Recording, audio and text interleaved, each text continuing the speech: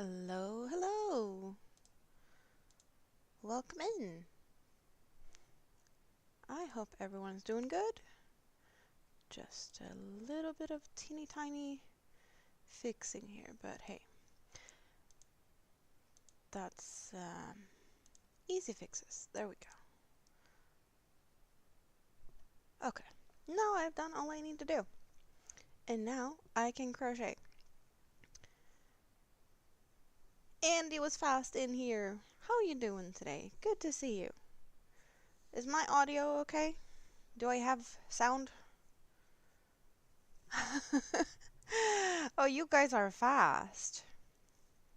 Did you get notifications? Was YouTube behaving good today? I'm good. I'd say I'm pretty good. I was a little bit tired earlier. I actually fell asleep in my chair.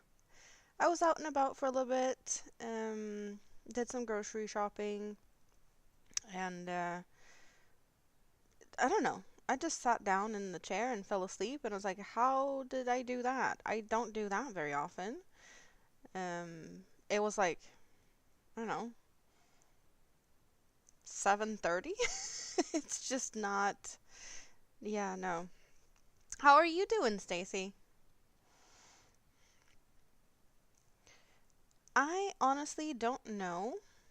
Um, I've been in the mood a little bit to work on my scrap basket, but the scrap basket is a community project. So for me to be able to work on that, I need to have some people in here to help me out with it. And I've been in the mood for that. So let's see if we can get some people in here and we can work on that because that would be fun. It's been a while. Um, I just need to do it a little bit at least. You stopped shaking from your live? Aw, has it been very nervous for you to do that? Like I really enjoyed your unboxing videos. I I did comment on one of those. I don't know why, but you do sound a lot calmer and more relaxed in videos than in lives. And if I were you, I would do more videos. But that's just because I like your videos.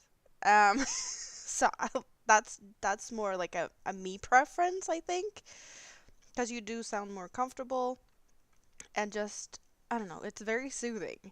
I can definitely fall asleep to that. So please, more videos. I will for sure watch them all. I get that live streams are a little bit nerve-wracking at times. Yeah, my anxiety is really bad sometimes for that. So I wouldn't say that that's the reason that we are not seeing my face at the moment. I just decided to put the down cam on straight away instead of saying hi first.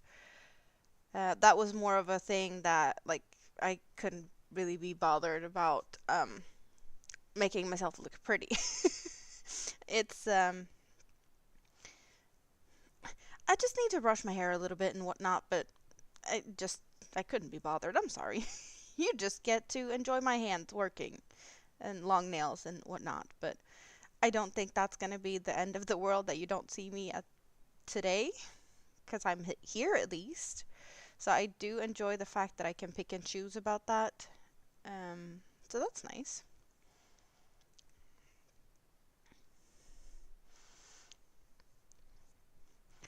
I don't know why, but the excitement when you opened pencils as a little bit more, fancy stuff, and like I know that excitement, you get something new, you want to share it, like really bubbly. I get that when I open yarn packages. I really just love the genuine reaction of people when they get stuff that they love and enjoy. And that's very, very nice to see.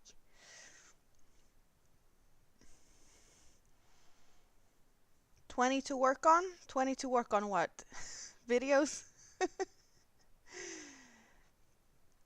Yeah, it's an extra step to take when you're not ready.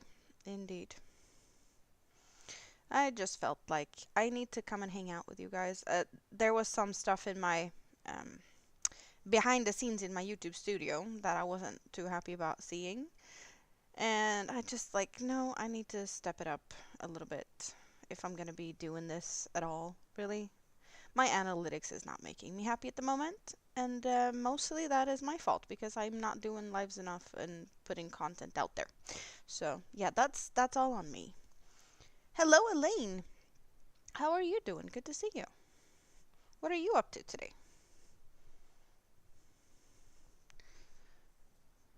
You actually think it's more than that? Oh, there's steps.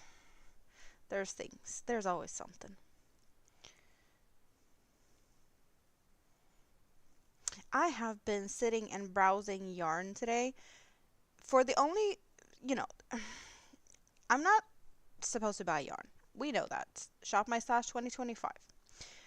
But I am so curious about the competition, the hooker versus hooker. We'll know that on Saturday what the project will be and what the colors will be.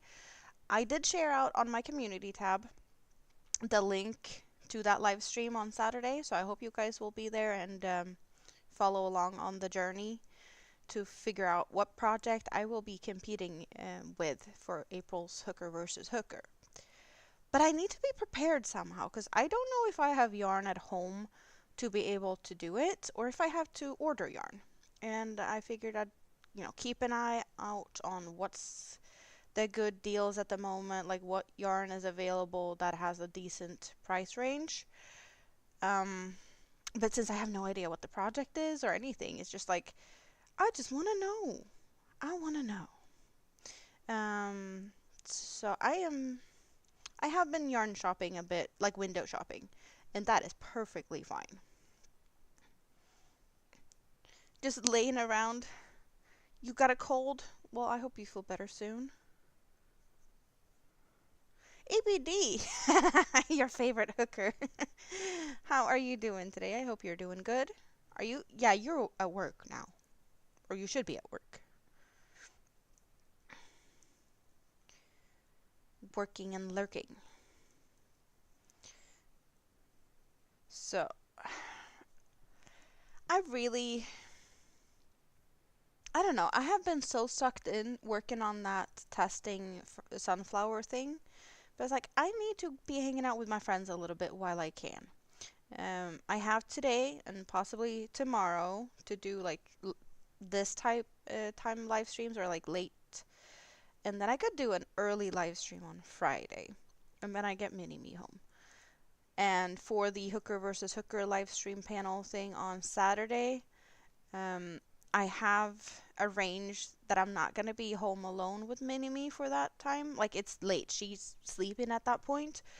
But in case she wakes up, I don't want to have to leave panel. So I will have someone here um, while that live stream is going in case she wakes up that I don't have to worry about it. But then it's going to be a whole week where we probably don't see each other, which I don't really like. Unless I do like midday streams, and most of you guys are sleeping at that point. Like, I know that could be. Well, the UK people is awake at that point, but like all of US is sleeping, and most of my viewers are from the US. So it's just like I don't like that people are missing out if I go really early. But yeah. But as I'm saying, like I'm not the one to complain, but it's my own analytics. They're not making me happy, and I shouldn't worry. I'm not worried um in that way. It's just yeah. I'm letting myself down. That's all it is. But I would definitely be happy if you watch stuff while I'm not here. There's plenty of old stuff that you could watch if you want to. Totally get that it's way more fun to just hang out like this and actually interact with people. I need to do me. Yep, that is true.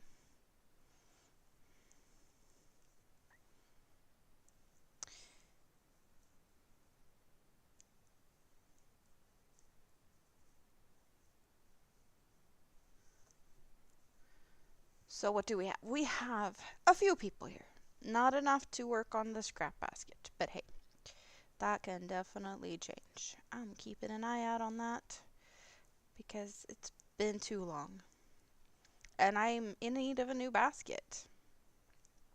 So I need to work on it from time to time.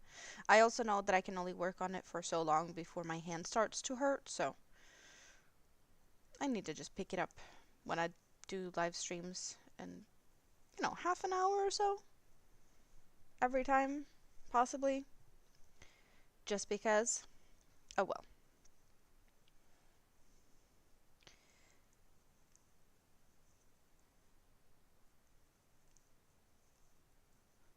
How has everyone's day been so far? ABD's working. Elaine's got a cold.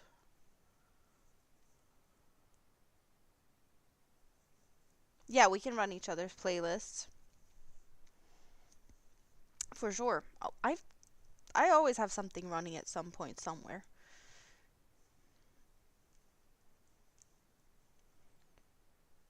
But mostly I am here and actually watching the stuff because I enjoy it.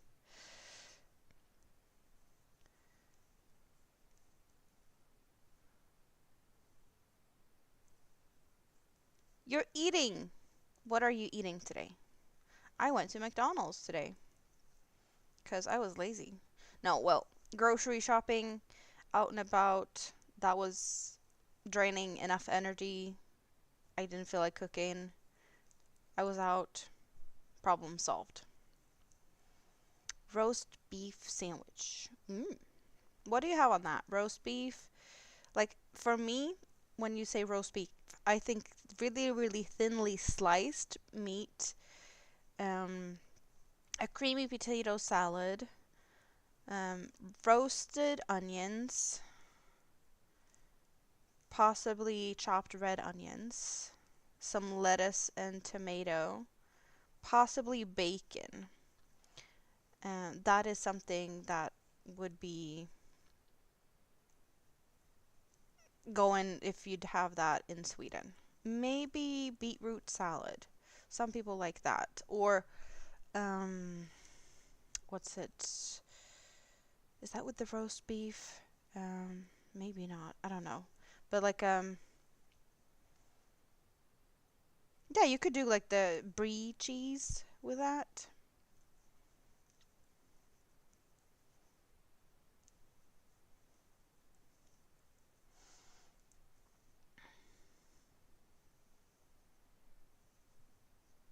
Thank you, Stacy.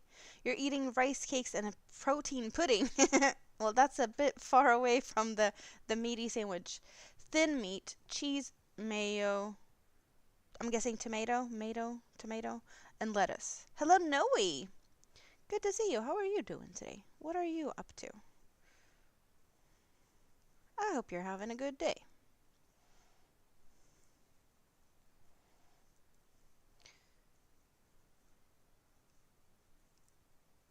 You don't have time to cook and eat? Well, some days is just like that.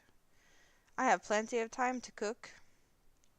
Just can't be bothered sometimes. And just cooking for myself is makes me sad. I did get a lot of stuff at the store. A lot of like veggies and stuff, so I can make myself some easy salads the coming days. And there's always feta cheese in my house, so I can do like a Greek style salad for sure. The only thing I kind of think I wish I would have gotten is olives, but I can always walk to the store and get me a can of olives if I really want to.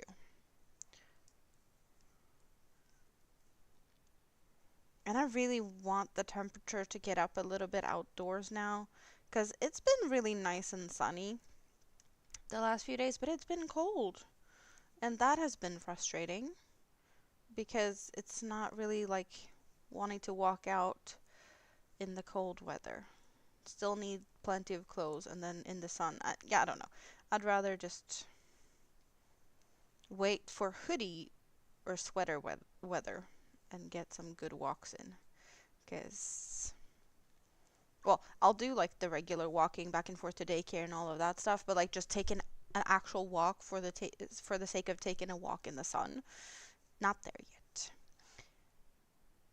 It's kind of at the point where you can sit leaned up against a wall in the sun with a cup of coffee for a little bit. If it's not windy, you can do that. So, I need to get my balcony sorted somehow soon.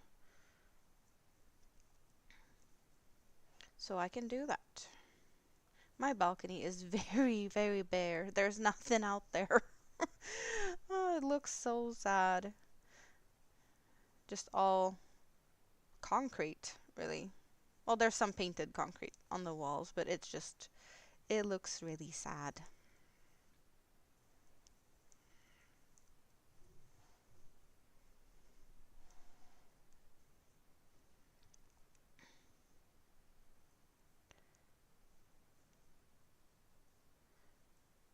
You used to love your balcony when you lived in Spain. You don't have them in the UK? Yeah, I don't think I've seen balconies in UK houses. Do you have an outdoor space outside, or do you live like on the second floor or something and don't have any outdoorsy space?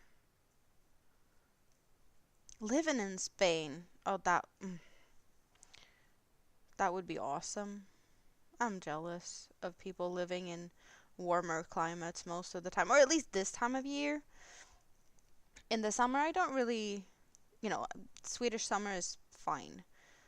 But in the winter, or more fall and spring when it's meh weather, take me somewhere sunny. Mediterranean, yes, please. It's just, yeah. Either I want it really, really cold with plenty of snow, or summer. I don't like the in between seasons. Winter or summer for me. Oh, you do have a garden, so you do have outdoor space. That is good. Very good.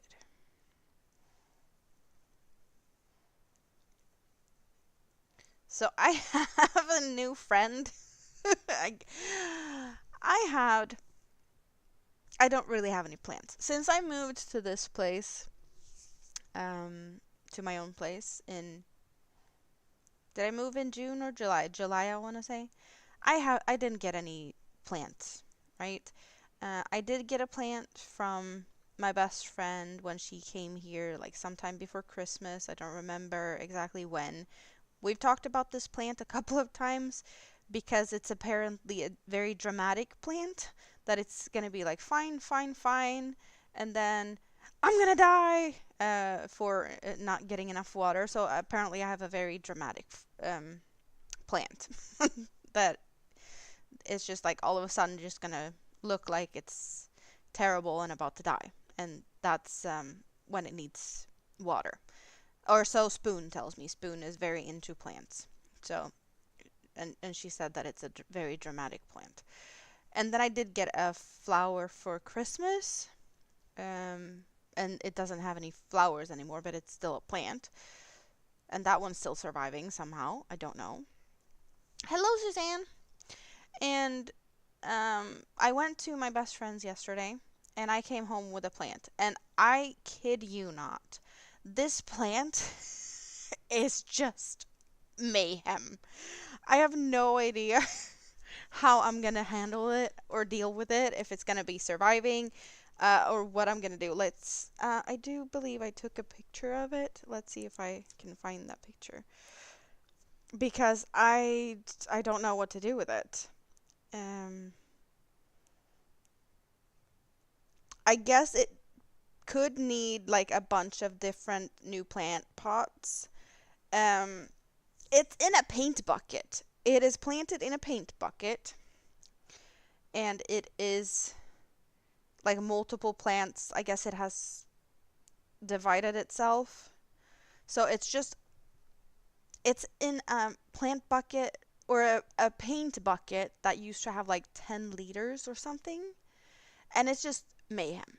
There's like 5 or 6 plants in here. So it definitely could be divided. And the bucket has a hole in the bottom. So when I watered it, because I didn't know it had a hole in the bottom, I did that in my kitchen.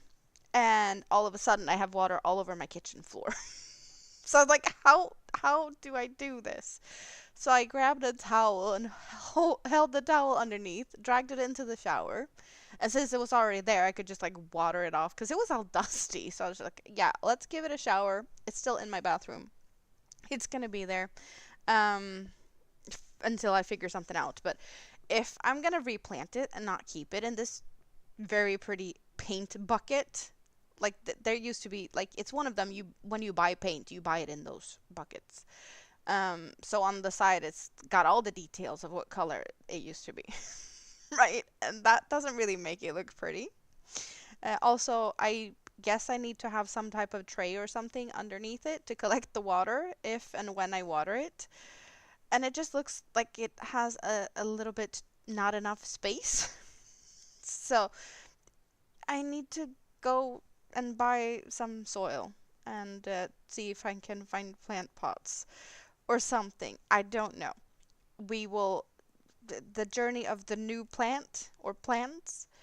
Um, I also went um, for a little bit to my dad's yesterday, and his girlfriend is apparently very busy with dividing some of the plants that they have at their place. Like some of the plants has been shooting offshoots or whatever they're called. I don't even know the terminology of plants, especially not in English. But apparently I'm going to be getting some plants from them as well because there was plants that they needed to divide because they're too crammed in their pots as well. So all of a sudden it sounds like I might have half of a garden here from nowhere, which they're probably going to die within a year anyway. I don't know.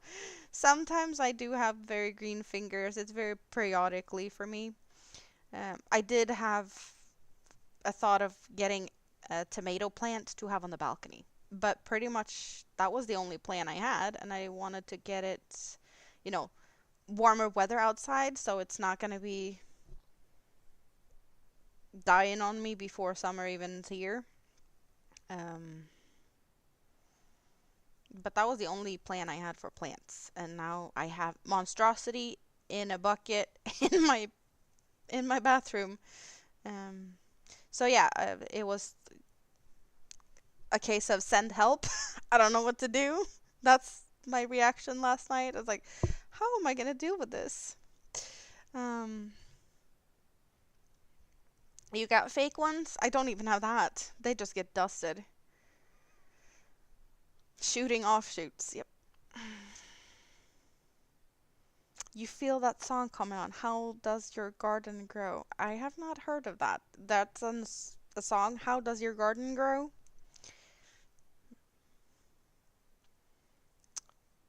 That almost sounds like a nursery rhyme or a kid song.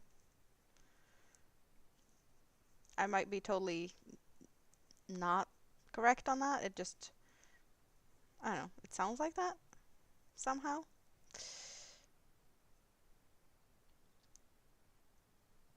Oh, you shove them in the shower when they get dusty, the fake ones. Very easy to use the shower for dusty stuff. I definitely agree to that. I guess that's why it ended up in the shower, this one. Because it was dusty. It's a nursery rhyme. I was right. Yay me. That doesn't happen too often.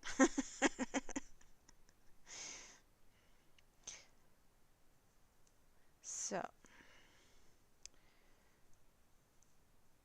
other than grocery shopping, falling asleep in my chair in McDonald's, have I done something else today?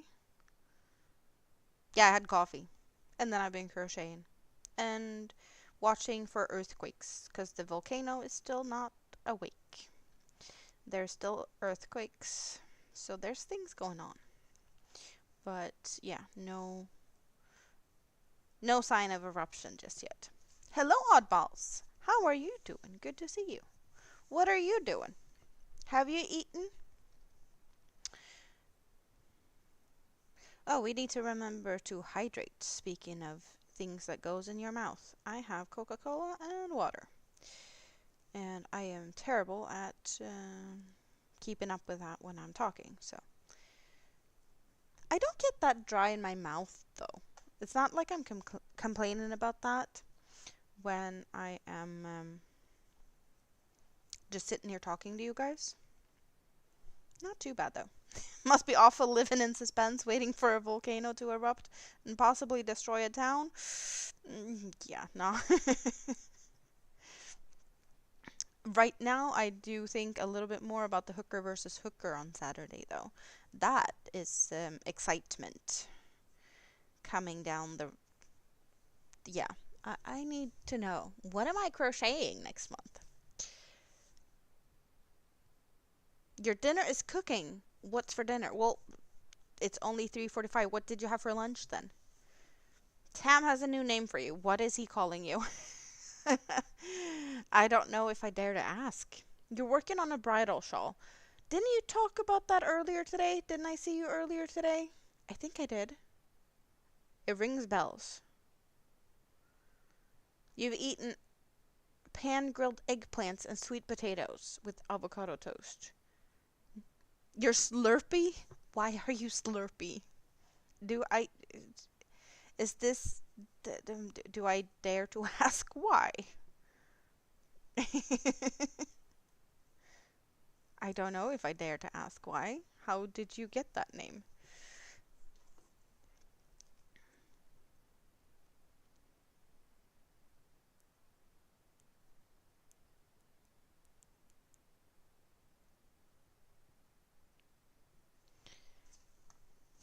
Because you constantly need to drink. That's what the audience thinks. That could be your nerves. You had leftover steak sandwich.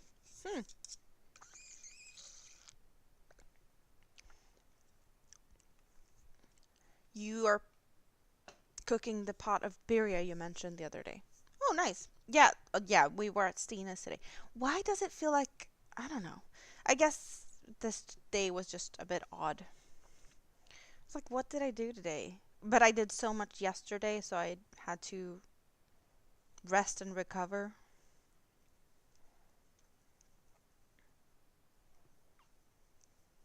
You drink always. That's why you forget to eat. You don't get hungry because you're constantly drinking. Liquid diet.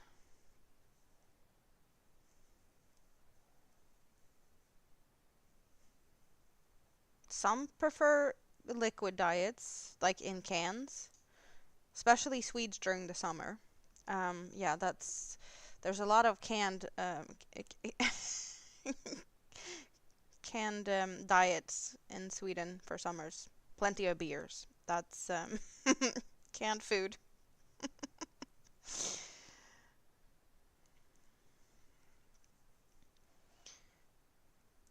Swedes during vacation time.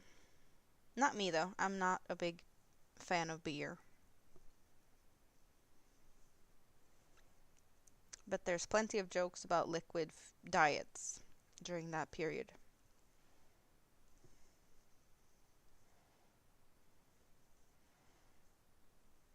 I am not great when it comes to water.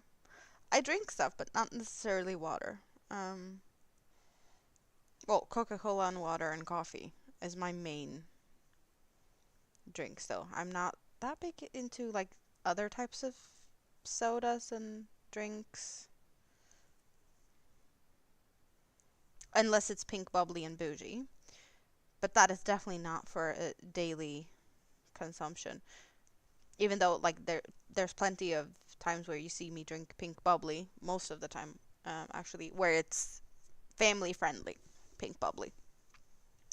There's a couple of times where you see me get maybe not so family friendly pink bubbly, but it's not as often as you'd think because I'm just bougie with my wine glasses and everyone's just assuming that it's gonna get me to sit here and giggle. And I can let people just think that. Not that anyone's really calling me out on it, but hey, I know people have opinions and think out loud, but not to me.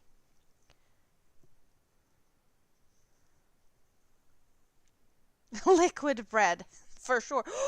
We got a color change. We have a color change. We get 2 strands of purple and 1 strand of pink. That one actually is a little bit long, so I'm gonna be trimming that. Do you love your tea? I am definitely not a tea drinker. Only when I am sick. That's the only time you'll see me drink tea. And it's a sign of me being very sick. With tea, honey, and milk. I don't like honey. I don't like tea. Yeah, no. It is not a beverage of choice. But with a sore throat, yeah, it's sometimes actually helpful. And I guess that's why I have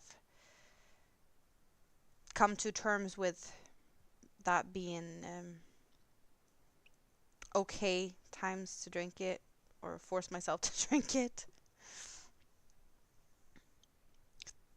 Thank you. That's so sweet of you. David, good to see you. How are you doing today? Have you had something yummy to eat? What are you doing? Sometimes you drink tea in the evenings, but for sure when you're sick. Yeah, I haven't been here that long. You haven't really missed out on too much. I guess half an hour? Yeah, half an hour. It was totally random. But I did get to use one of my new thumbnails. It's not new. It's been waiting for me to use it for like ever. It's I did have a plan to use that at some point to like make it a regular thing to have certain thumbnails for certain type of live streams. I do have an early bird hangout, and now we have, what did we have? Midweek Mischief. I thought that was a fun one, right? And today I would say it's a midweek because it's the middle of the work week, at least for most people, on a Wednesday. I have plenty of new things that I haven't used yet. Speaking of, I have new emojis that I should replace for my members. I talked about them the other day. That hasn't happened because I totally forgot about that again. So, I don't know. At some point, I hope I'll remember that. I guess. Possibly. Oh, I am just terrible at things like that.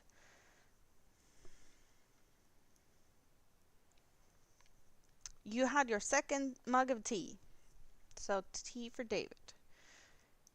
Your latest is called Focus. What type of flavors is in a tea called Focus? I'm guessing something like uplifting a little bit, like a caffeine-esque, or something to like perk you up and get you going and focused. What's work? Yeah, I don't really know. People say that they have to do it occasionally.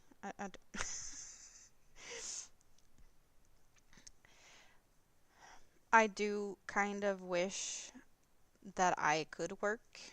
At the moment, that's not possible, but someday. I am not planning on sitting here crocheting the rest of my life. That's just not gonna happen. But for the time being, I'm here with you guys.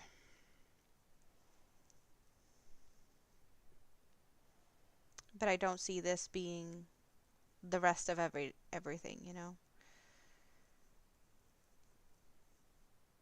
But I keep putting one foot in front of the other, and hopefully one day I'll be back to be able to actually do that.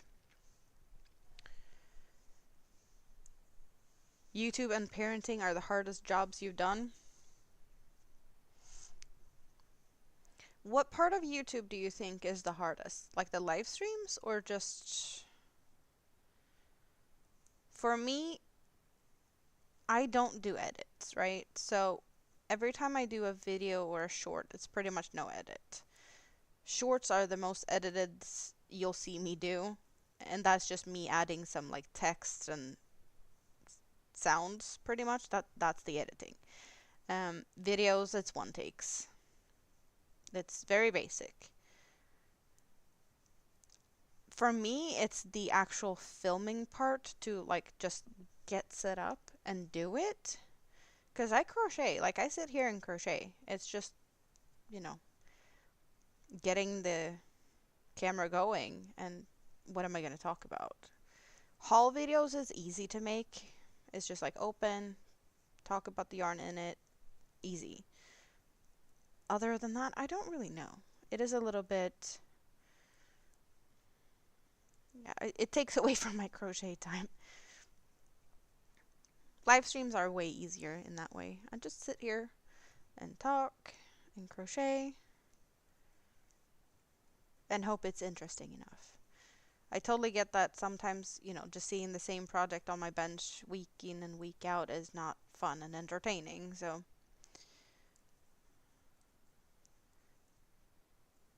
maybe that's just more of a me thing that I'm putting expectations on myself. I do not know.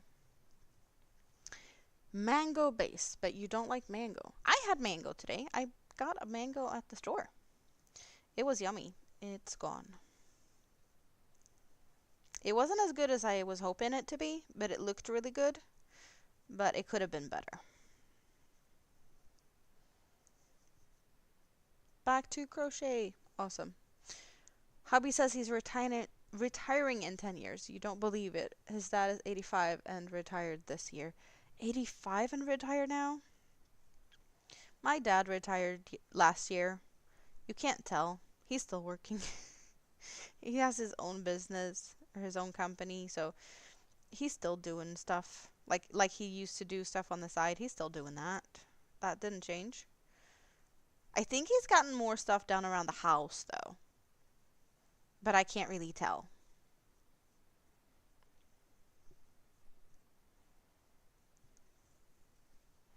Are we seeing a lot of difference in this compared to that one? I don't know. This is 2 strands of pink and this is 2 strands of purple in this part. Do we see the difference like that we did get at color change?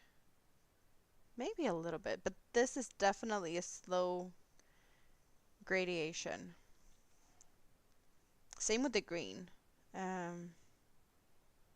don't even know when we got the color change of the green. If both of those are color changed, this one looks more yellow. So I know that one and that one is different, but I don't know about the center one here.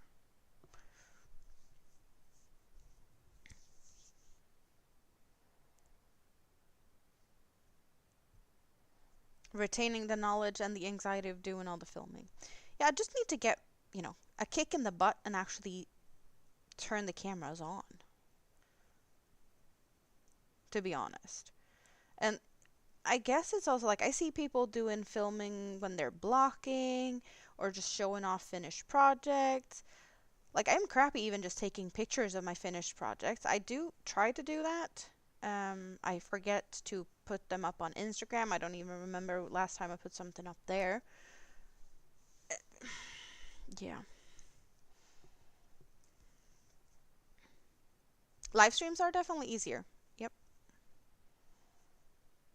You don't do crochet, you come back because of me and my personality. Thank you. That is very sweet. I just love hanging out here. I just wish my anxiety wasn't bothering me as much as it does. And I could just, be here more often. Because I do feel better.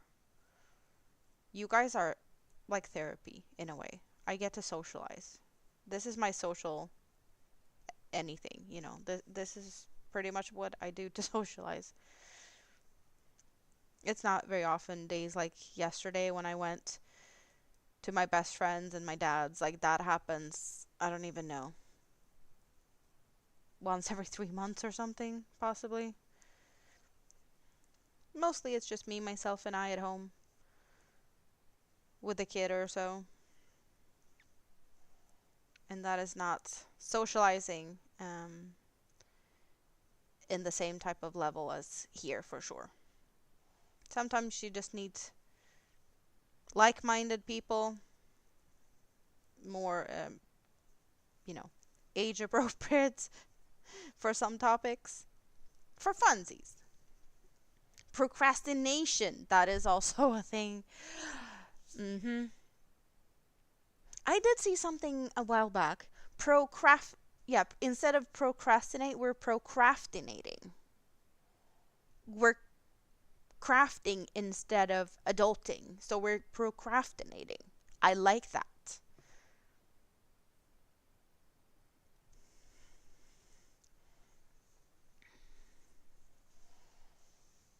Your father-in-law still goes to work, but your husband bought the company from him, so there isn't really anything from him to do. Well, at least like it's a social bit to go to like sit in the office and stare, I guess. Drink coffee and look at people or tea. I guess he could do that. Going life fits your personality better. Why can't I talk today?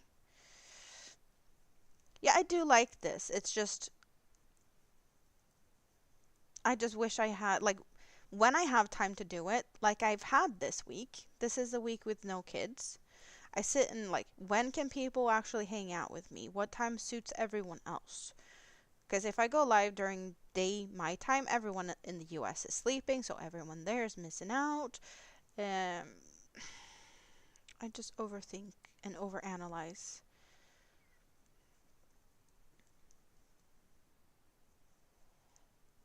But I do really like that there's a lot of new people here now.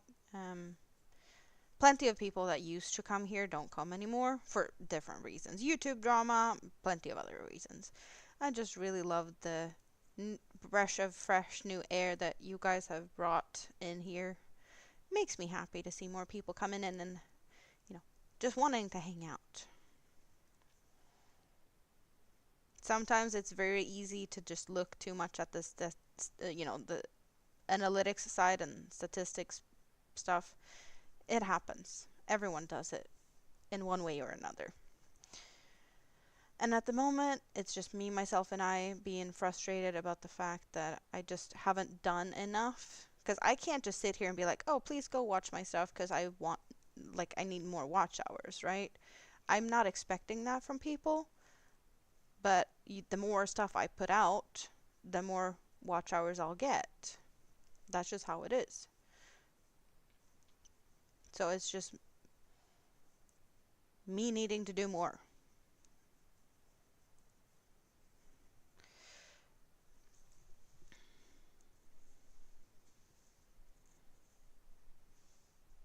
I'm happy you like me. I like you too.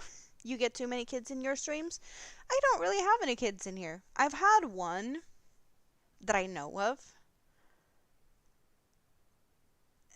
that I actually got frustrated of and just kind of said no more. And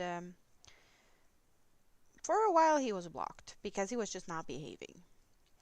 I don't like if you're here, you're young and whatnot, like as long as you're behaving, I'm not gonna be the one. But if you're just starting to act like a troll and not behave when people tell you to behave, then I don't think it's blocked at the moment though. I usually clear my list unless it's like an obvious troll. There's only one person that is actually like not welcome here. And who was it? Yeah,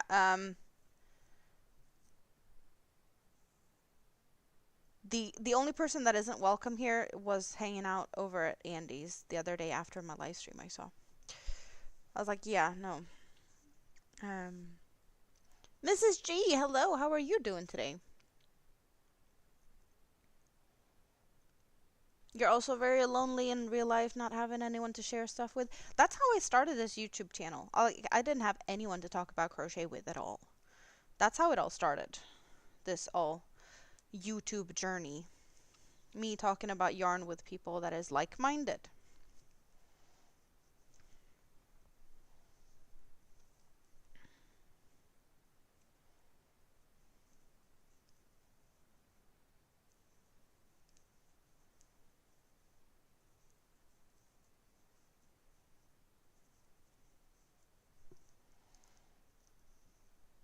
Just message you and you'll be here when you can. I am happy that you are here and that YouTube was good enough to let you know that I was here or that I am here.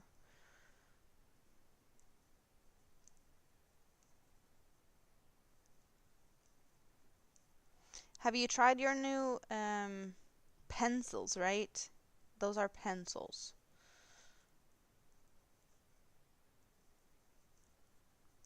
I don't remember what the brand name was because I've not heard of that before. It looked like one kind of hard to pronounce.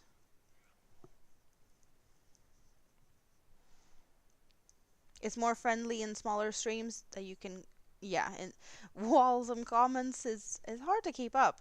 I'm definitely happy with the chat at least being active. It's making things easier for me because sometimes I sit here and like no one's saying anything. I don't know what to talk about. Like I ran out of topics at the moment. Can someone say something so we can have some type of conversation going? Or are you gonna think I'm boring, leave because I'm not saying anything?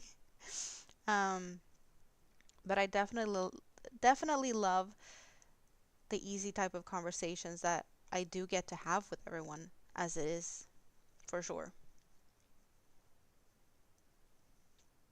You feel bad that you had to block someone? Sometimes you just need to. That's just how it is. Laying down after cutting grass, so some rest. Sounds good though. Well deserved rest.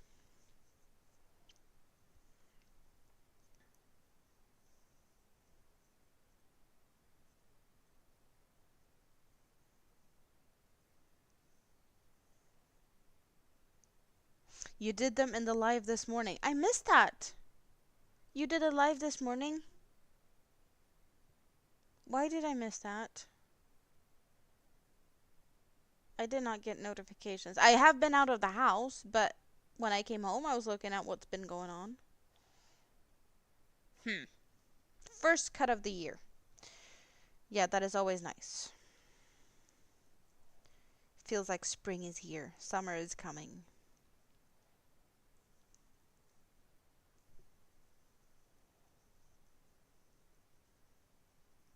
You're not happy with them, especially for the price. Yeah, I kind of got the feeling that they were expensive.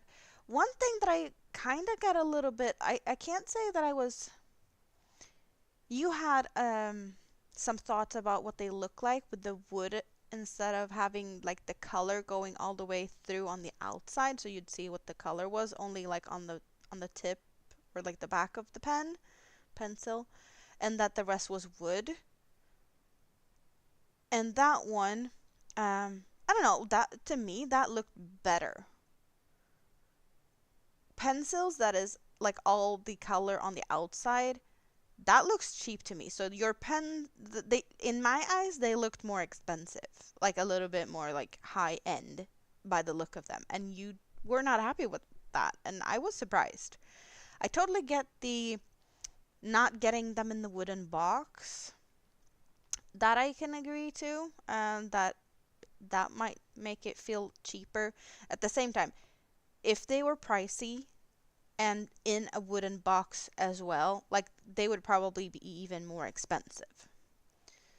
So in a way, at least you're not.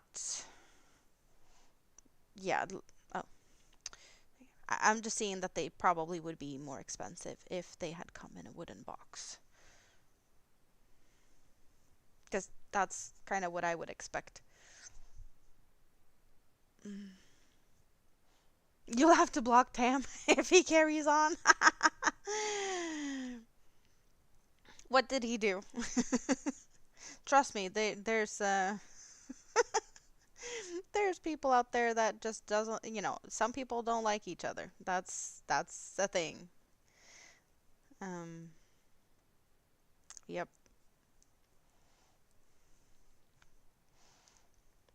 You need a new mower. You broke the blade last year.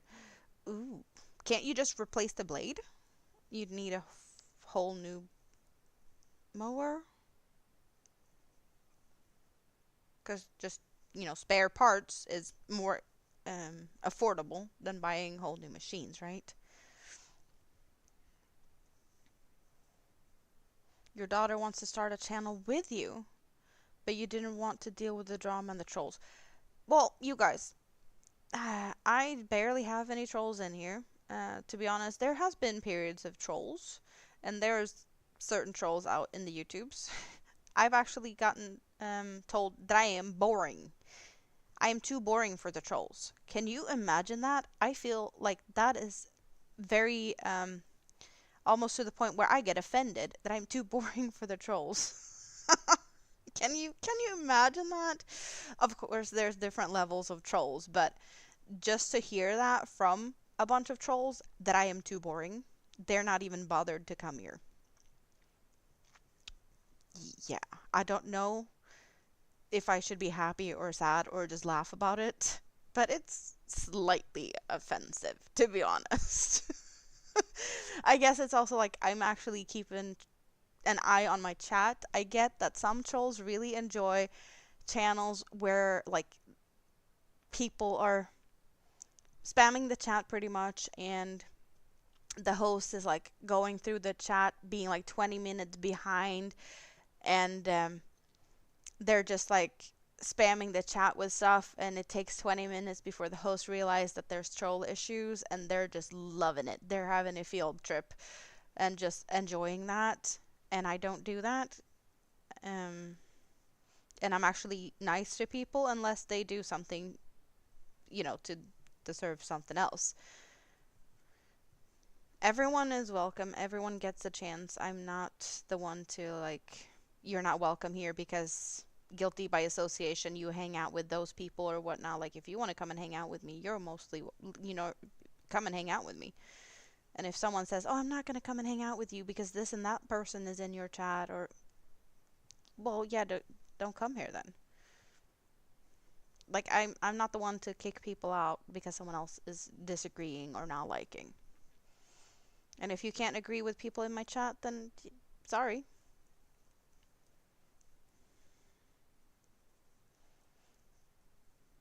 Everyone is welcome.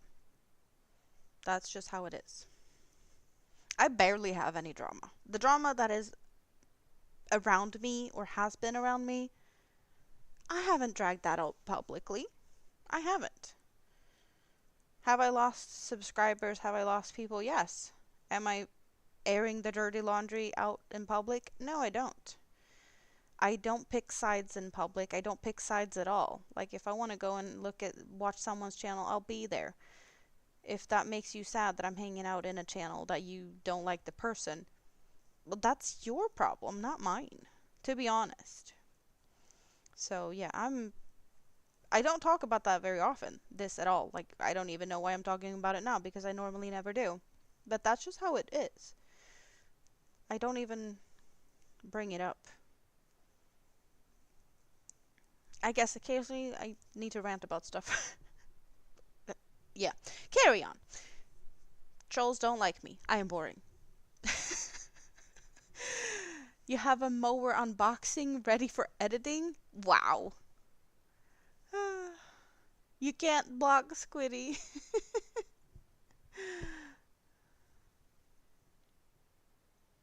It looks better but not easy to grab. Okay, so you do prefer the pens to have the color for that reason. I get that. I get that. Yeah, no, not everyone understands Tam. There's, yeah, nothing new.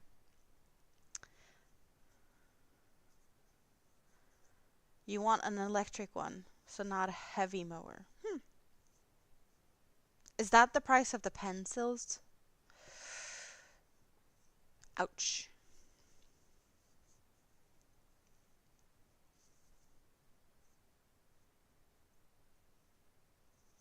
You're gonna move the yarn to another room before you do anything.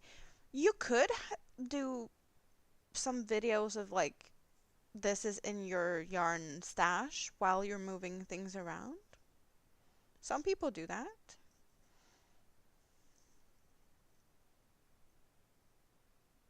Years ago, you would have been too nice to kick people out.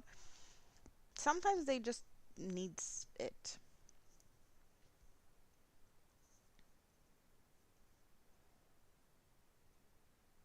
Mail lady asked yesterday how you like it. No gas, no noise. Oh, there's plenty of high school drama behind the scenes of YouTube's. If you only knew. Because I'm amongst friends, that's what I'm bitching and moaning. I'm sorry. Just crafting and fun allowed. Indeed. Oh, you can push that one? That is good though.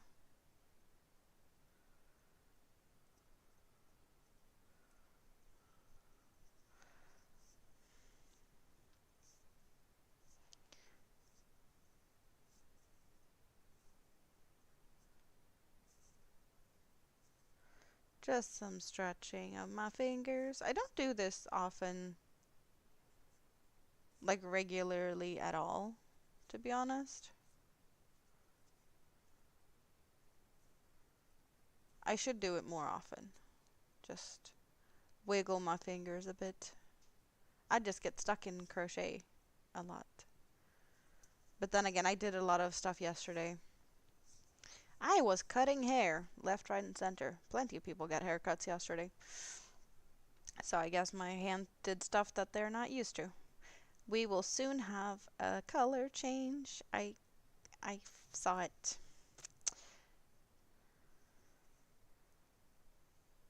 You kick him straight out now after a gentle warning. Yeah, there's some gets warning, some I don't even care. Some just like boop, gone. Can't even be bothered warning some people. Like yesterday, I didn't even mention it. There was people in the chat, or people, one person in the chat, and then the person was gone, and I didn't even address it. Did I say yesterday? Last time I streamed was Monday, 2 days ago. My last live stream. And yeah, as I said, that person did show up in your chat later, Andy. But I can give you more details to why that person isn't welcome here another day. Not time and place here. Um, we get the color change. Also a very long little thing here. We're gonna trim that. But now we're going from one strand of blue and 2 strands of white to 2 strands of blue. The color change that was most noticeable here, going from full white to getting that blue in there. I don't know how much we're gonna be able to see the difference now. I think it's gonna be more subtle.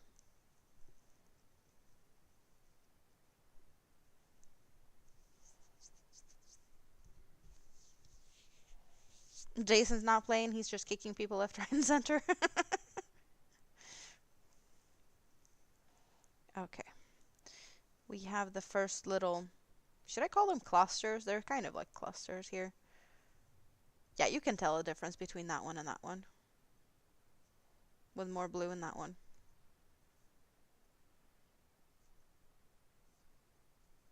You got the colored pencils or the mower for 80 pounds? That sounds like a very inexpensive mower or fairly pricey pencils.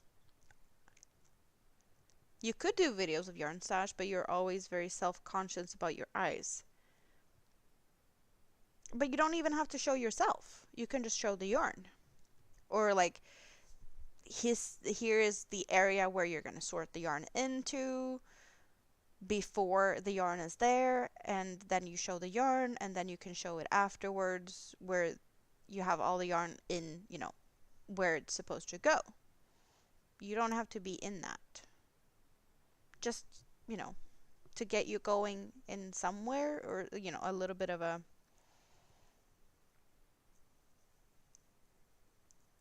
start somewhere, perhaps, type of thing. I don't know.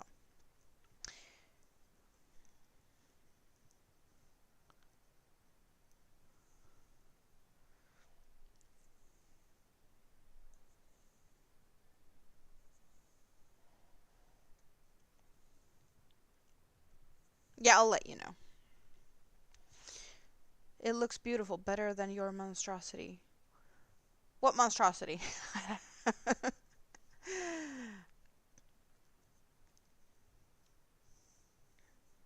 Jason spots trolls and people problem people miles away. Yeah, it's good when you have the some experience with it. Makes stuff easier. I've had some really good mods. Definitely learned a lot from the mods I've had. I don't have that many mods. I never had that many mods. I have even less now, I think. I don't even know. But as you can tell, um,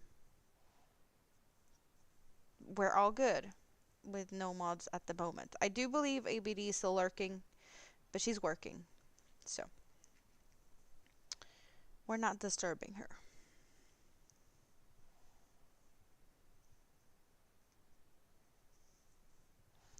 You think Nightbot doesn't like you? He doesn't come up. I had to reconnect him recently. I don't know if they've done an update or something, but I had to reconnect him. He had disappeared as well. So I guess that happens. I haven't done that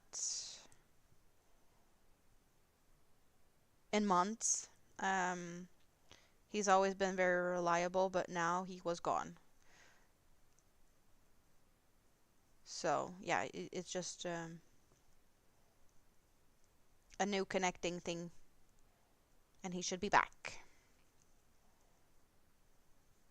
I have disabled most of the stuff that Nightbot can do, like mod-wise. He's not yelling at emojis or caps or stuff like that. He's just handy to help with the link dropping. We can talk about the weather. Um, that's pretty much what he does. Well, he's reminding people to hydrate and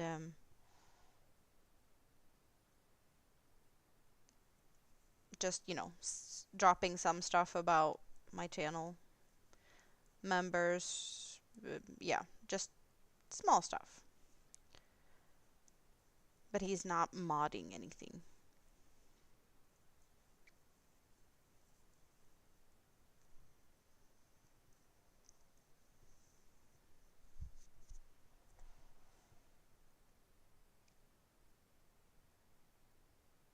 I didn't see no monstrosities.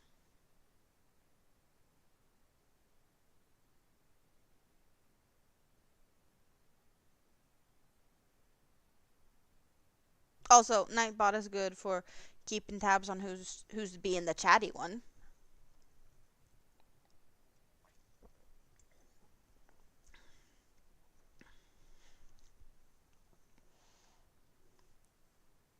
I don't even know who Ram is, but I'm guessing you needed Ram to I don't know.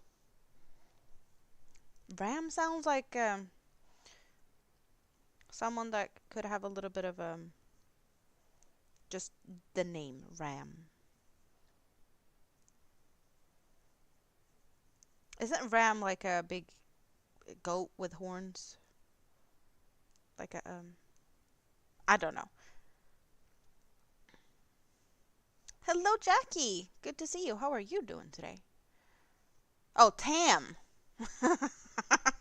Although the name may be better suited. Tam is good though. Tam is very helpful.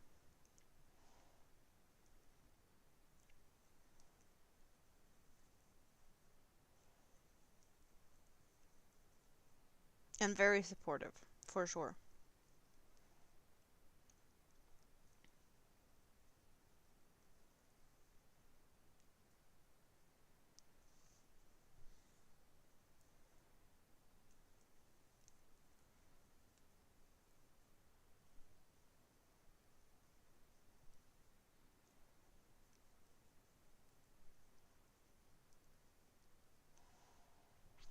I am pretty good today.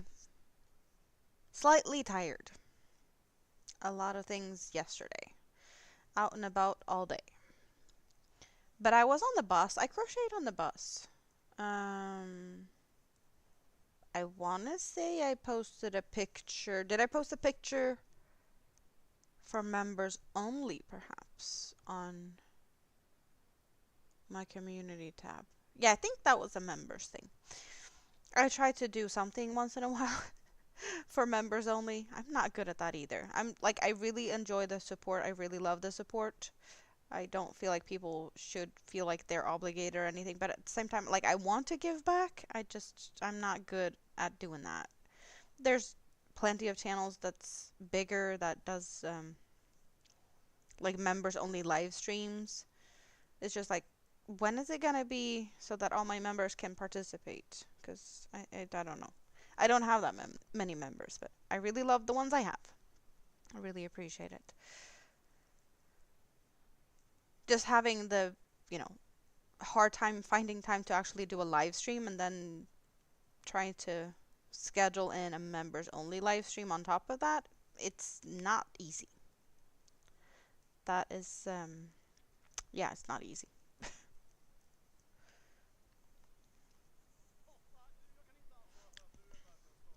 Okay, now I have weird stuff in my ears. Where is that? There it is. Bye bye. Okay, better. Um,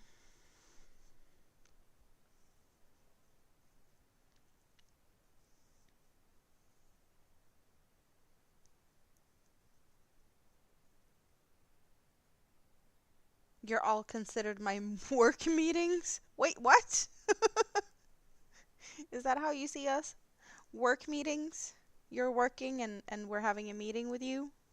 Or am I totally getting that wrong?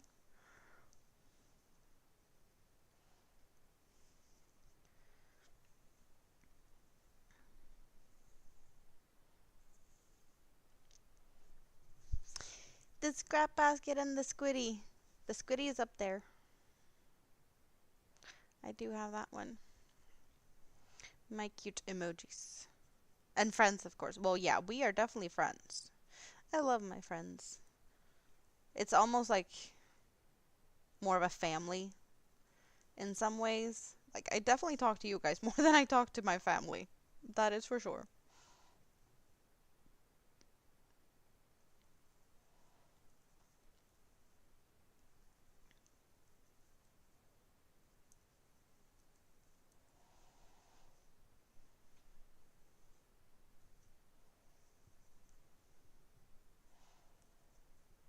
I just love that I have, people to talk about with, or talk, well, I talk about you also, but talk too about my crochet stuff. I'm just such a yarny geek. And volcanoes. Not to forget the volcanoes, but that is a new obsession. That was not here when I started the YouTube channel, and I don't know. I'm not that, like, I love the volcano stuff and watching like the seismographs and stats and analytics, but I don't even know half of it. I am not that, I love watching it, but there's plenty more that I could learn. With crochet, I just keep challenging myself on a regular basis, techniques, trying new things, and just like evolving.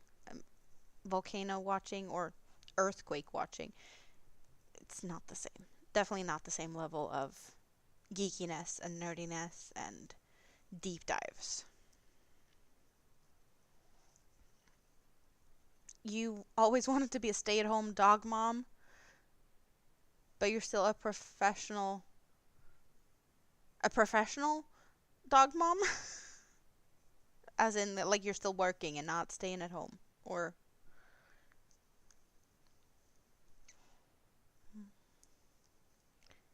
have you been using Mr. Cactus much recently? I have. Because I did block the center of the tester thing, the sunflower. I did lightly seam block the center. I did that just a few days ago. And I got a little bit of a wake up call this morning. The designer of the pattern was talking about how she did when she blocked hers. And I realized that I might need a couple more blocking needles. Because I do believe I have about 200 T-pins.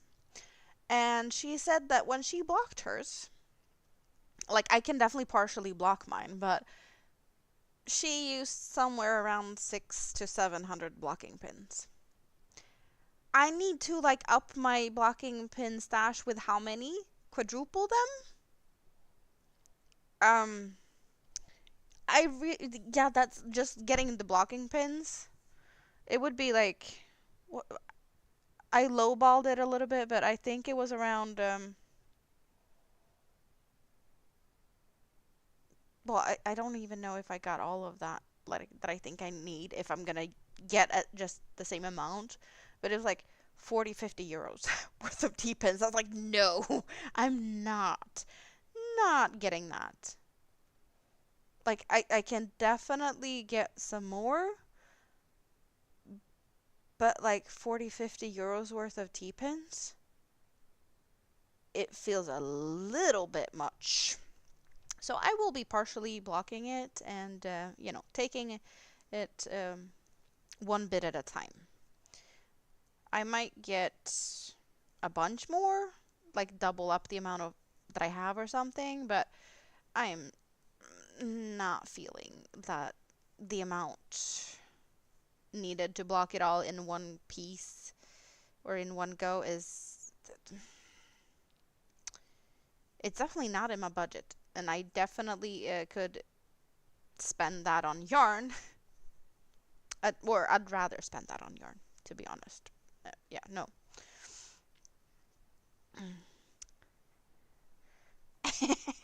He needs a friend. Yeah, to make bigger balls for all of those. Yeah, that amount of T-pins would definitely require bigger balls. But I did say that I was gonna do a pair of boobs to go with it. So that is still somewhere down the line of things I want to do.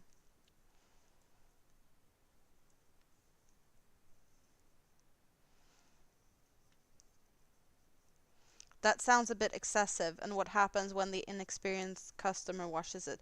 Well, in this case, it's not going to be an inexperienced customer washing it, but because I'll be giving it to Big Kid. So for my own reasons, I don't have to worry about that. And I do believe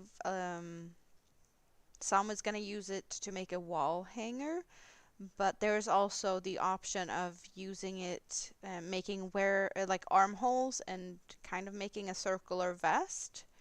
Um, so that would be more of an issue for them, I'd say. That's turning it into a wearable.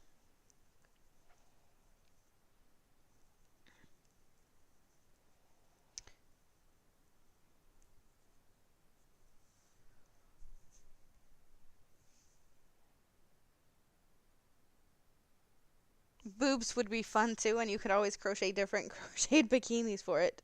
True, very true. I do have well, one of the balls that I did that was really big, that I said that I could make into a boob instead. I figured I'd make a flower nipple flower or something so that it actually looks like a cactus. But then I just need to make a matching pair and then like a plant pot for it.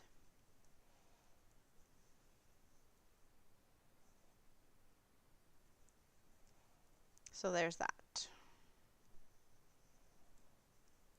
But yeah, you could have a bikini, even though it's like green, a green cactus bikini. I don't know, or like what color? What color would look good for a cactus for a bikini? Why? Odd, odd thoughts, weird questions.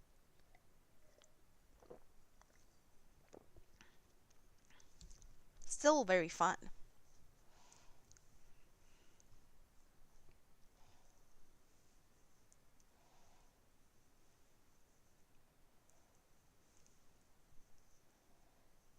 Or put the flowers on the bikini. Well, they're supposed to be nipples. So it makes more sense to have them underneath. So you can hide them if you want to or need to. But definitely I need to make another pin cushion if I need to get all of those extra T-pins.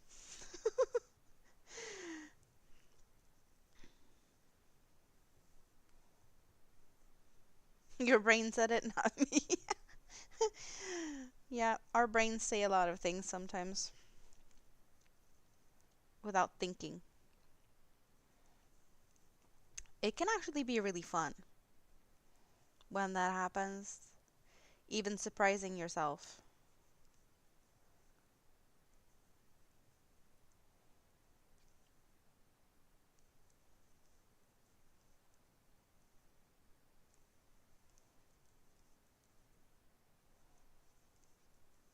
I scared myself today. Oh my god, this morning, you guys. It was hilarious. I don't even know how it happened. Um, because I had some company over for coffee just for like a quick visit today. And it was just like I was talking about the new friend in my bathroom, the plant standing in there. Um, and at that point, like it was still like I was just talking about like I have a new friend in the bathroom. You can go and check it out. Um, and I have so trying to get a little bit of a thing going here. Let's say this is my bedroom, and then we have my kitchen here, and there's a door into my kitchen over there, and then there's a door out of my bedroom here, and then I have the bathroom there. So you can like pretty much walk through my bedroom and my kitchen and get into the hallway and the bathroom. So I had the plant in my bathroom. It's not the dramatic one, it's the one that's in the paint bucket and looks terrible. The monstrosity. So I was standing about here in my bedroom and I have a dresser. So I pulled off my a sweater off the dresser that was on top of it. And then I have it's like a clothes hanger, but it's like octopus shaped. And I have that when um I hang that on my drying rack to like hang socks on it or like underwear so I can match up a pair of socks and it's like a little thing to like hold on to them. A clothespin, but there's like it's an octopus with plenty of clothespin hanging down, so I just hang the socks on it. But it was on top of my dresser, and I was standing here talking about my friend, the new friend, the plant pot, as I have company in the kitchen. I was like, "Yeah, you go check out the bathroom. Check out my new friend." And when I pulled the sweater down, I pulled this octopus down on the floor, which startles me because it sounds like the sound is coming from the bathroom where the plant is. I thought I was gonna pee my pants. I was laughing about my own reaction. It was just so hilarious. I got scared by an octopus clothes hanger. And it's just, I don't even know how it happened. But I was laughing and crying. I had to go to the bathroom. I was about to pee my pants. Like that was what happened. Um so I just rushed into the bathroom and I was staring at the plant because I was sure that the plant was what made the noise, right? I knew that it wasn't my company because I heard, I was talking and voices was coming from in the kitchen. It's like it's not that. But just the fact that I was like, I'm talking about a plant. And it sounds like the noises is coming from there. It's like, do I have plants that is creepy? Not just that it's like a monstrosity and I have no idea how to handle it.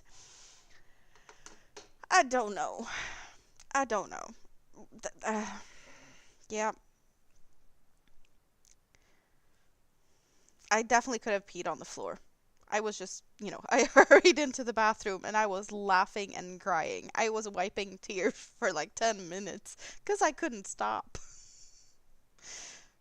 And just the fact that, when you're getting scared of something that is so small and not scary at all. You know, a real jump scare. Oh wow.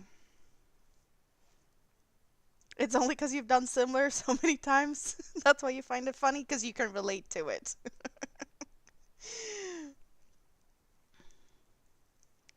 I am easy to scare in that way.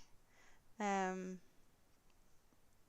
like the kids don't even try to sneak up on me and scare me. You know, they can just walk into the room, not even trying to be quiet, and then I turn around and they're there, and I'm not expecting them to be there, and then I jump. So that's me. I'm that person that is very easy to scare. Um,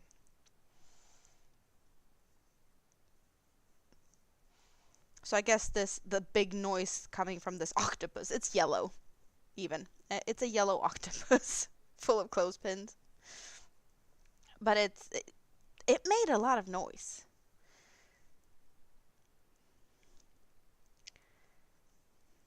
I'm clumsy. That's just. He scares you too. When you're focused or when your brain's on holiday. You also scare or like don't notice when people come in the room. I've had people getting surprised about how easily I scare, being like, "Oh, well, I was noisy. How did you miss that I was coming through the door?" Or like, "How could you miss I was in the next room over? I've been noisy over here." I was like, "Yeah, no, I did not hear you. I was not expecting you to be there, and you scare me without even trying." Which makes it even more fun. That people that doesn't try to scare me and I get scared and they start laughing because they think that's hilarious. You're gonna go and start dinner. What's for dinner, Suzanne? When's it ready? When should we come over if we're hungry?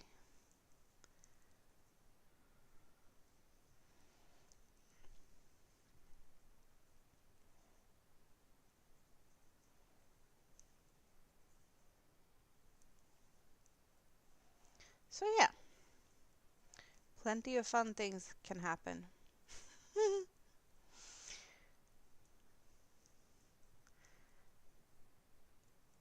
I do love the fact that I can be very random like that.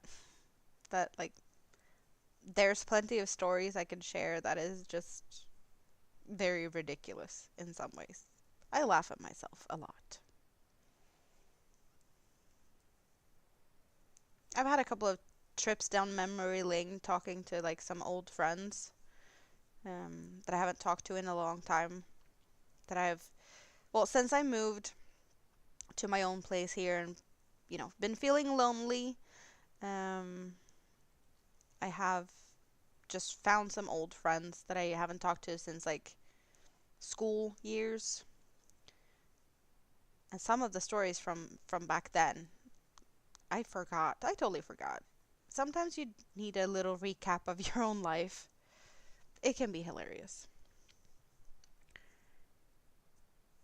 You start laughing more and need to rush to the toilet quickly. Yep, sometimes it's a lot of rushing needed.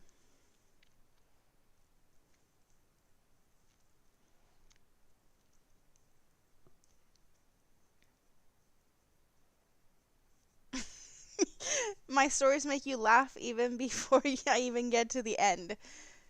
You need more trips down memory lane, like my memory lane. I need to share old things to laugh at.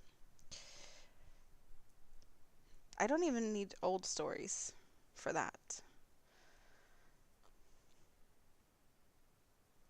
Some stories are just, yeah, not old, but even, yeah, a lot of giggles.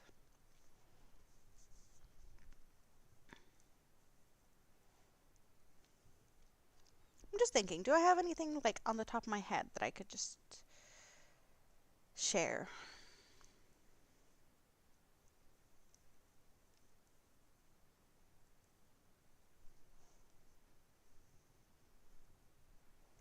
I guess the last thing that I had laughing about, like, I was laughing about stuff yesterday. I went to my best friend, right? And she's pretty much neighbor with my dad. It's like four houses in between them. So first I went to my friend's place. We were hanging out, having coffee, and then while she was going to pick up her kids at daycare, I took a walk down to my dad's and I cut his hair because it was time for that.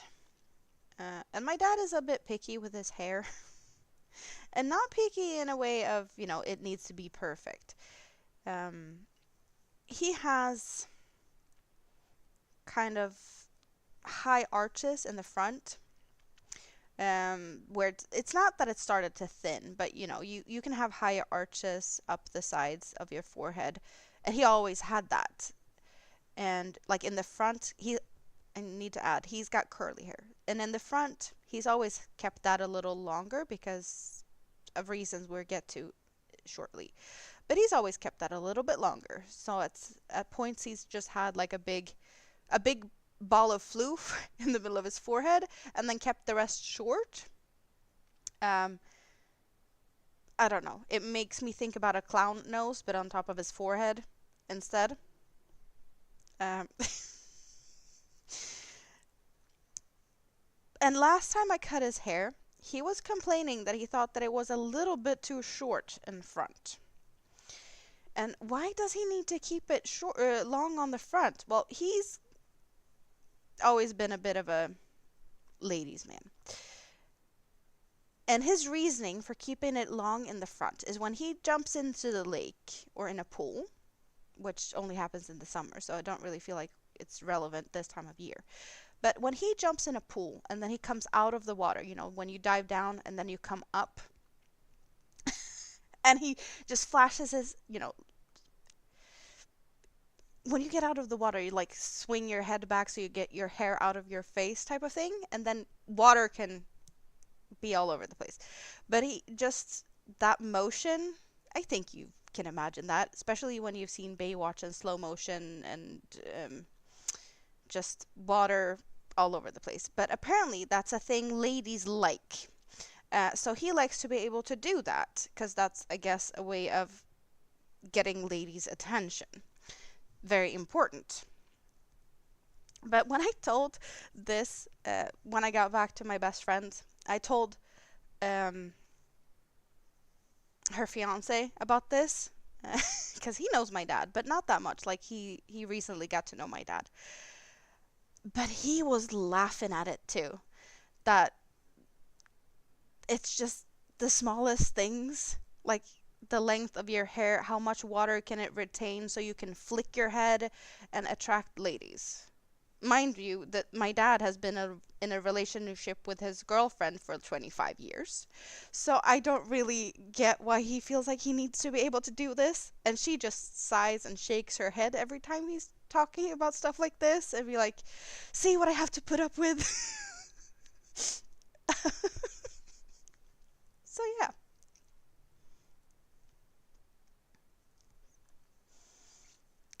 There was some laughs about that yesterday, for sure. Like my best friend, she's so used to stuff like this. My dad's shenanigans. She's like, "Yep, that sounds like your dad, all right." But yeah, her fiance, like they bought the house next to my dad's.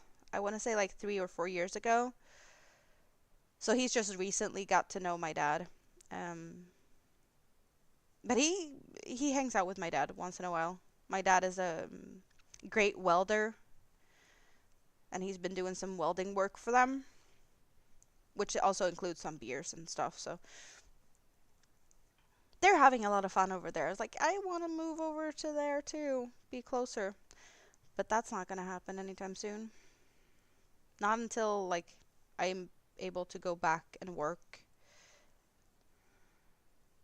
Then I might be able to get a place close to them because it's definitely not like they're living in the countryside. There's only houses, nothing to rent really. So I need to buy a house, and that is not in my budget. But it would be awesome to live close to them.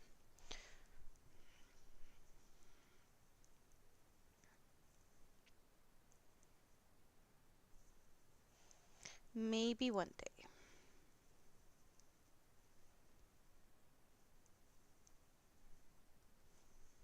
Oh, stretch my legs. Why is my knee being stupid?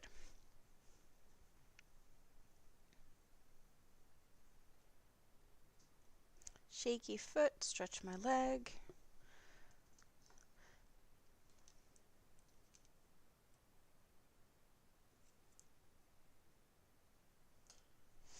Okay, there we go.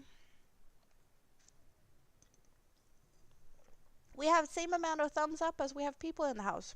That is awesome. Thank you so much for that. You guys are keeping on top of things.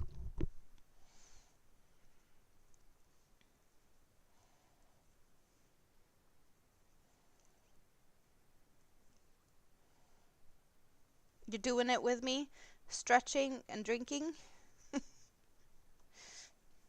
I see hearts flying. I love that I can see them. Because I know some people be like, oh, I can't see when you use them. I guess it depends on what streaming software they're using, but I can see them all over my screen.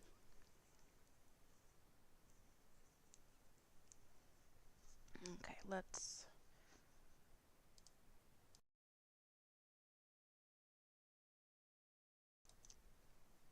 Okay. You made a head, two ears, and a foot. A head, two ears, and a foot. That almost sounds like you could be making a weird shaped mushroom. A head with ears and a foot, because a mushroom only has a foot and a hat. That could be a cute mushroom. I guess it also depends on, things, but.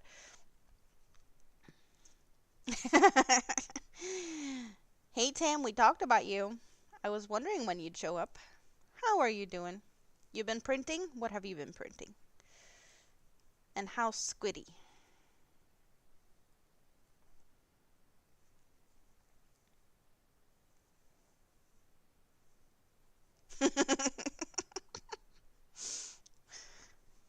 Yeah, we talked about that. The new nickname, Slurpee.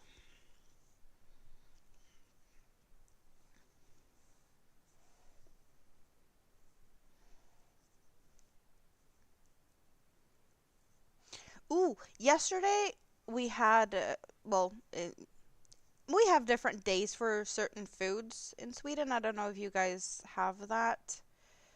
Like we have like a waffle day and a pancake day and cinnamon bun day. We just have certain days for certain foods. And yesterday was the waffle day. And I don't have a waffle iron, so I was really happy that my best friend was like, "We're gonna have waffles with blue whipped cream." Like blue whipped cream, like you're gonna put blueberry jam and mix it with the whipped cream. No, no, no. I'm gonna use food coloring. It's like, yeah. She's like, well, my kids are picky. I'm gonna, for the kids' sake, I'm gonna make it fun for them to eat. It's like, I can skip the blue cream because that doesn't really sound appetizing to me. Something I do love though, and yeah, it's not a secret. I love seafood. So I got some shrimps and fish roe, sour cream, onion, dill, lemon, and be like, yes, that's what I'm gonna have on my waffles. I'm gonna have shrimpy waffles. They were delicious. Um, but it did not look good with the blue whipped cream. It was like almost looked like it could glow in the dark, like a very fluorescent type of blue. No. You've been printing a bust of Eddie, the mascot from Iron Maiden.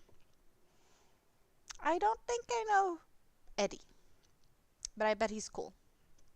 Since you're talking about Iron Maiden, it's gotta be cool.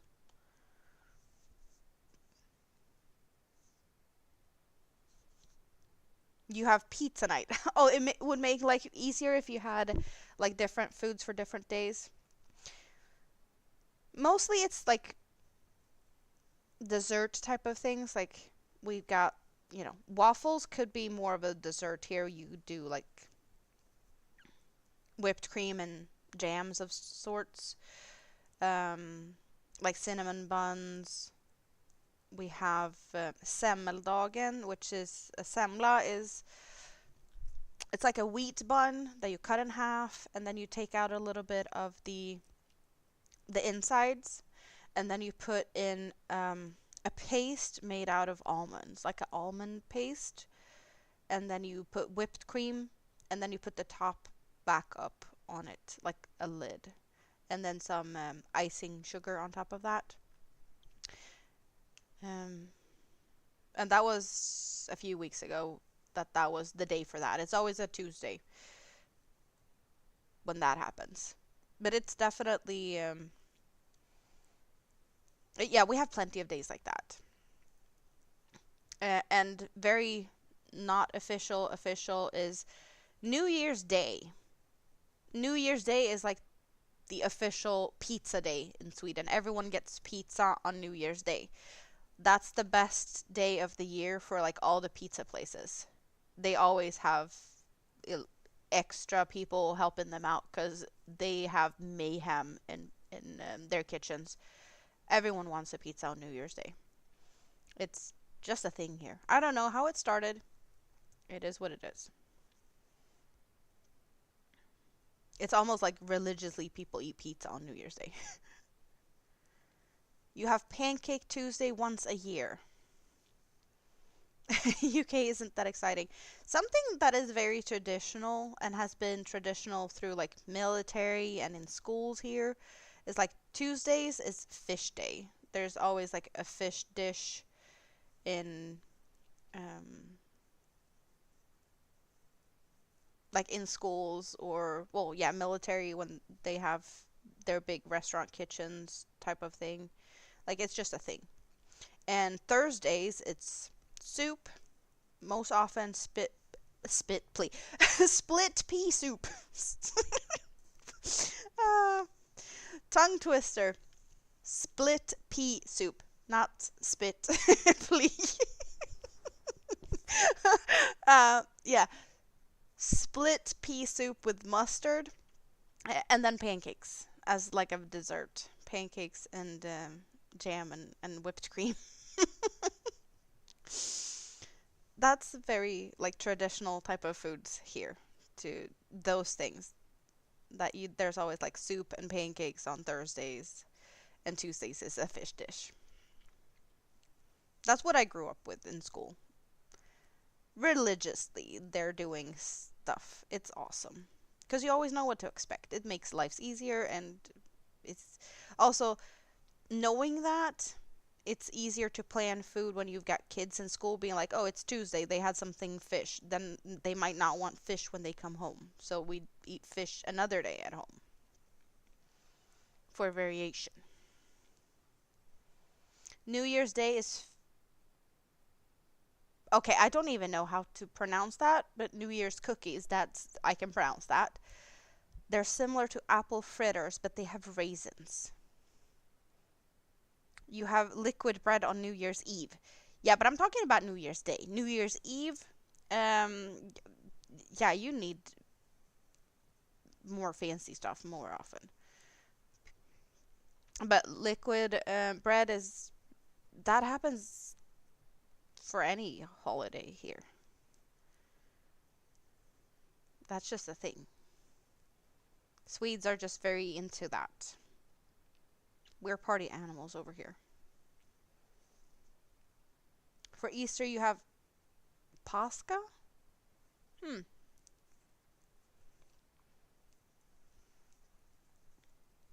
We have our like very traditional Swedish foods for the holidays. It doesn't really matter if it's Christmas, Easter, Midsummer. Um, we're doing, buffet style smorgasbord. with, well, there's always pickled herring, potatoes, meatballs, mini sausages, eggs. That's just like for all of the holidays. Then for Christmas, there's always like the Christmas ham and some extra stuff. Um, for like Easter and Midsummer, you don't.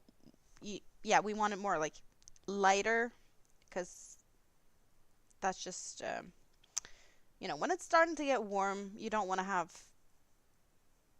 that much like big chunky filling stuff in the same way. So it's new potatoes, not so much as heavier dishes, more light stuff. But there's always alcohol.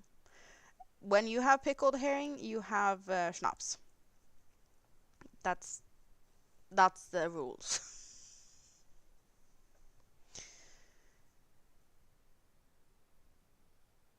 New Year's Day, everyone's recovering from overindulgence of liquid bread. Well, that's why you need pizza. Hangover pizza.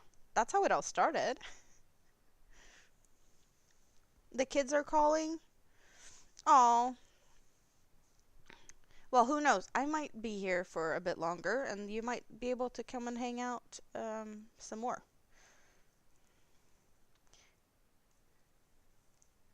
Unless Andy's starting early today. Because Andy's usually starting quite late. Or at least for me, it's late, but.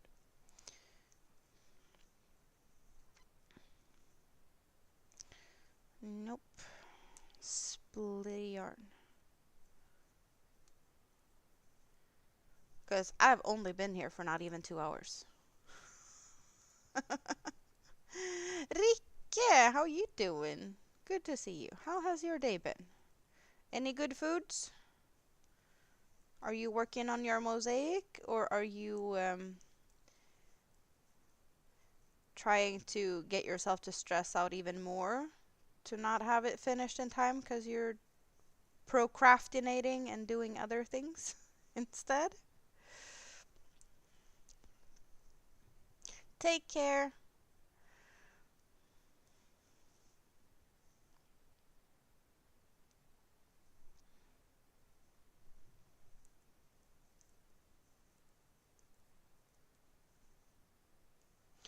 I've just kept going here. We have more people in the house. Why haven't we been working on the scrap basket? I said I was going to work on the scrap basket when we had a little bit more people in the house, and then I totally forgot about it. Hmm.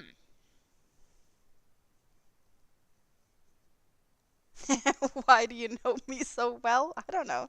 You're totally procrastinating, like a true procrastinator. No, but we're not procrastinating. We're procrastinating to avoid adulting, but we craft, right? So we're procrastinating. The word of the day.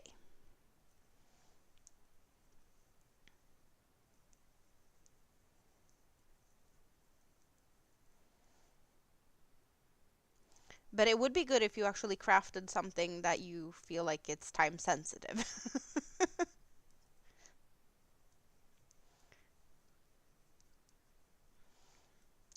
I hope you had a good day no matter what.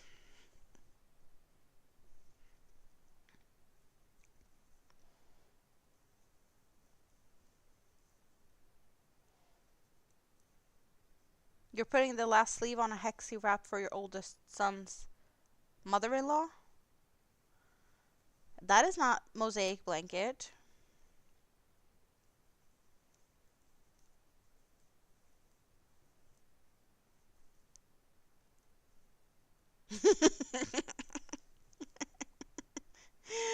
Do you have a lot left on that hexi wrap? Or is it something that you can finish today with my company? Because then I can sit here and cheer you on, and if you finish that, then you can go back to the blanket. You're thinking about the mosaic, so it counts. Oh, I love that. That is funny. Yeah, you keep thinking about it. It's not magically gonna work itself up, but I guess that's good that it's not forgotten. Just like I'm thinking about Godzilla and the turtles. I should be doing those. I really should. But yeah, nothing has really happened. I think it's gonna be easier to do Godzilla when I cut my nails down, is a feeling I have. I think it's gonna be easier to work on that because it's tedious and tiny work, and I don't know if my nails are gonna be in the way for that. I'm negative. Nah, I don't think so. I'm laughing. How can I be negative and laugh at the same time? You missed out on. I was talking about I got jump scared today. Um, and almost peed my pants laughing. Uh, yeah, you might want to have a catch up on what you missed out on today. There's been some laughing here. For a sad day, you can get some good laughs and rewatch the beginning. But I got jump scared by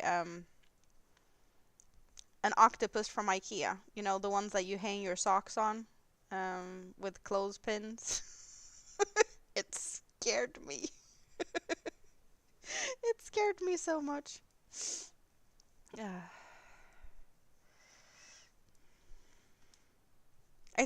I bet you know which ones I'm talking about. The yellow octopuses from IKEA. Or at least they're yellow octopuses at the moment. They've had different ones in the past. Those are really mischievous. Do you have one? Like any Swede. Like just randomly, you have things from IKEA. Do you have one of them things that you hang your socks on when you've done the laundry? I want to say most Swedes do have them. Unless you do like laundry room and dryer. My mom always had a bunch of those because they kept breaking because the kids kept playing with them.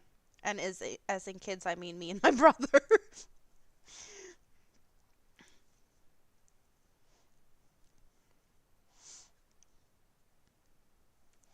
And I'm really like not letting my kids play with this one just because I know how easily they can break because I broke them in the past when I was a kid. And now I'm be like, nope, don't touch it. I'm not a fun mom sometimes. I was like, I don't have the energy to run to IKEA to get one thing because you know, going into IKEA for one thing, it doesn't happen. You go to IKEA and then you come out from there with like a minimum of 10 things and you didn't think that you needed any of them and they just like flew into your cart. So it's not good for my bank account if the kids start breaking things. Because it's always way more expensive than you'd expect. You're printing my needles? Oh. Yeah, that's gonna be interesting to see how they turn out. Tammy's 3D printing crochet hooks for me. Custom made crochet hooks. And we have talked about that he might be printing a couple of them, like a couple of sets, and that I could like use them for giveaways or maybe sell them. We don't know yet, but now we're hinting a little bit, and we'll see what happens. But yeah, I am excited. Going to IKEA is like going into your teenager's room with laundry. You leave with a whole new home.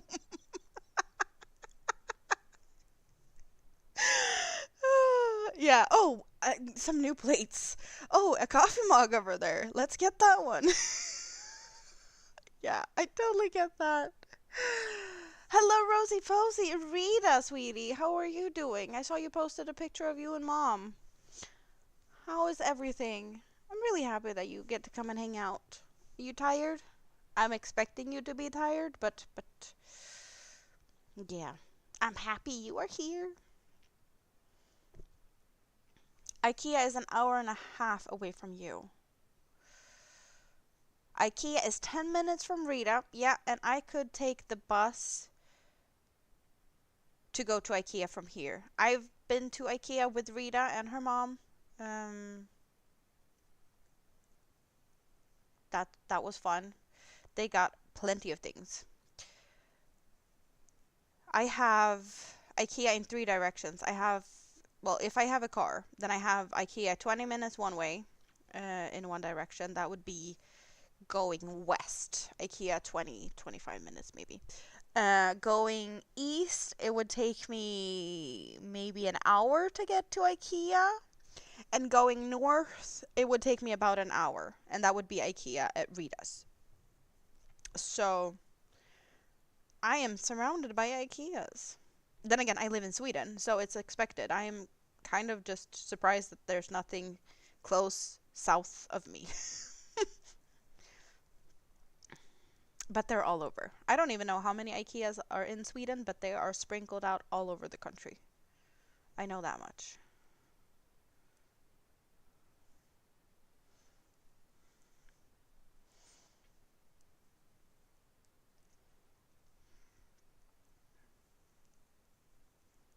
This desk, well, you can't really see it because we have this, but that's an IKEA desk. So you have stuff in here that's from IKEA. The desk is IKEA. Like pretty much all my furniture is IKEA. The clothes hanger that I have, you see it behind me with all the shawls on it. That's IKEA. The hanger that with all the circles that my shawls are in, that's from IKEA. My bookshelves are IKEA. Or bookshelves. Well, the cubby holes behind me, that's IKEA. There's IKEA lamps, IKEA couch, IKEA TV furniture. I have something from IKEA in every room in my apartment.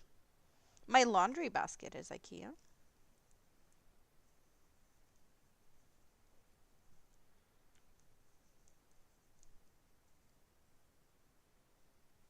Tired is the wrong word. You're so tired, and hubby said you sleepwalked last night.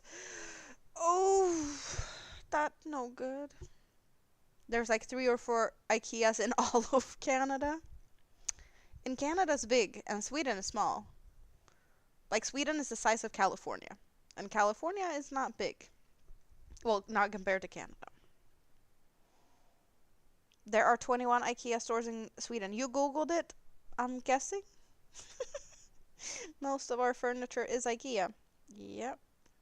You have retro IKEA desks, and your children's wardrobes are from the 80s in your crafting room.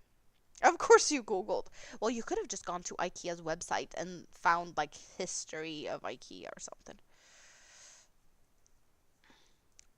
But yeah, I have 3 of them fairly close. And the bus that goes from my city to Rita City, like most of the buses here that goes from city to city, they just go to like the central station of whatever city.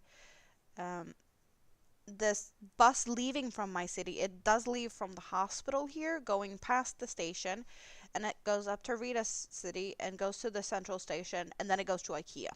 So I would not have to like get off the bus to get to IKEA. Well, I take a local bus here in my town, but I wouldn't have to take a local bus in her town. So it goes from the hospital to IKEA. That's a bit of a different uh, bus route than most buses here. Like traditionally, they don't do that. They just go from like the center of town to the center of town when they are in between town buses. And then we have like local in just in town bus routes.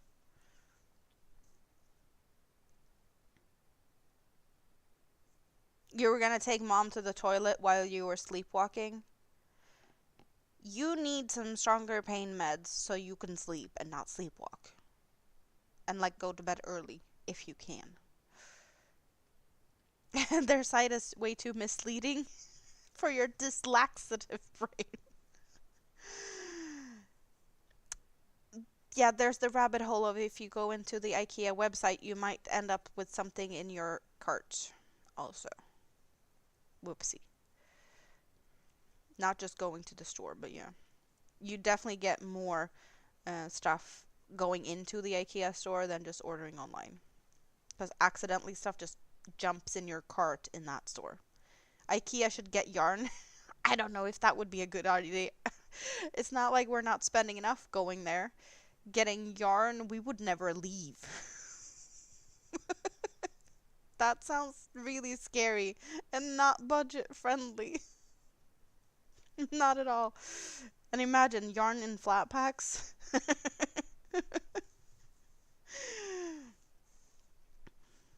You live in the country, but even the town close to you is too small to have a public transportation. Yeah, we have plenty of public transportation here. You went to IKEA for the first time last month. How did you enjoy IKEA? Did you get meatballs? Fyndhörnan is a final boss trap. I agree. I cannot walk into IKEA without going into Fyndhörnan.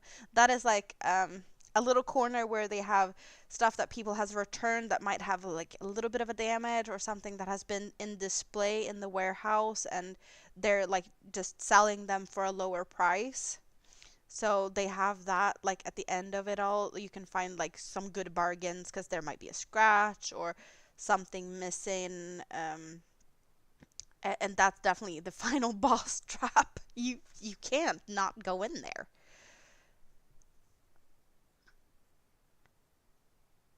And a corner to sit and crochet and knit with coffee. They do have the coffee corner, but yeah, not specifically for that. They do have yarn to assemble if you cut bed linen and fabrics into strings. Now you're overthinking it. You have a bag of frozen meatballs in the freezer. You got the gravy sauce too. Yes. Did you get lingonberry jam? That's a must-have with it, and then you just boiled potatoes. And you can do pickles with that. But the pickles we have is a bit different from your pickles. Because we have like really thin sliced. We don't have like full pickles. Overthinking? You would never. uh, you missed out on the lingonberries. Lingonberries is yummy. You had to look, you were given a task. What type of task did you have to do? Was it something fun or was it just adulting, boring things?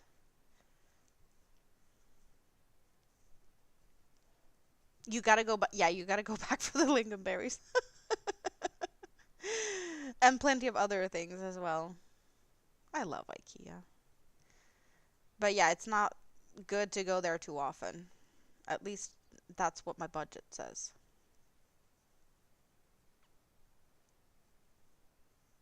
Lingonberries in Danish is tyttebær. That almost sounds like that's almost like tutte, and that is a boob. Boob berries. Is that could that really be it? Is that what you call it? Or does it have a totally different meaning in Danish? Because, yeah, I would definitely say that as a tutbär. And that is boob berries. And now I'm just being silly. You're welcome. You're gonna have to go to IKEA to get a desk for your knitting machines. Titty berries! It's not that interesting. Oh. It's the same in Norwegian?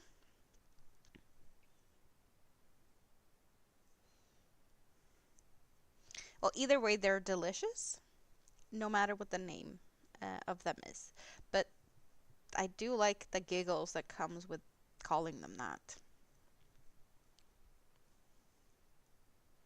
Oh, sort out a formal letter. Yeah, that sounds like boring adulting stuff. I'm not jealous at all.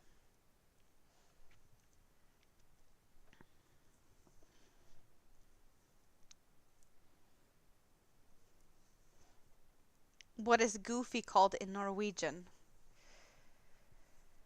Yeah, we have different different Scandinavian people over here now. We have Swedes, we have Norwegians and Danes in the house. Cloudberries are delicious. Cloudberries with when you heat them slightly and they get all like soupy, saucy. You just heat them a little bit, maybe a little bit of sugar, not necessarily, and then just vanilla ice cream. It is good to do that with raspberries too. Just like heat them up a little bit in the microwave or on the stove and you stir them slightly so that they might break a little bit, but you don't want it mushy. But just heat it and then on vanilla ice cream. So simple.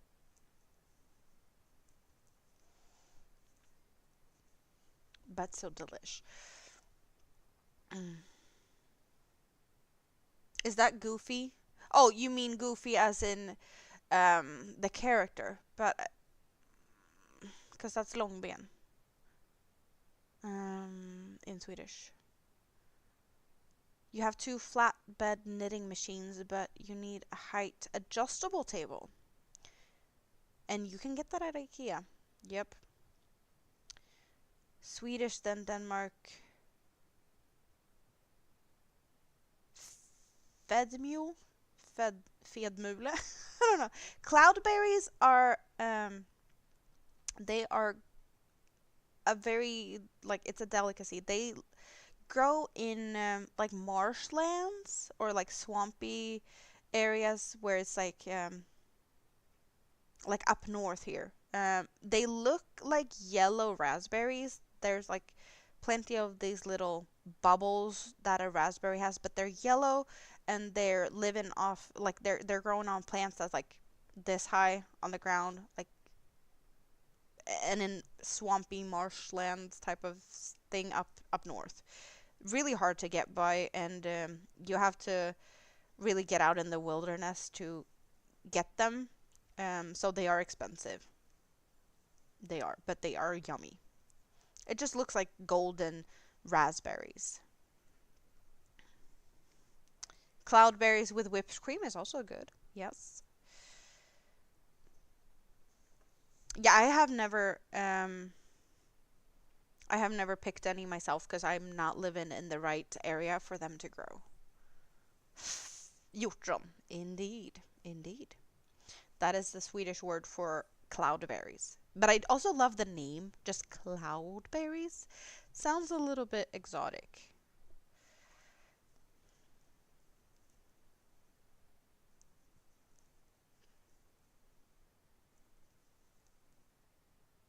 I don't know where you can actually get them.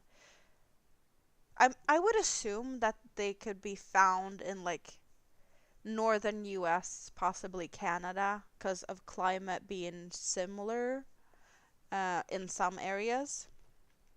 But I don't know where you can find them. Like I would imagine that they would grow in Russia, along the same, yeah, like around the Arctic Circle. Finland has them, so I would imagine it going into Russia and about the same longitude, latitude, whatever it is, that climate wise. It just needs like swampy marshland type of,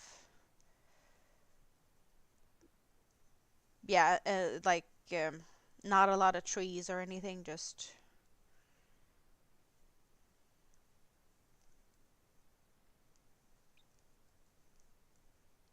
gorgeous scenery around places like that, though. How about I try and find some pictures?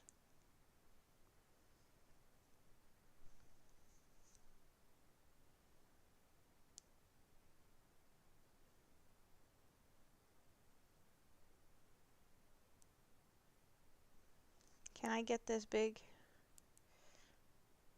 I want to get the picture big. I don't want to search the picture. I just want to get the picture big. See, they're like on the ground, like little puffs of orange yumminess. They're just yummy. You never heard of them in Canada, same latitude. You made a video of your progress on the mosaic. That is good though. That means you've done something to it and not just left it alone. Look, this is just, it looks like a whole, can I get it to turn? Like it's just a field of them. Like you can see them. It's like a big ocean of fields, but it's like really low on the ground. You can see they're not. No, they don't taste like raspberries. They have a different flavor. Um, and there's like a little seed in these, just like raspberries has, but these are slightly bigger, so you get more of a crunch, and they're not that pleasant to chew on the seeds. You do notice them a bit more.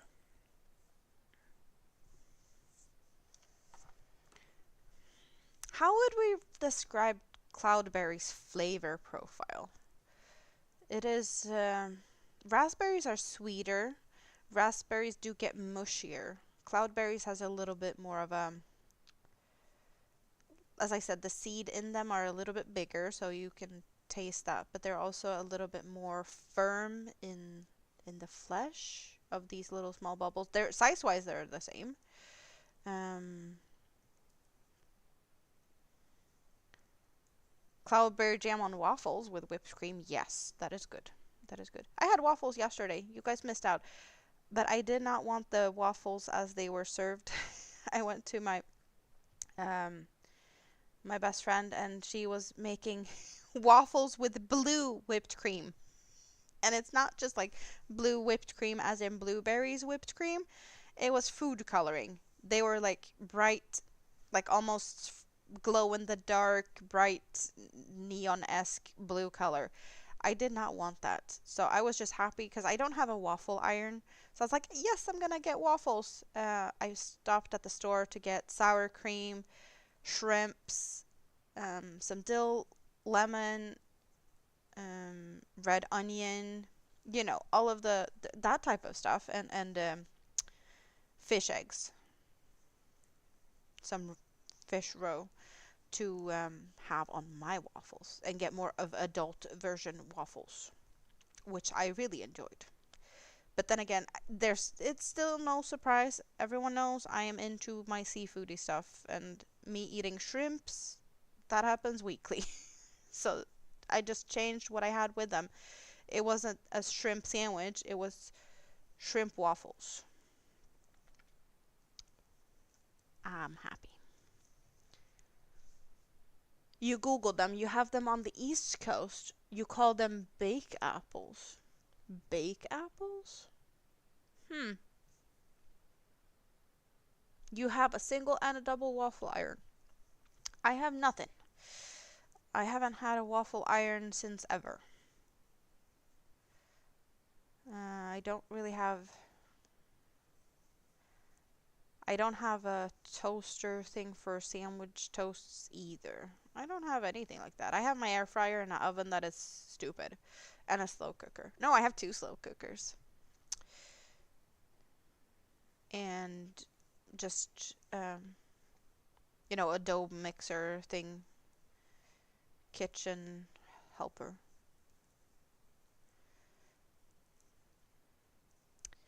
I don't have that much things. Not that much fancy stuff, at least. Rusta is selling the tiniest and cutest little waffle iron you've ever seen. Is it the ones that you pretty much just get one bite out of? They are similar in taste to blackberry and quite sharp. But yeah, I can agree to that. There's um, there's a lot of flavor to them.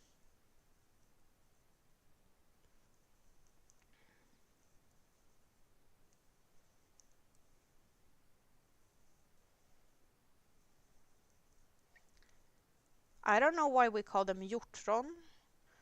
Hjort, the first part of the word, is the Swedish word for deer, the animal. I don't know if the deers like them. Could that be it? Why we call them hjortron?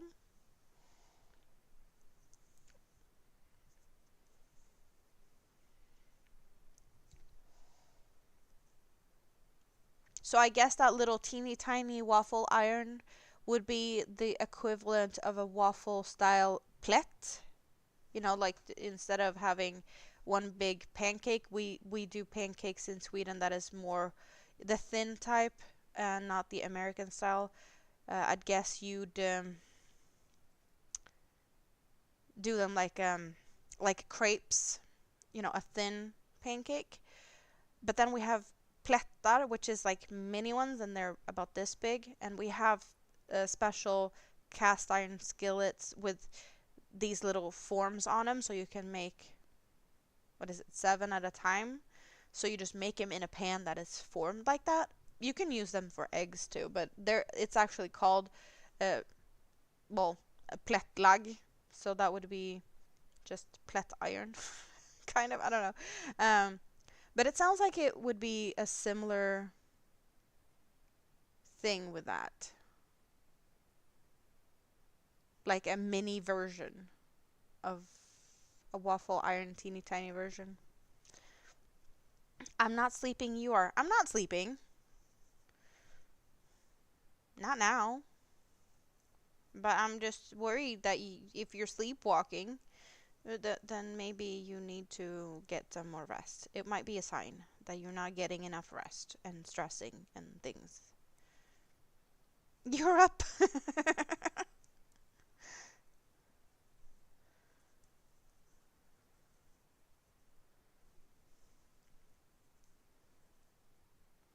Even more people in the house. Are you guys in the mood to work on the scrap basket? Because I said I wanted to do a little bit of the scrap basket, but I wanted some more people to be able to participate in that. It's been a while. And I see we got some people here now.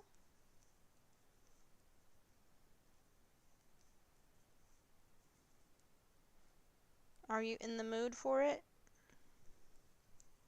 We have more thumbs up than we have people in the house. That is impressive. Thank you. You're in the scrap basket?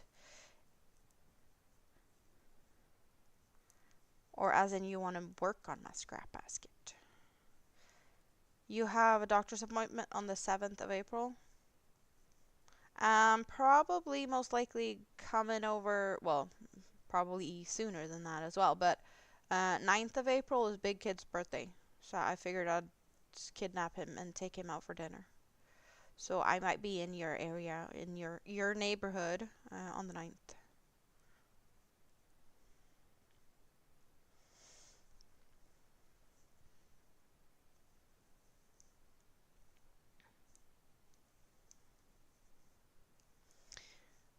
Time just flies. Like Big Kid will be 14. Like how did that happen? He was a baby like recently and now he's turning 14. Okay, let's get Scrap Basket out. Oh, I have apparently managed to throw yarn on the floor. That's not what I intended to do. We got the tray. And then we get a yarn bowl in form of the cup of plants that used to have a plant in it, and now it's a yarn bowl. It does look really fun though. But I have washed it in the dishwasher and then it looks like this. So, that's my own fault.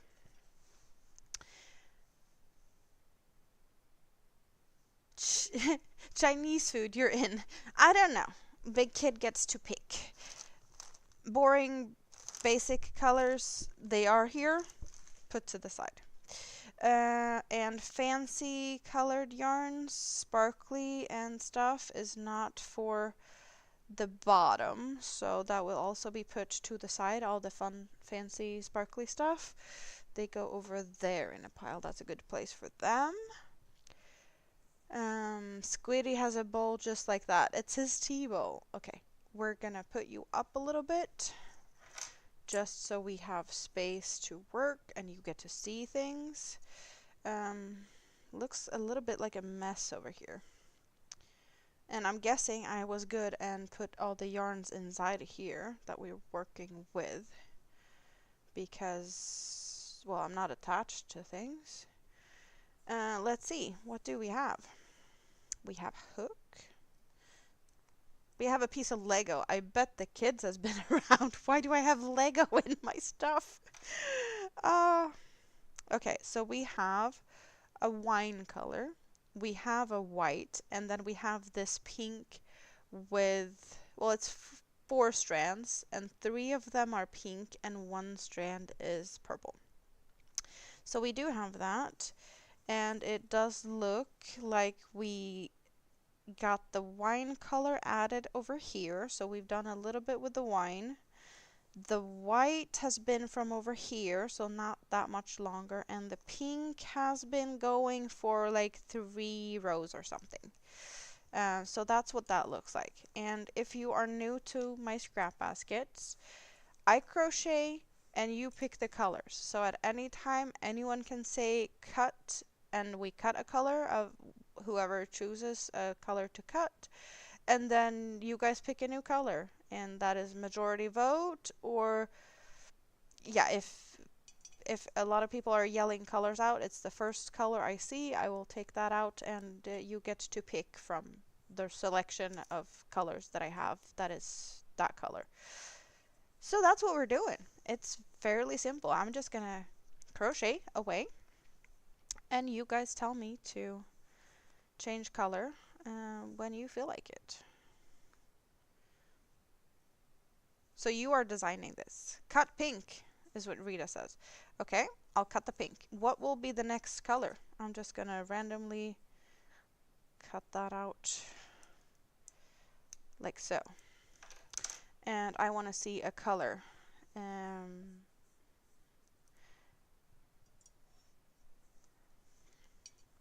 I'm just gonna get a few stitches in here while you give me a new color, because I did leave this one a bit longer.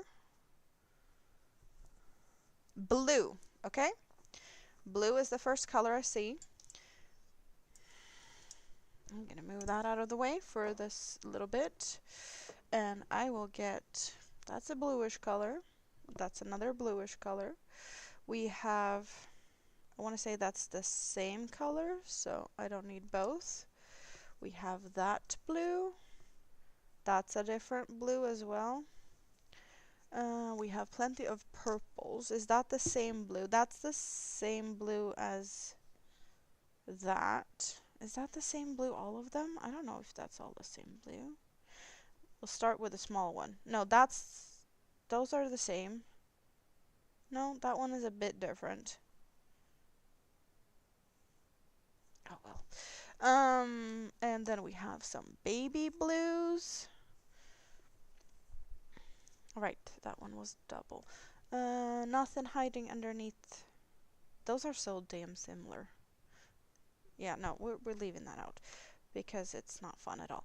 And now I will put them here. You can see them all, right?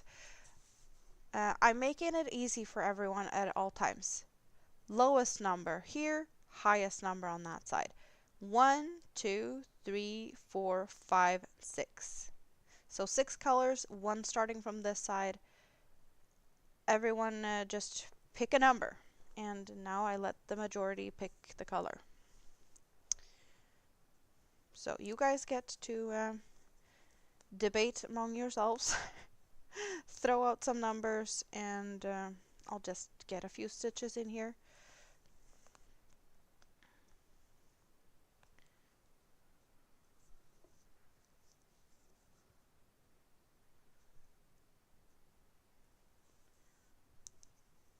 So I see 3 votes for number 6. That definitely looks like you guys are liking that. And yeah, that was number 6. That's what we're getting.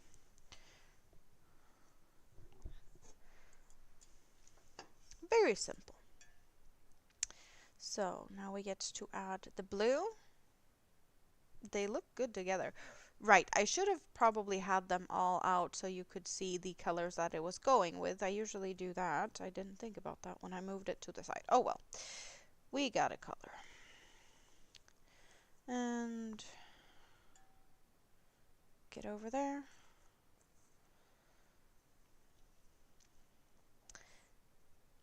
And you can for sure say that I'm lazy. I'm not sewing in no yarn tails or anything. We're just crocheting over them.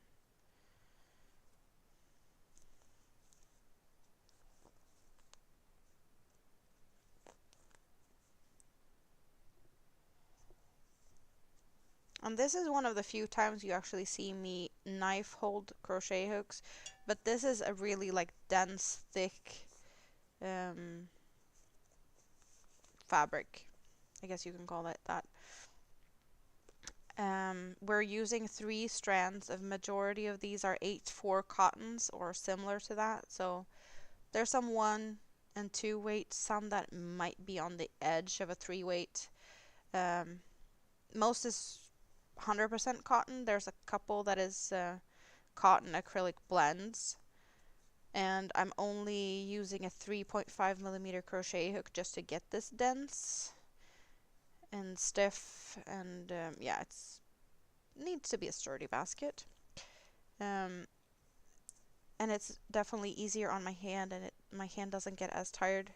I get more of a force to stab it with as I'm knife holding this. But I normally do not hold my hook like this, as you might have noticed already.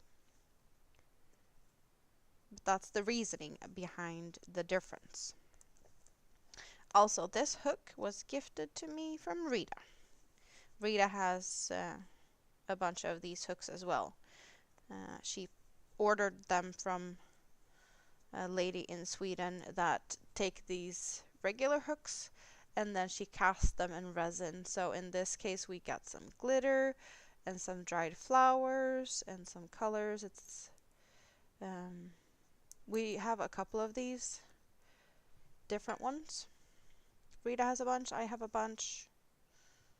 And it definitely helps with this big handle part to do this stabby knife holding motion. So my hand is really appreciating this hook for this project.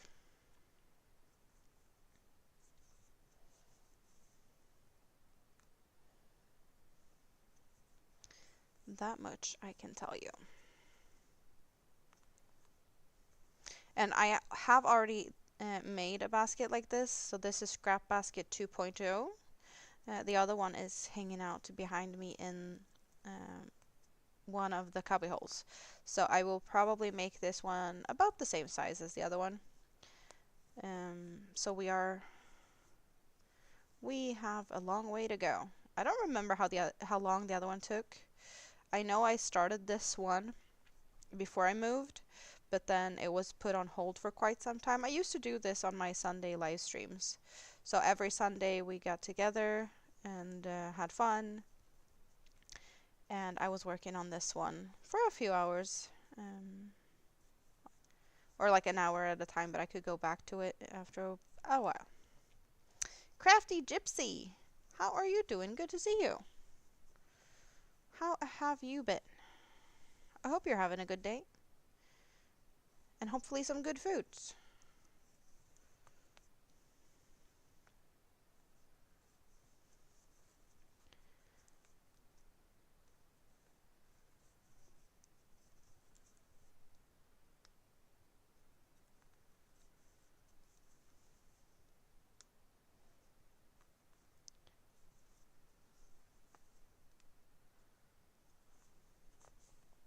And that's what the colors look like. Should I have you further down? I don't know.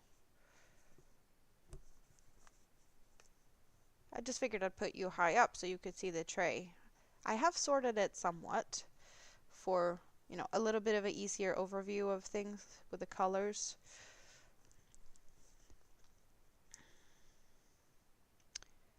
Nice weather, about to put some hot dogs on the grill. Is that what you're having for dinner, or is it lunchtime? No, it should be dinner time, right? It's getting late for everyone. Ish.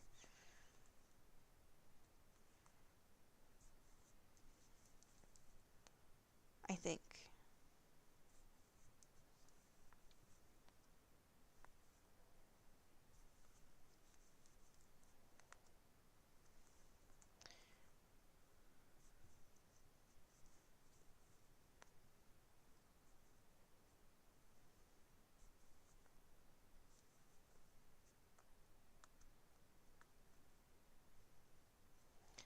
dinner time hot dogs and corn on the cob. I love that when you put them on the grill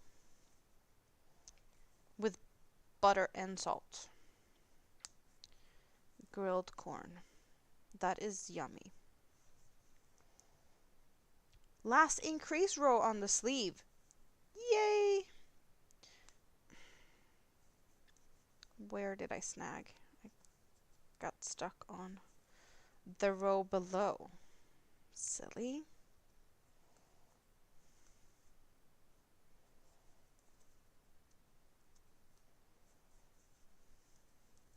Yeah, this is definitely not the smoothest crochet project I have. There's plenty of snagging and splitting. It just comes with the territory of blending yarns like this. Multiple strands, really tight tension.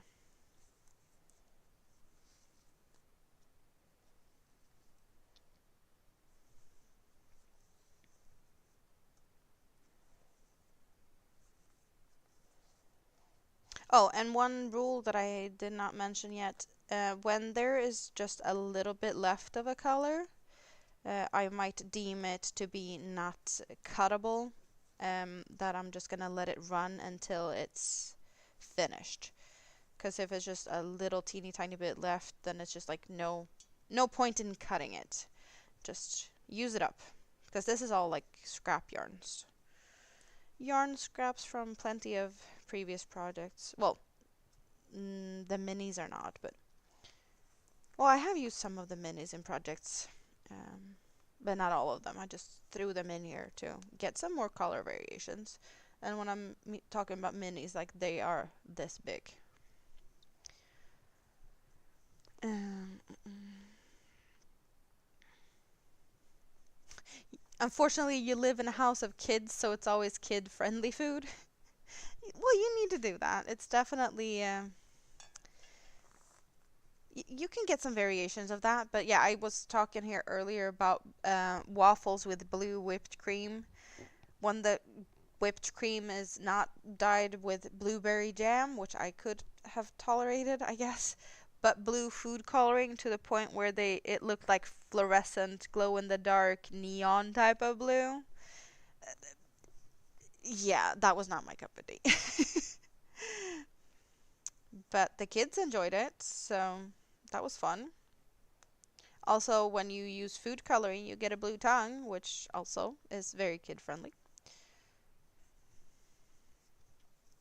Yeah, that kind of project is hard on the hands. That's why we only do it a little at a time, once in a while. Um,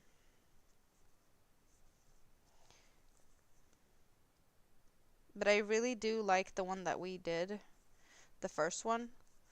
So I need another one.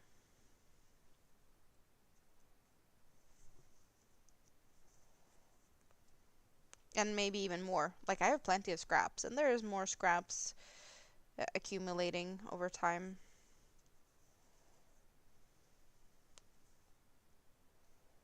We don't have any neon green on this one. We had a really fun neon green being used a lot in the previous one. Yeah, we haven't had any of that. I think we used it all up for the other one. St. Patrick's Day was neon green and teeth looked insane. Yep, yep, I can imagine.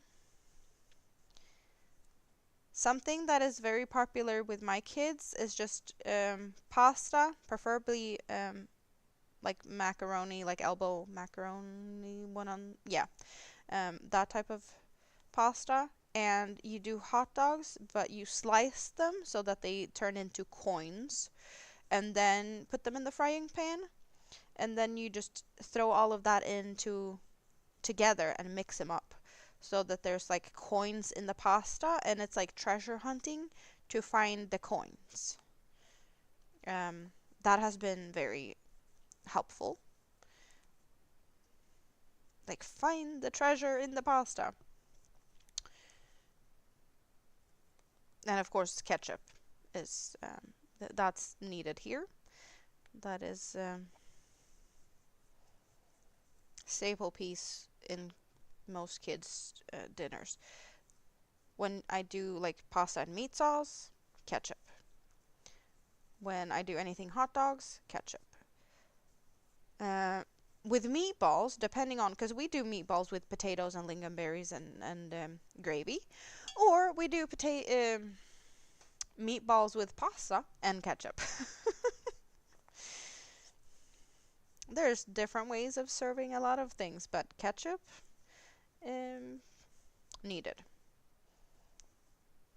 Chicken nuggets, ketchup.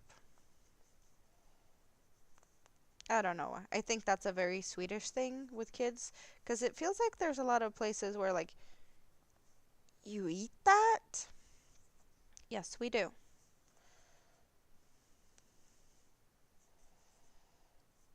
Like it's to the point where very often you see even adults not even trying the meat sauce with pasta, not even tasting it beforehand. They're just gonna be like, "Oh, we have a bowl here of pasta and meat sauce." And then squirt some spaghetti ketchup on it, and then we try it. Because that's what they grew up with. Like, we need to have ketchup on our food without even trying it first to see if it even is good without it. Ketchup is like that in your house too? I've heard it be like people are being like, what? But I guess it's a bit different depending on where you're from.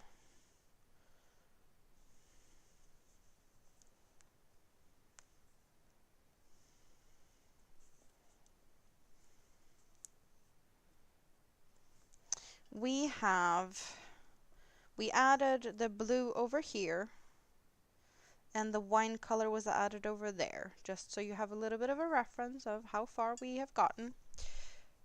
And it still looks like we have plenty of yarn in there, so it's not, yeah, they could both be cut if, yeah, for a bit longer at least. Soon they're reaching the limit of no cutting, at least for the blue and the wine, I'd say.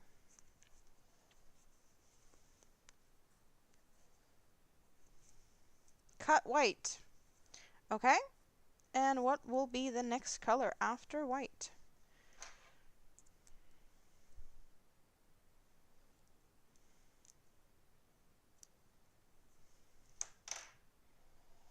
And the white goes, where did I put the bag? The boring bag. The boring bag that holds beige, whites, browns, well, yeah, gray, black, boring colors. It is here. It exists. It looks ugly on the tray. Therefore, it has a separate bag.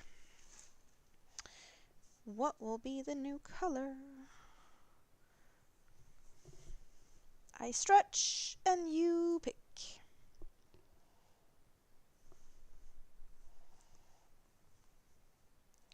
We have,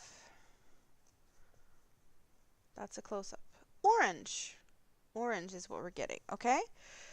And for the picks of orange, we do have, I guess these corally light colors are also in the orange family. And then we have this very bright neon. I want to say the rest of there is yellow. And then we have reds and pinks. So we have 4 picks. 1, 2, 3, and 4.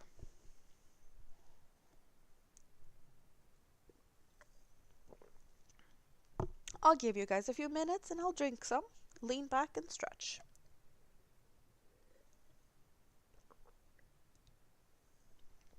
And the colors that we do have left is this wine and the blue. So that's what we're matching up with the orange. And I guess I can put that one over there so you do get a little bit of a, this is what we got so far.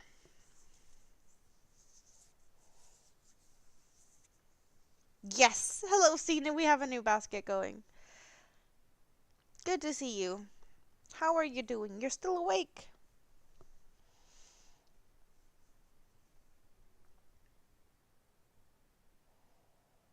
You had a long day? Yeah, like I had yesterday. My day was long yesterday. I think that's maybe why I fell asleep in my chair here earlier today. I went to the store and I went to McDonald's because I didn't have the energy to cook dinner, and then I came home and fell asleep in the chair. And then I was like, yeah, no, I'm not gonna go to bed yet. It's not even 8 o'clock. When I woke up, I was like, nope, let's do some streaming instead. Well, I have 2 votes for 3 and 1 vote for 4. So far we have 3 as the winning number. Anyone else want to get some opinions in? Otherwise, it's going to be number 3. Okay, now we have a tie, 3 and 4. Now we need more numbers. Yeah, 1, 2, 3, 4. Always number 1 over here. For easy, that's how I've always done it. So I keep the same system going.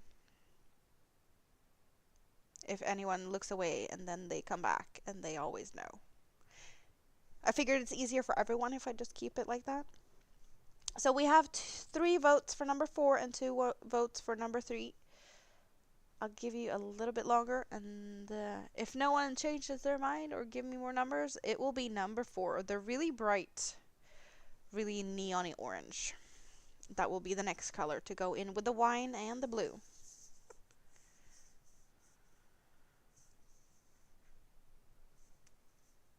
But I do think this is a good combination. Then again, all the combinations are good because it's all fun. I want to say we've had this orange. Both of these rows might be this orange or a very similar orange. No, it could have been that one. Oh well, that's decided now. If you fall asleep, it's the dog's fault. Why would it be the dog's fault if you fall asleep? Is it like loud snoring, soothing sounds, or are all cuddled up or something? Or just overall in general, if you'd fall asleep, it's the dog that sings you a lullaby. Come here, little white. You are no longer participating in this. You just need to be hidden.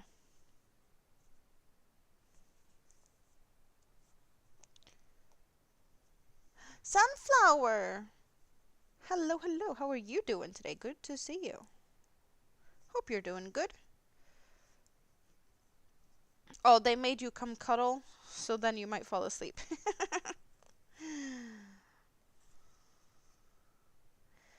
Yeah, dangerous that. Cuddly dogs.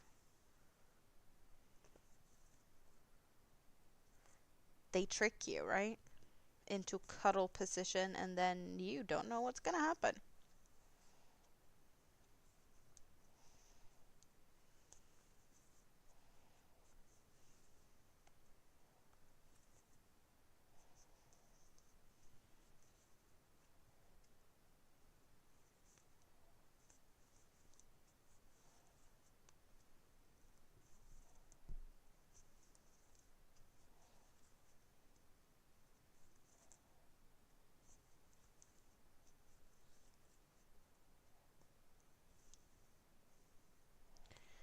And that's what the color combination looks like that we have going now.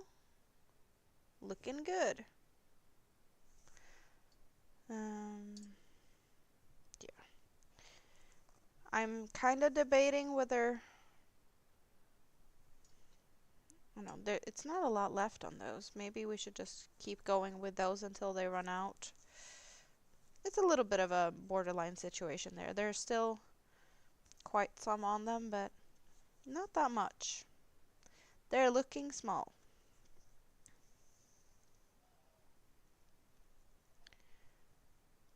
But they clearly wants to be all over the place.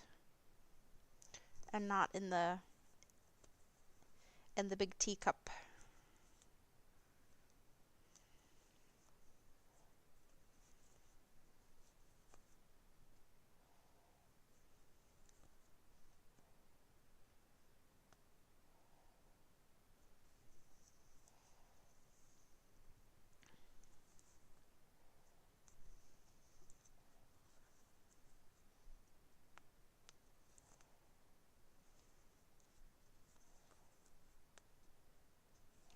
Anyone have any fun plans for tomorrow? I'm gonna do one of them dreadful pictures that stays with you for a long time tomorrow. I need a new ID card. Um, and that requires me taking a photo. And I'm gonna live with that for 10 years or whatever, how long they're valid for these days.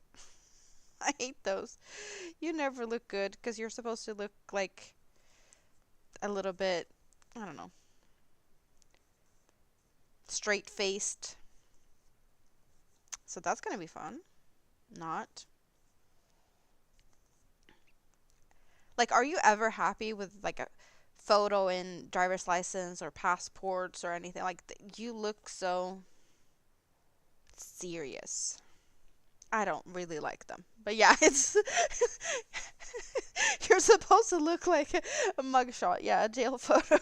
Exactly. That's what I have to look forward to tomorrow. I'm gonna get a picture that it's gonna, yeah, stare back at me for 10 years. Your physio gets to crack your neck and back. Ooh. Yeah, I would love that. Not cracking so much of the neck. My neck is a sensitive topic when it comes to that, but that's because I don't have good experiences with cracking neck. I would love some back cracking though. Taking your mom to the pharmacy. That is a good thing. Meds is needed. If you need them, you need them. You always look like a criminal, not just in mugshots. You looked sexy on your last one. Is that even possible? Like, I don't even know if that's possible. You cannot smile ever. Yes, exactly. Injections, I'm not jealous. Not at all. Keep the syringes away from me. Yes, please. Thank you. Your neck is sensitive if it doesn't get cracked. That is no fun. Um, the thing with neck cracking, I have never had a cracking of the neck that doesn't like I lose vision. Like everything just goes black, and I lose balance. So that is just not a very comfortable thing, and I don't know why that is, but it's really scary. That is the case. Same with like back cracks. I've had back cracks when I've been standing up. I lose my balance. Like if you crack my back, because there's different ways of doing that, but um, yeah, you'd have to hold on to me afterwards so I don't fall over. And therefore, I do not really get to do that very often. Yeah, not supposed to happen, and that happens every time. So yeah, and when I twist my head side to side, I hear like a cracking sound, like almost like you'd have like hard bread, like knäckebröd in my neck. There's a little bit of a cracking thing going on. So that's also not the most pleasant sound. And I bet that I definitely feel a lot better if I actually got stuff adjusted and aligned and whatnot. Um, yeah. You might have to get your eye surgery redone what after your eye surgery?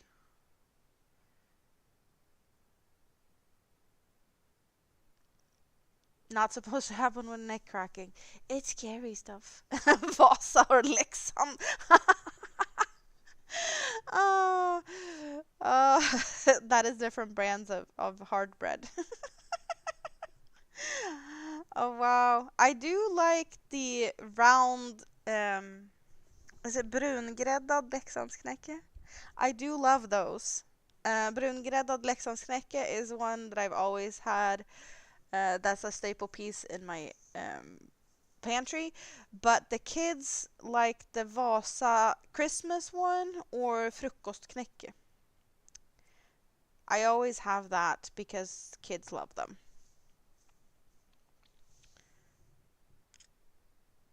if I get up too quickly. Yeah, I get that kind of thing, like sometimes, but very rarely. But I know what you're talking about. Oh, you might have to do your photo ID after you do your eye surgery? How is that? Like, we are not allowed to wear glasses on our ID cards or passports. So, even if you're totally blind without it, you're not allowed to wear it in the photo for some reason. Your hubby's brother in law works at Leksand, so he's making knäckebröd? Hmm. Vasa with cinnamon. I have not tried that.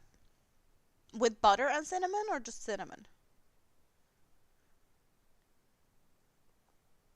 Winter! Good to see you. How are you doing? It's been a while. I hope you're doing good. I haven't seen you live recently either. Have you been live any recently? I want to say you were working on blankets last time I was hanging out, or at least saw you live. That there was something blankets.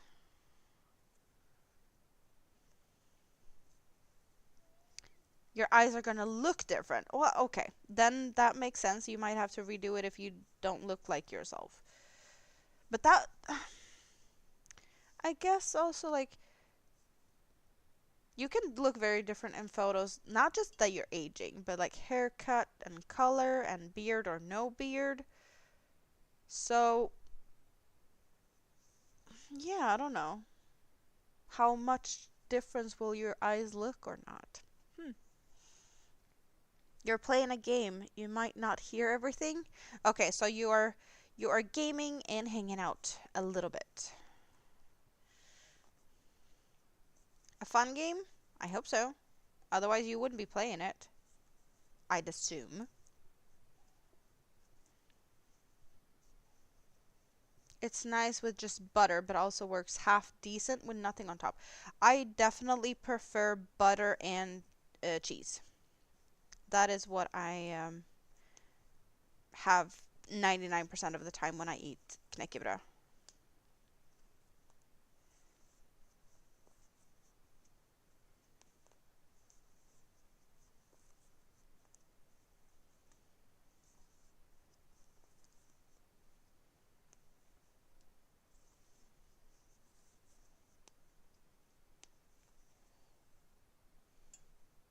Blue will not be cut. That will run out.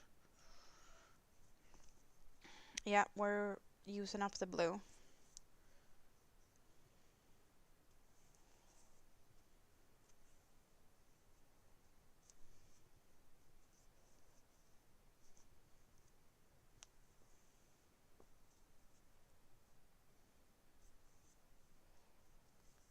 I had a little bit of a break from crochet. Well, not totally a break from crochet, but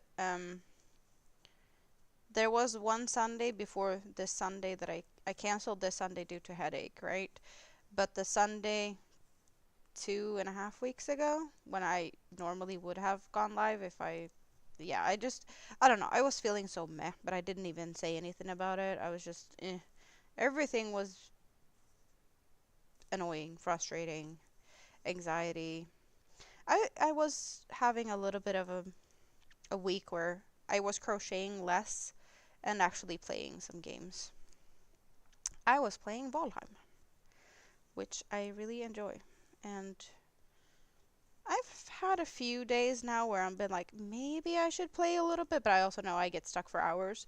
And now I have the testing pattern, and I have, well, waiting for the volcano to wake up so I can start another project, and then I have the new blanket going, and Mini-Me's poncho. It's just, I don't want to get stuck in games, but sometimes it's nice with a break. And it's definitely something that I like. I can take that time and relax when I can't live stream anyway because I have kids at home. You'll try to explain some. So your eye sockets behind your eyeballs have collapsed and your eyeballs are being pushed out. So the surgery is to reform. Okay, so it will be right now. You look like you're scared or really mad with bulging eyes. Okay, so I might have, and don't get offended or anything, but what you're trying to describe is giving me vibes of my pufferfish. Is that how you feel like you look right now? Because it all has bulging eyes. And if you push it back in, then you'd be more normal. And that will definitely change your appearance. So did you have that on your last photo? And because I assume that that's what you look like on your photos on your ID card. And then um, you'd be more, not so much like this. You're not offended. Good. I don't know why, but I love my pufferfish. Well, it's my blowfish.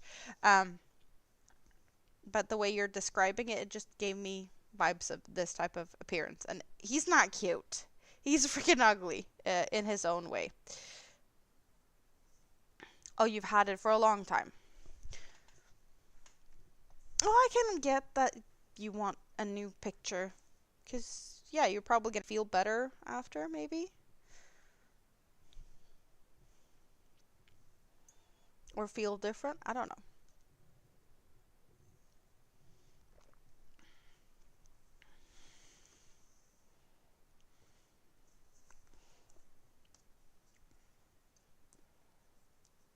Well, after it's healed, for sure. I don't think you'd want, like, pictures with possibly very bruised area around the eyes, like you tend to get after surgery around the eyes or face.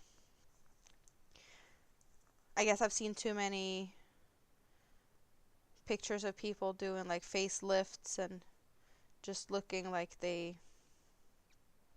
ran into a wall and broke their nose and just bloody all over. Or not bloody, but bruised.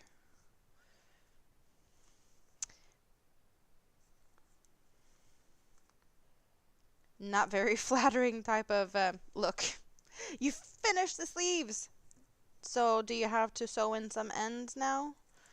And then you can get back to the mosaic blanket, or will you go to bed? Is it today's work done situation? You organized sewing thread today. You're adding sewing into your crafting goals. Is this the yarn with those color changes? There's no color changes in this. You guys are picking the colors.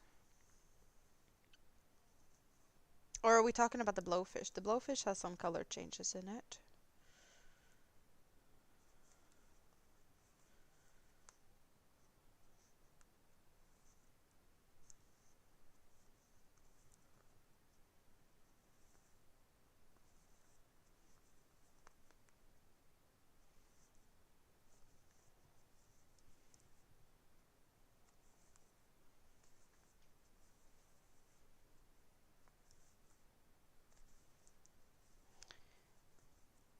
Last I went live, I crocheted and I mentioned color changes. Right, I was working on the blanket, and I was working on the blanket a little bit before we picked this one up. The blanket is cake yarns that is changing colors. I can get one of the colors up. This is that yarn.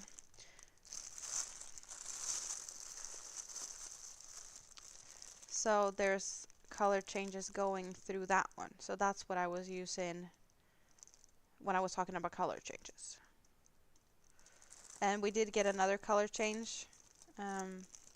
It's really, really not that good or easy to see. There's two strands of like a purpley lavender color and then one strand of a pink. You might be able to see that pink and those are purpley. And I did have two strands of pink and one strand of purple. But now there's two strands of purple and one strand of pink.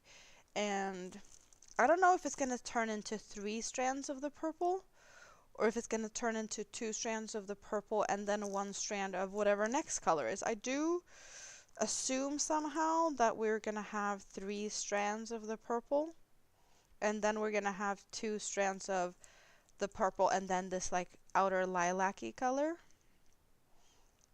So I'm not really sure, but it will gradually fade, and well, the lighting is probably not helping with seeing what the colors look like, because it does look like it's blowing it out a little bit, or it's getting really shiny. But you can see some of the pinks in here. So there's some pink, quite a bit from the center in. And the other color, or the other ones are going from yellow to green to a darker green, or like a minty colors, and then white to blue to teal.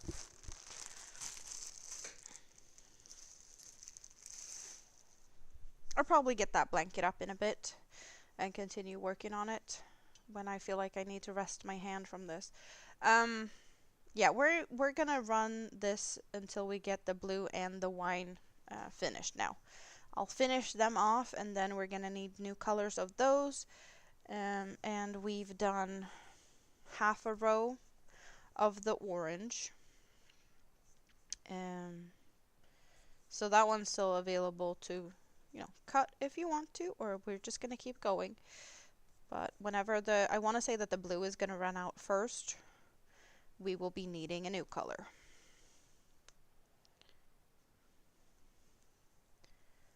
No, that's not what I was doing. I was going in there.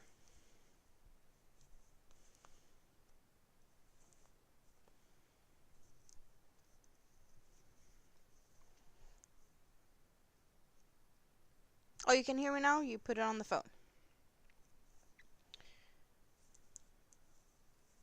What have you been working on recently, Winter? Is there any blankets on your hook or something?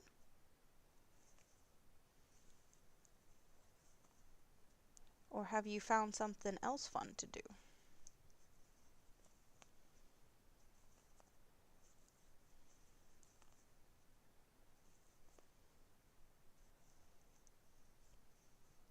Oh, you got a lot of orders? That is great.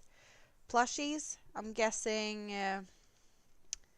that zombie cats or some other stuff.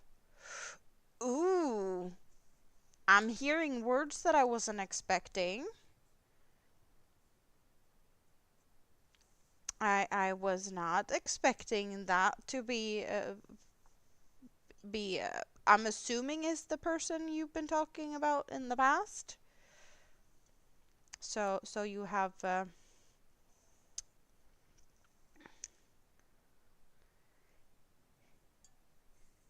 you have progressed to partner now. I'm happy for you. Where is he moving? Wasn't he living like close? And he's moving far away? Or just...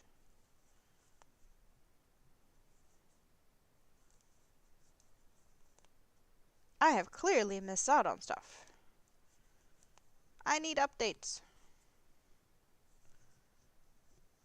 Time to walk dogs and get some sleep.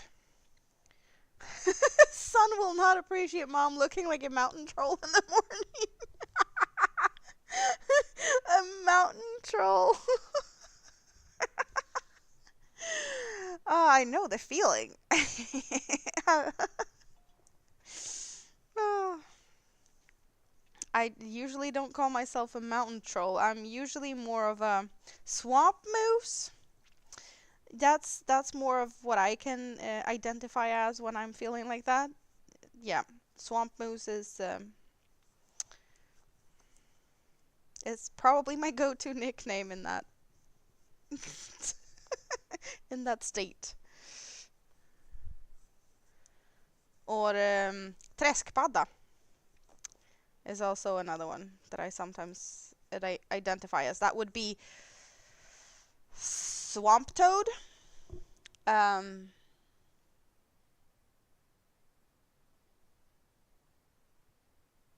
Pork toad is also a fun one. Yep, I have called myself that on a few occasions. But I think the cuter version, instead of a pork toad, would be a bacon frog. Yep, for sure. Very often I feel like I am a legless frog also, because that would be a really fun word in Swedish, which is hopplös, and a legless frog is hopplös, which is jumpless, like he can't jump, but it's also he's hopeless, as in yeah, multiple meanings of words. Hard to translate that.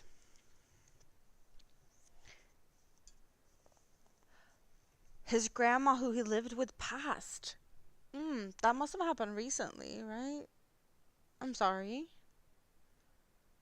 That would be you looking sexy. You all usually call yourself a caveman. He loves the imitation of a caveman. Okay. Yep. About a month ago.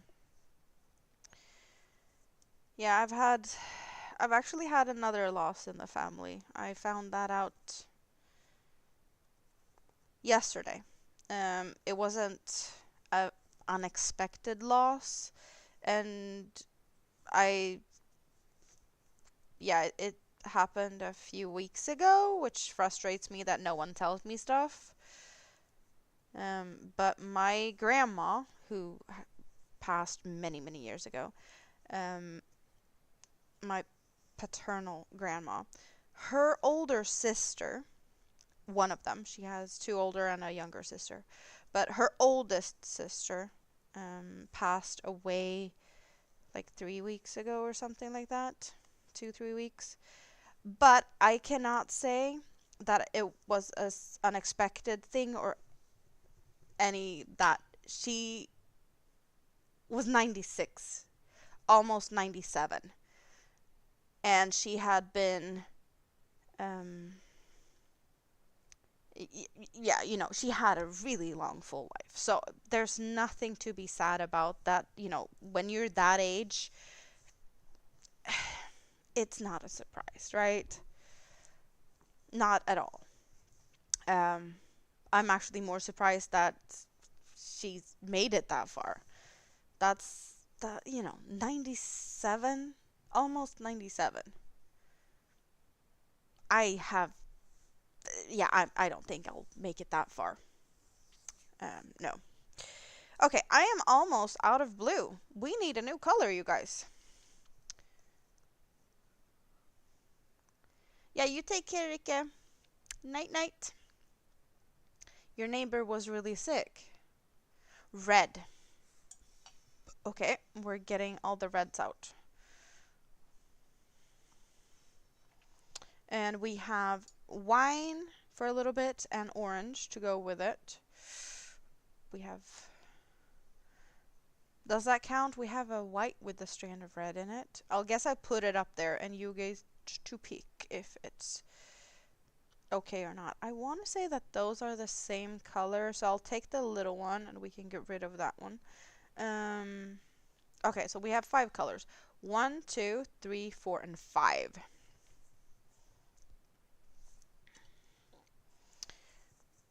5 colors.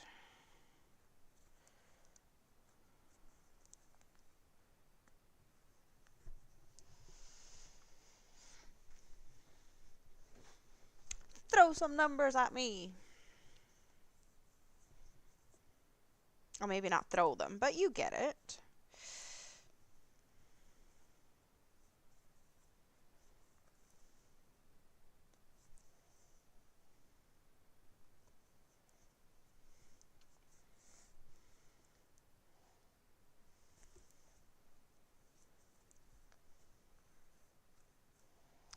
And I see the suggestions of green there. We are almost running out of the wine, so maybe we could add green after that. Or if you'd rather want me to cut the orange, we can add green for that. But hey, you guys are the ones picking.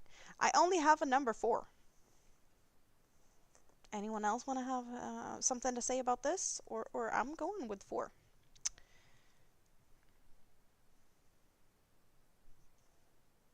I'll give you a moment and I'll drink and stretch.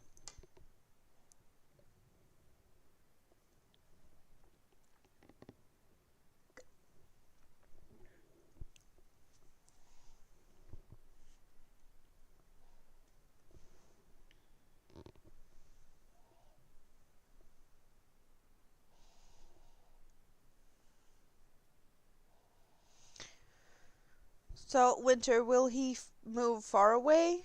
Will you still be able to see each other fairly regularly if that's what you've been doing?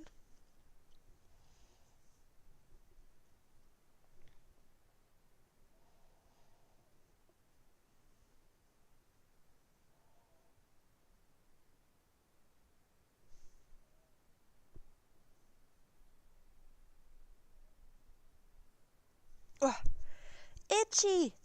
Okay. Well, I'd see no more numbers, so 4 it is.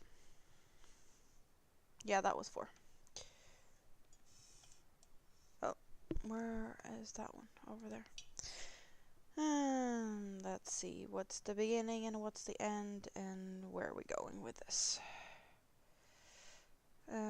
That one is the outside, and that one's the inside.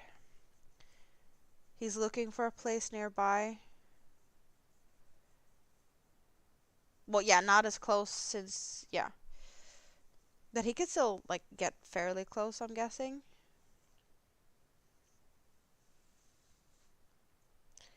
Okay, we're getting bad yarn barfs. We're working from the outside then.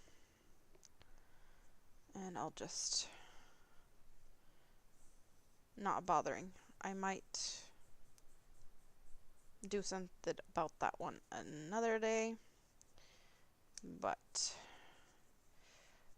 you go into the center and we're just working from the outside.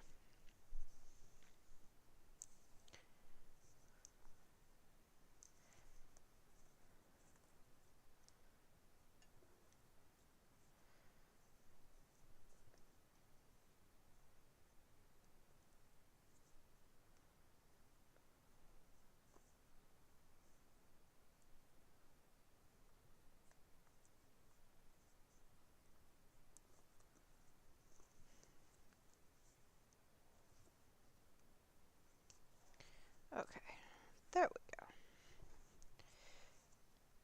Now we're going again. So I'm thinking that since, yeah, we're getting really close with the wine. Do you guys want green? Should I put the greens up so you can pick one of the greens for when the wine is out? I think that's a good thing, right? Since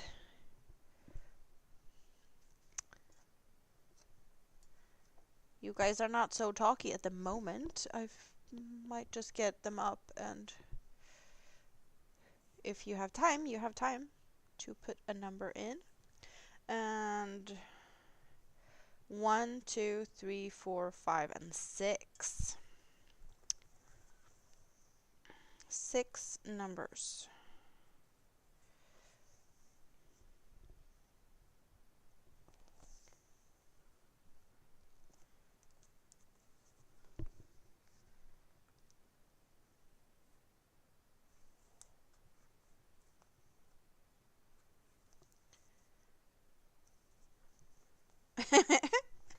Five, or maybe two. 2 or 5.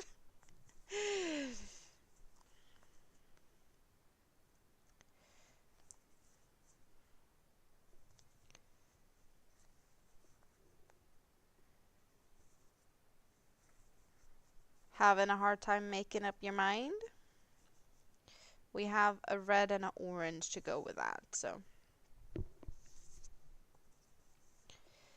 whatever you think will look good with those.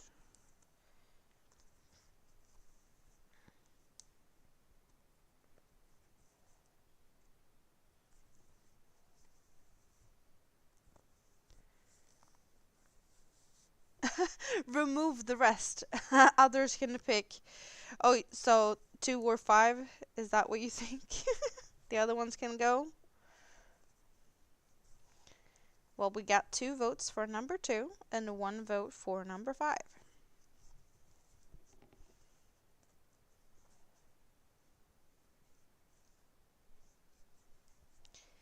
Well, I'll let you have time to get your vote in until the wine is running out, and we still have this much left. So whenever that is out, that's when I'll do a final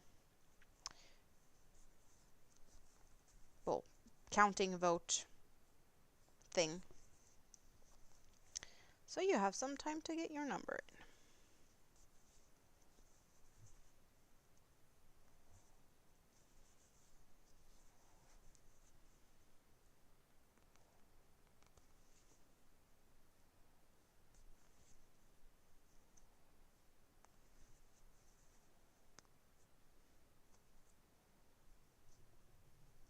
Oh, come on now. Get in there.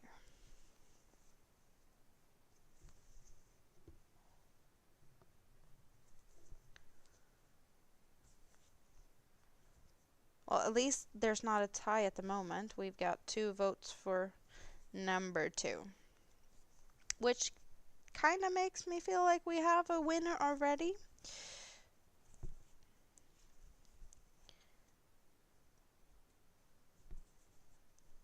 But I am...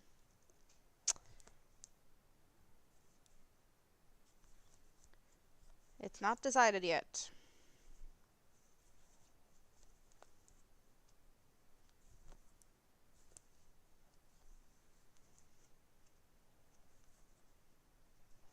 But we should have... yeah. Soon we have a full row of the orange. We have done...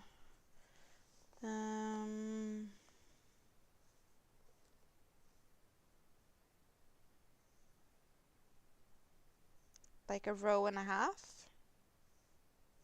Yeah, about a row and a half so far today. Oh, cheers.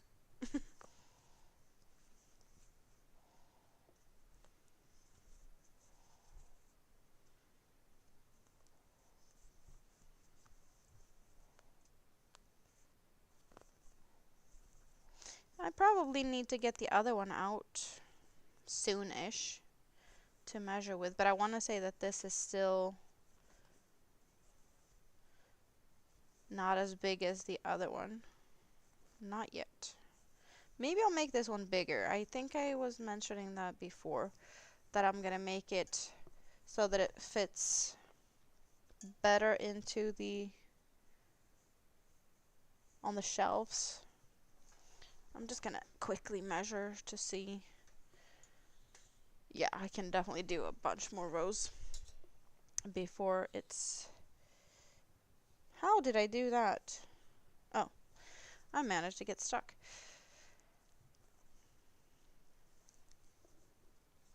Have I ever used crochet thread? Well, yeah, but it doesn't necessarily, like, I've used sewing thread, but I guess that's not what you're, like, when you say crochet thread, you're just talking about really thin, like lace weight, I'm assuming. Because I've used like embroidery yarn as well to crochet with.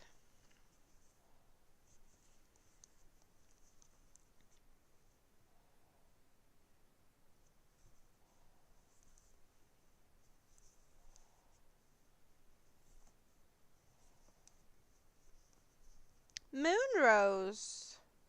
Hello, hello, how are you doing? Good to see you. You want to get a number in? We have 1, 2, 3, 4, 5, and 6. We got 2 votes for number 2 and possibly 1 vote for 5. That would be 5, right? What will next color be? We have red and orange. This color is just ending now. And that's when we're adding the next color. Get your number in. Vote for a green. What color should I continue with?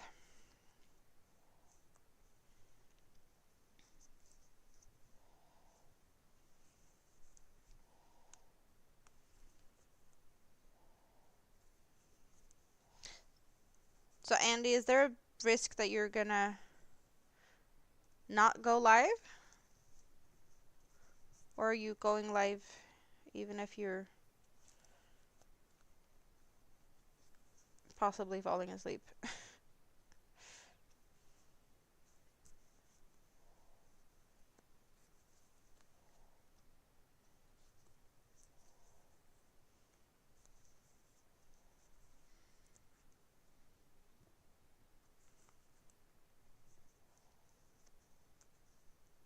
In the US, there's the Aunt Lydia's crochet thread.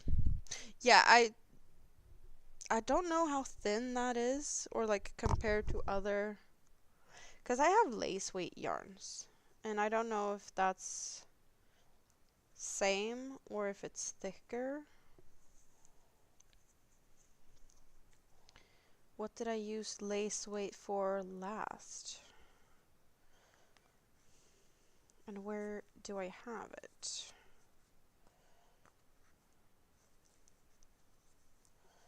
I don't know where I have any, so I can easily pull it out.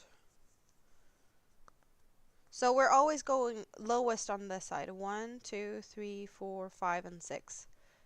Always number 1 on this side. You think you got your power nap? So energized enough to do a live later?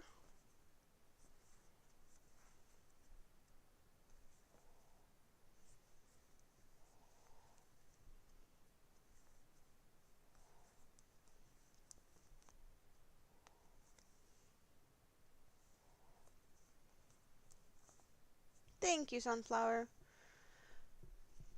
So we got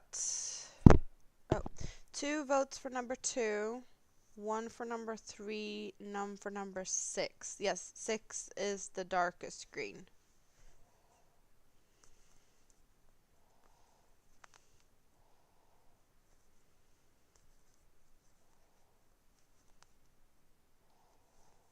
I'm almost out of this wine, so just a few more stitches, and at this point it will be number 2, because that one has 2 votes.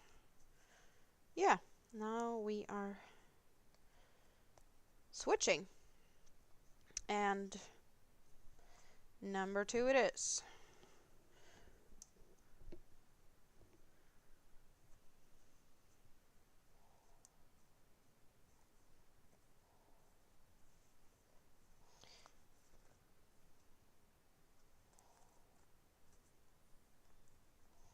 Okay, move that one up a little bit and switch around a little bit so you get to see a bit better.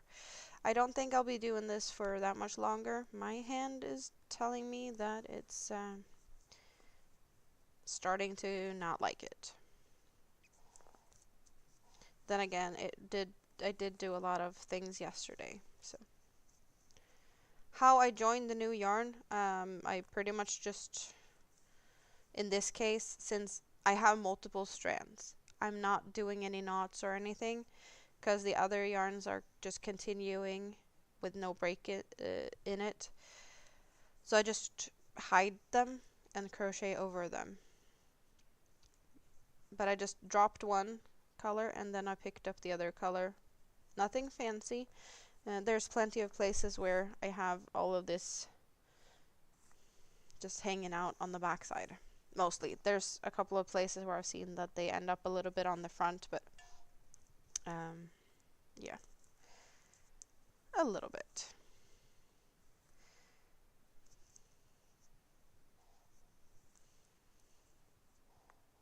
It's a man thing. What's a man thing?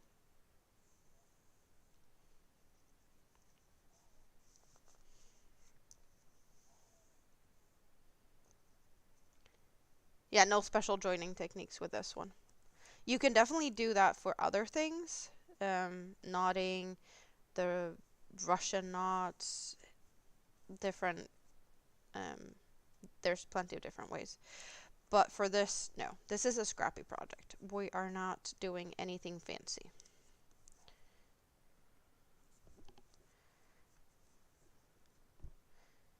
You are going in about 20. Your partner is back home soon. Are you going to hang out and do something fun? I'm really happy that I got to hang out with you for a bit though, Winter, because it's been a while since I saw you. Are you going live anytime soon? Do you have any plans?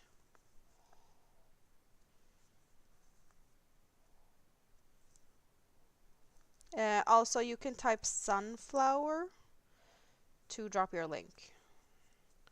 Because I think that there's a few people in the chat here that might not have come across you before, and they might want to check out your crocheting stuff. Maybe later this week. Okay. And why do I have sunflower as the keyword at the moment? Because I am testing a pattern that is a sunflower. I was showing it a little bit during my live yesterday. We can sneak peek it. I am allowed to sneak peek it, but I can't show it off too much. But we have this sunflower doily style thing going on here. And it's fun. It's fun. And I said it earlier. I got some hiccups earlier, kind of, when the designer told me how many blocking needles or blocking pins she used when she blocked hers, because it's going to be big. I'm using a slightly thinner yarn, so I'm expecting mine to be a little bit smaller, but not by that much. But hers is 41 inches. And she used somewhere around 600 to 700 blocking pins, and I have like 200. So I kind of maybe need to get me like 600 blocking pins ish, and that's like around €40, $40, maybe 50. I didn't, yeah, I was not expecting that. I will be blocking partially in sections. A section at a time, moving the pins around and blocking the next section, because I am not in the mood to buy blocking pins for like 50 bucks. That's not in my budget. I didn't even know people use that many blocking pins for like one project.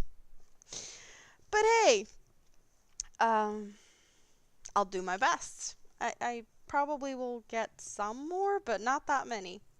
And I don't honestly think I will ever get another project where I would be needing that many. Maybe, but I don't see that happening anytime soon. So, yeah. Um, I was not expecting that. I wasn't even thinking that far when I was like, yeah, I want to test this pattern. It's like, oh, you need to block it later. Well, yeah, maybe that's not a problem. It's like, it's going to be like over 40 inches and you need like 600 blocking pins. Wowza.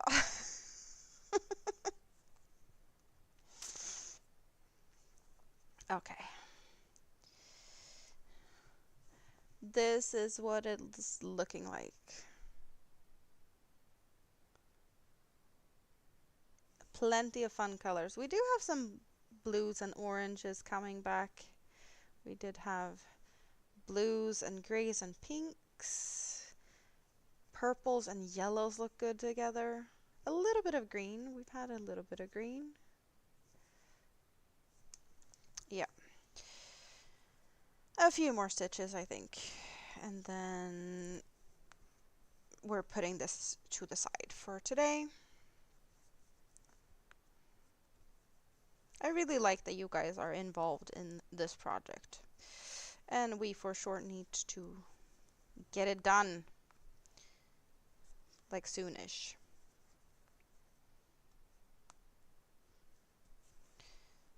Okay. Yeah, no, we're done for today.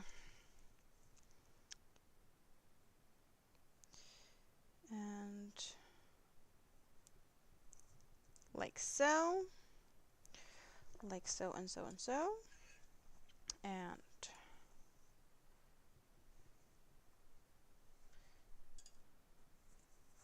make it into a taco.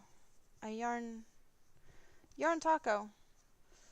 Let's hope that these are not falling off the little tray I have here. And move back to the shelf where it lives. And the bowl. I do have a yarn that is similarly thickness to another one, but it's a little bit thicker, I want to say, than the...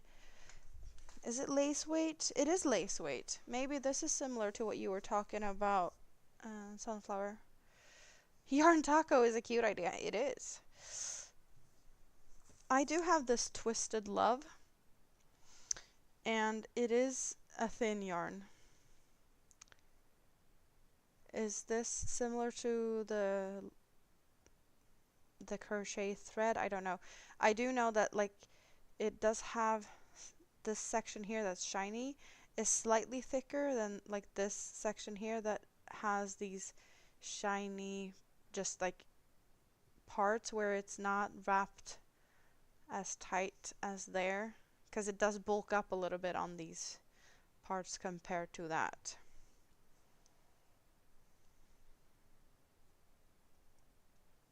It's really fun, Rosie. Like, I really love that we can do something together. Could this, yeah. You were out of step for 5 minutes? Did you have to refresh? Yeah, this is lace weight. It is lace weight. But if it's similar to the Aunt Lydia, what was it? Aunt Lydia crochet thread? That I don't know because I've never had that. But I do like to work with this. I got one of these just to try it out because it did look fun, especially with these parts here. Like I love how it works up. I got one and I made like a little blanket that Mini-Me got for her dolls. And then I got 4 of this colorway from Rita and her mom for my birthday. So this is not the same colorway as I had for the other ones, but um, yeah, I really loved working with it, and it did work up really fun with these special bits. Like it's fun. It is really fun.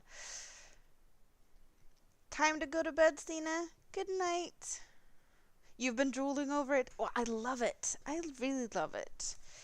Um, like I want more of this in my life. I have 4.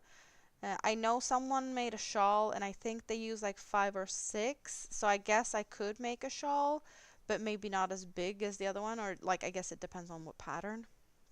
Um, but definitely, I like working with it. It does recommend 2.5 millimeter crochet hook. I don't know what I used. Did I use 2.5? Maybe.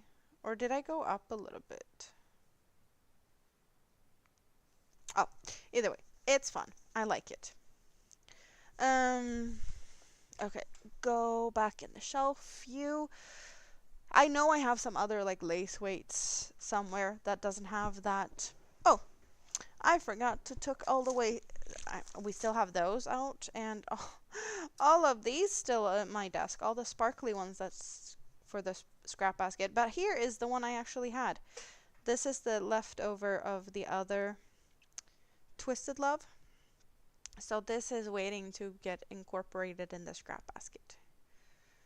So that's the color that I had.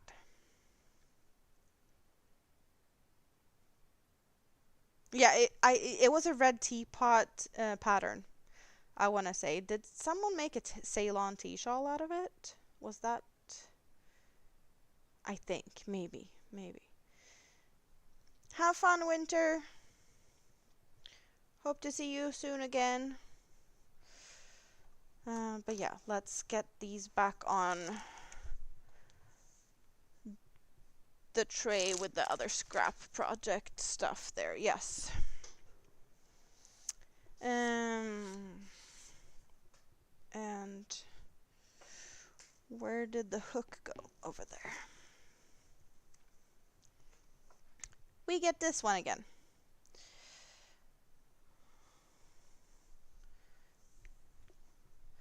And we've had a little bit of color change. Can you tell that the blue is darker than down here?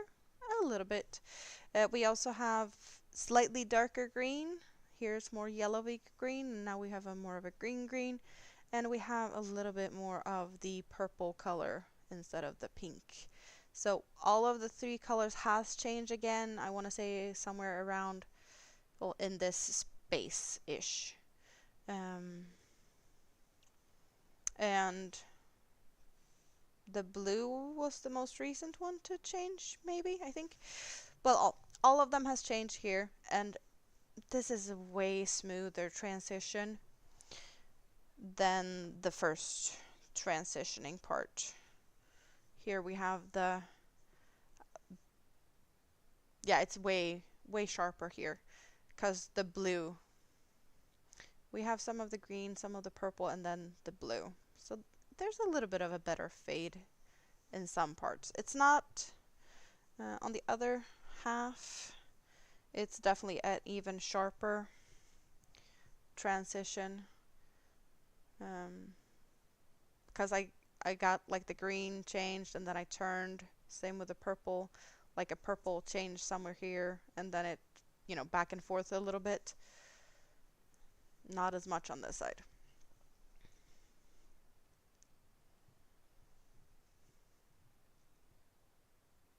You found that in general it takes about 1,000 meters to make a shawl from around that weight. Yeah, depending on the pattern, 800 to 1,000 makes a good shawl for sure. I have done plenty of shawls with, you know, sultan cakes, dahlia cakes, and they're 800 meters, and they work up good. They are a little bit smaller, but, you know, just depending on the pattern, really. Like with a 1,000 meter cake, you can use some more yarn needing, like puff stitches, popcorns, more of that type of thing, and still get a decent size. But not as much of those type of stitches when you have less yarn. Then you'd get a lot smaller shawl. I'm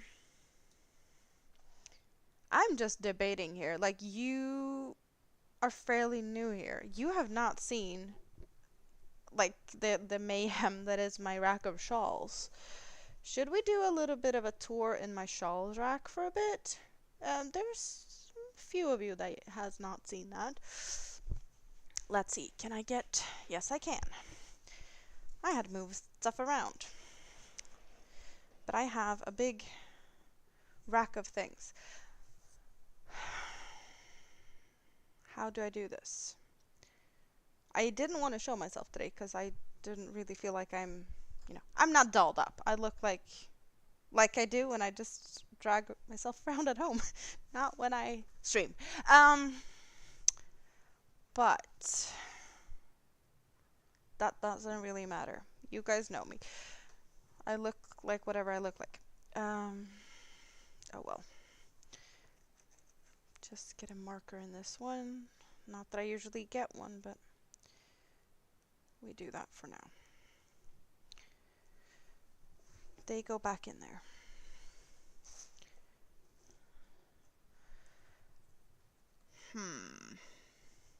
How's the lighting? The lighting is so-so. We do that, and then we move that one slightly. Well, I guess I can start with this.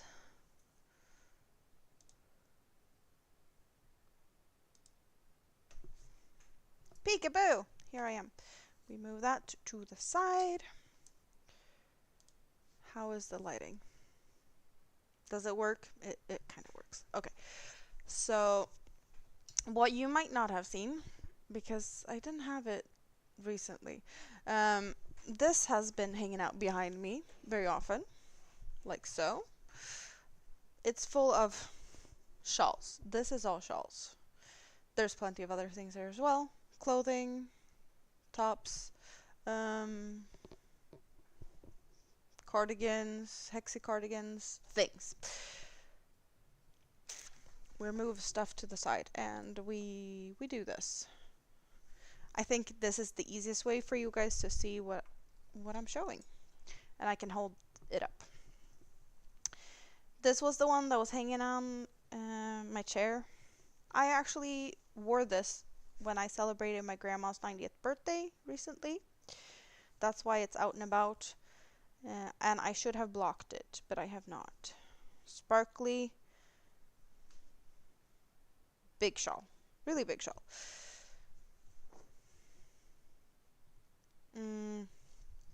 Okay. I don't even know where to start, but I know getting these off this is not always easy. So, another sparkly one. You're making I think that's the Darjeeling. I want to say Darjeeling t-shawl.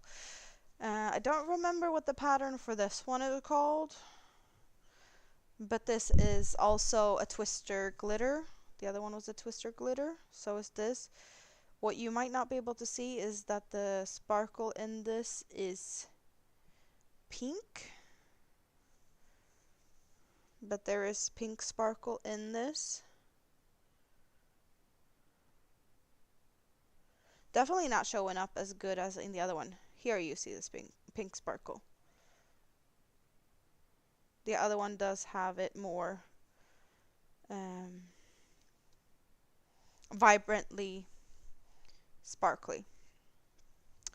So I do have that. Twister glitter, yes. Shawl, my own pattern, we have a derailed shawl. That's what my own pattern looks like.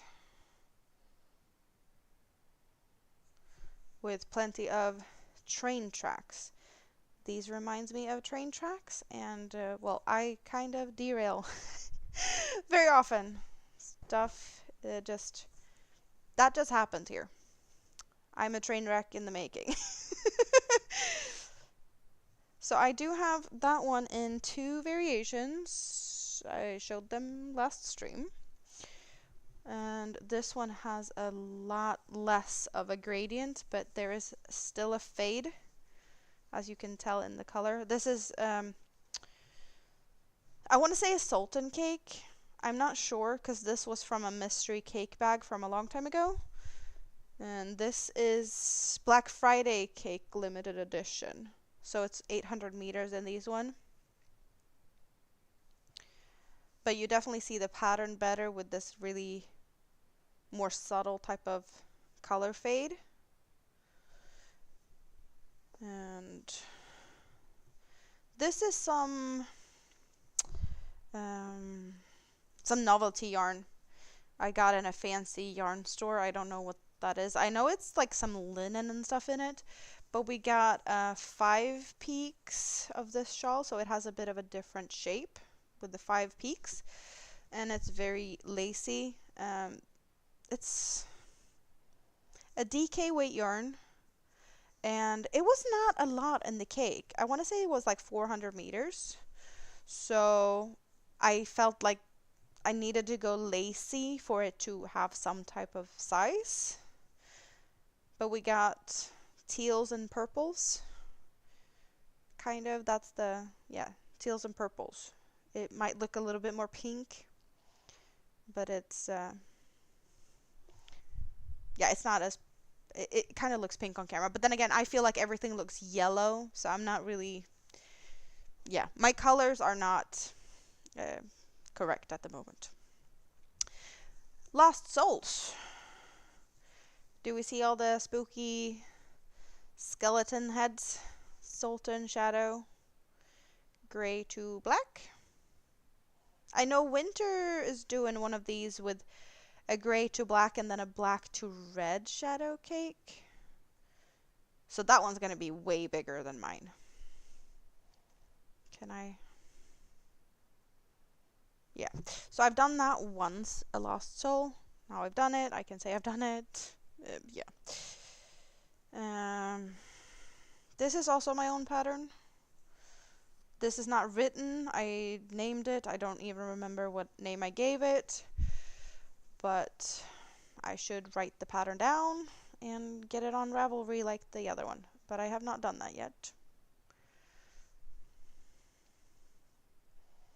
Because I am lazy. It takes away from my crochet time to write patterns, unfortunately. Just like creating videos takes away from my crochet time, and I'd rather hang out with you guys live. I am terrible. Oh well. It is funny that I just keep repeating myself with these things. Yeah, I'm a broken record. It is what it is. And we have, I want to say this is Chocolate Rose Dahlia. Is that what the name of the color is? But yeah, Dahlia and Chocolate Rose.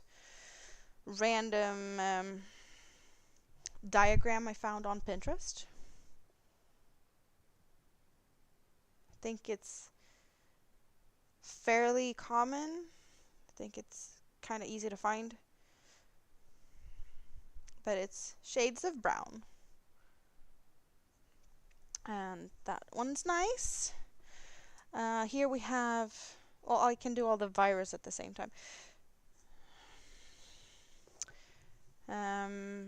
Possibly a Sultan cake, mystery bag. It has plenty of popcorns. I made this for a funeral, so I wore this at a funeral. It's asymmetrical. Also don't remember the pattern, but I know I found it somewhere. But I do love the texture of these popcorns. Yeah, that's that one. We get some fun rainbows. This is also random pattern diagram from like Pinterest or something. Sultan Deluxe, I want to say.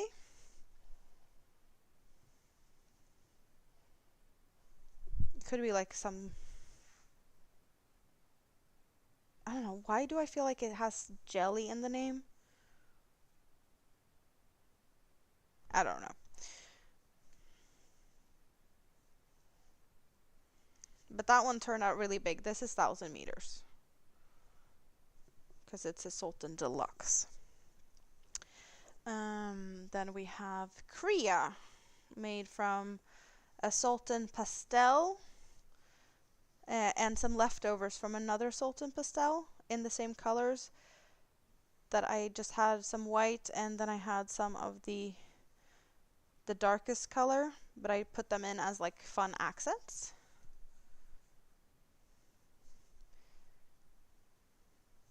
They all look crooked, but that's, I blocked them and then they've been hanging on this thing, so it's my own fault that they look, well, not straight, because how I've been storing them. I do love the simplicity of this one. Is it a 2-row repeat? Yeah, I think it's a 2-row repeat, but it's fun. And that pattern is made by Tina, the Icelandic mosaic crochet queen. Here we have a pattern that I tested for winter. This is winter's pattern, with plenty of fun textures, a lot of post stitches. So that's what that looks like. That's kind of also where I got a little bit of the inspiration to the train tracks. So I can honestly say that I kind of stole a design feature, but I didn't steal it. I was inspired by this. I do like this part, my train tracks. Inspiration is fine. And some type of asymmetrical Sultan shadow. We do have a little bit of a, where's the detail row? Yeah, here. I added a row of, or a row, but there's a few rows here of puff stitches, but they're barely visible.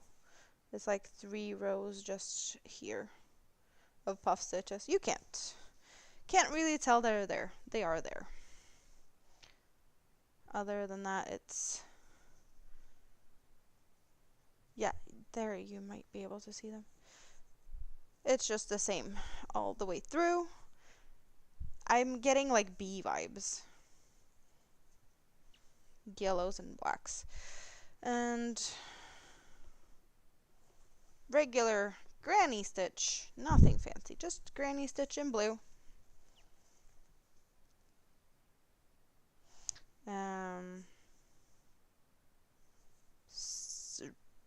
Mystery cake bag. Think it's a Sultan. This is a yarn that I got from a Swedish store, and it's like a recycled cotton. This is the first time I used a cake of 800 meters, And I found a very lacy pattern on, I don't know if it was Pinterest, I'm guessing Pinterest, but it kind of looks like small berries. It's like the pineapples, but they're smaller, so I'm kind of getting like small berries vibe from the, can you even see that? I know it would be easier if I had a more plain color as a background to see the actual, what I think looks like berries. Maybe you see them better in the yellows. I don't know. But this was the first time I used a cake with 800 meters. And I was like, how big is it going to be? So I needed to get a lacy pattern because I was like, I don't want it to be small. And I'd rather have it lacy and make sure that it's somewhat of a size. And I'd say that it's kind of a nice size. And I have done smaller shawls after this for sure, with, you know, not as lacy. But we got grays to greens to yellow. Not a favorite color combination of mine, but hey, sometimes you can't be picky with colors. It was cheap.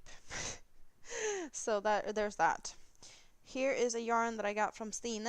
This is a Stanley Candy and a virus in mint to lavender to magenta or fuchsia or something, and then purple. So I have just a big virus shawl, and this is a little bit thicker. It is on the thicker side of a 2/8. Yeah, that's a, was it candy? I want to say it's candy. Yeah, the cotton cakes are thinner, so it's got to be a candy. We have virus shawl in, is it a Halloween color or is it, it's, I want to say Halloween cotton cake, or like a dahlia, or is it a Black Friday? I think it's Halloween colorway. You got that color yesterday, the Stanley one? I know Stina has one of those with glitter as well, but I got that one from her. That was my first time getting some Stanley yarn. She sent it to me, and I love it. I did get another one from her that I'm never gonna use, because the colors are just so gorgeous. This one. You know I can't use this. It's too pretty. It's too pretty.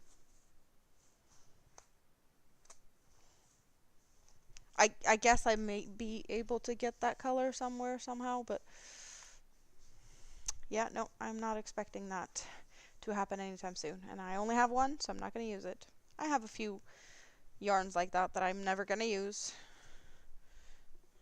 because I only have one. And another virus. Halloweeny one. Orange to gray to black.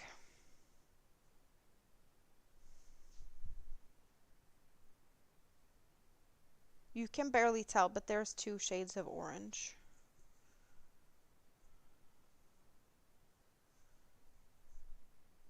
So that is the shawls that I had hanging on this handy dandy thing that I think is maybe for thinner shawls, but it's an IKEA thing. It looks like this. It's like macrame, like a cord around, I'm guessing, plastic hoops. Very handy for all my things, but it's very heavy with all the shawls on it. And it doesn't take any space when you don't use it. But I do have some more shawls. We have this one, which is 2 cakes of what they used to call butterfly, but they are now songbird. And this is moss stitch, 2 rows of each color. I've changed color on one side, and I want to say that's this side. that I have carried the yarn along this edge. So that was easy to work them side by side, starting both with the lightest color, which is like a cream color, and a gray color, going down to like a golden and a dark gray. Not a black, but a dark gray. You have a few Black Friday cakes. You want to use them, but they are so pretty. And they're harder and more expensive than you to get Stanley. Yeah, I've not gotten that much Stanley. The Stanley I have is thanks to Rita. And what was this one? I don't remember the name. I recently did this one. I want to say Halloween color. Pumpkin spice. Could that be the colorway? What is the pattern? Stina made this one, and I had to do it as well. This is not the heart collector. The heart collector I made, and that one I sold. That one, the heart collector, ultimate sacrifice. Thank you very much. The heart collector, did I use 3 or 4 cakes for that one? That one was huge. Yeah, I want to say 4 cakes that I recaked.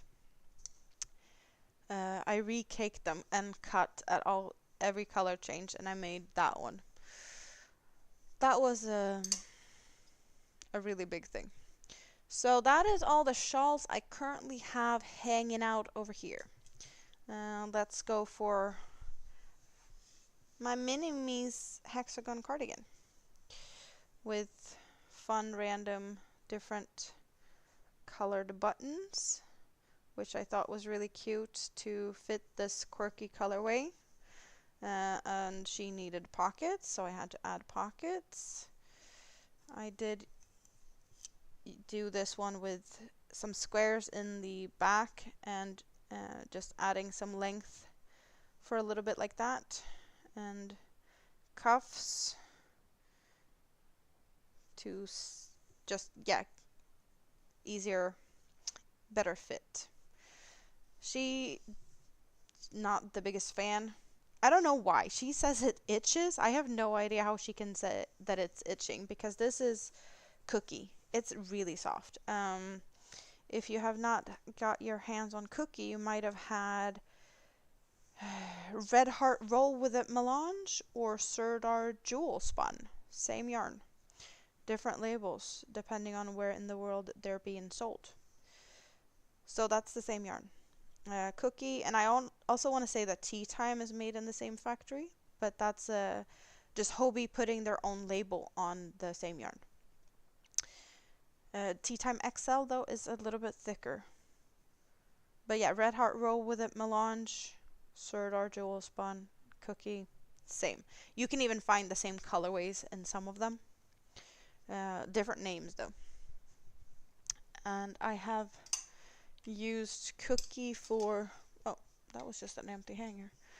I made this one, also Cookie, but I used 2 different shades. So I have Menthol, which is this teal color, and then Chlorophyll, which is this green and brown color. And this hexagon has a longer, narrow sleeve, because I do like to not have stuff like fall down all the time.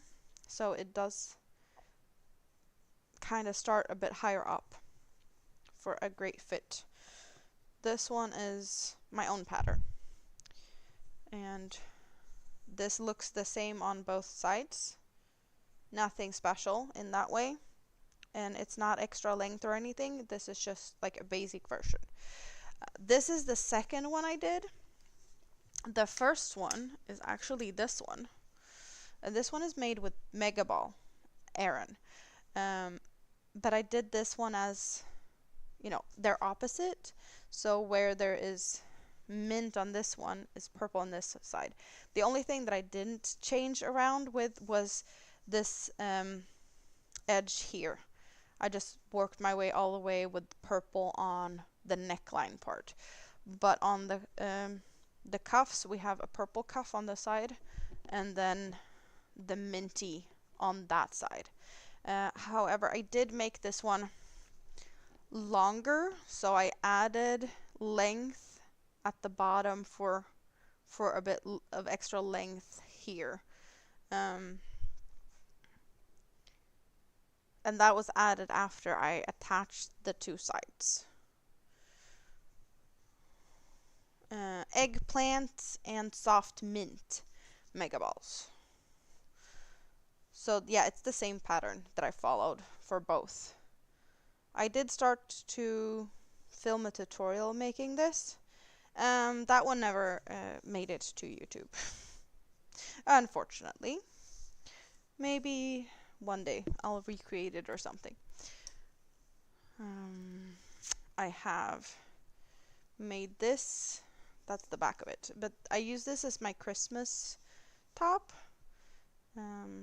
It has like really big armholes. I did find a pattern on Hobby's website for this. This is Universe yarn. Just a long, big, rectangular type of shape.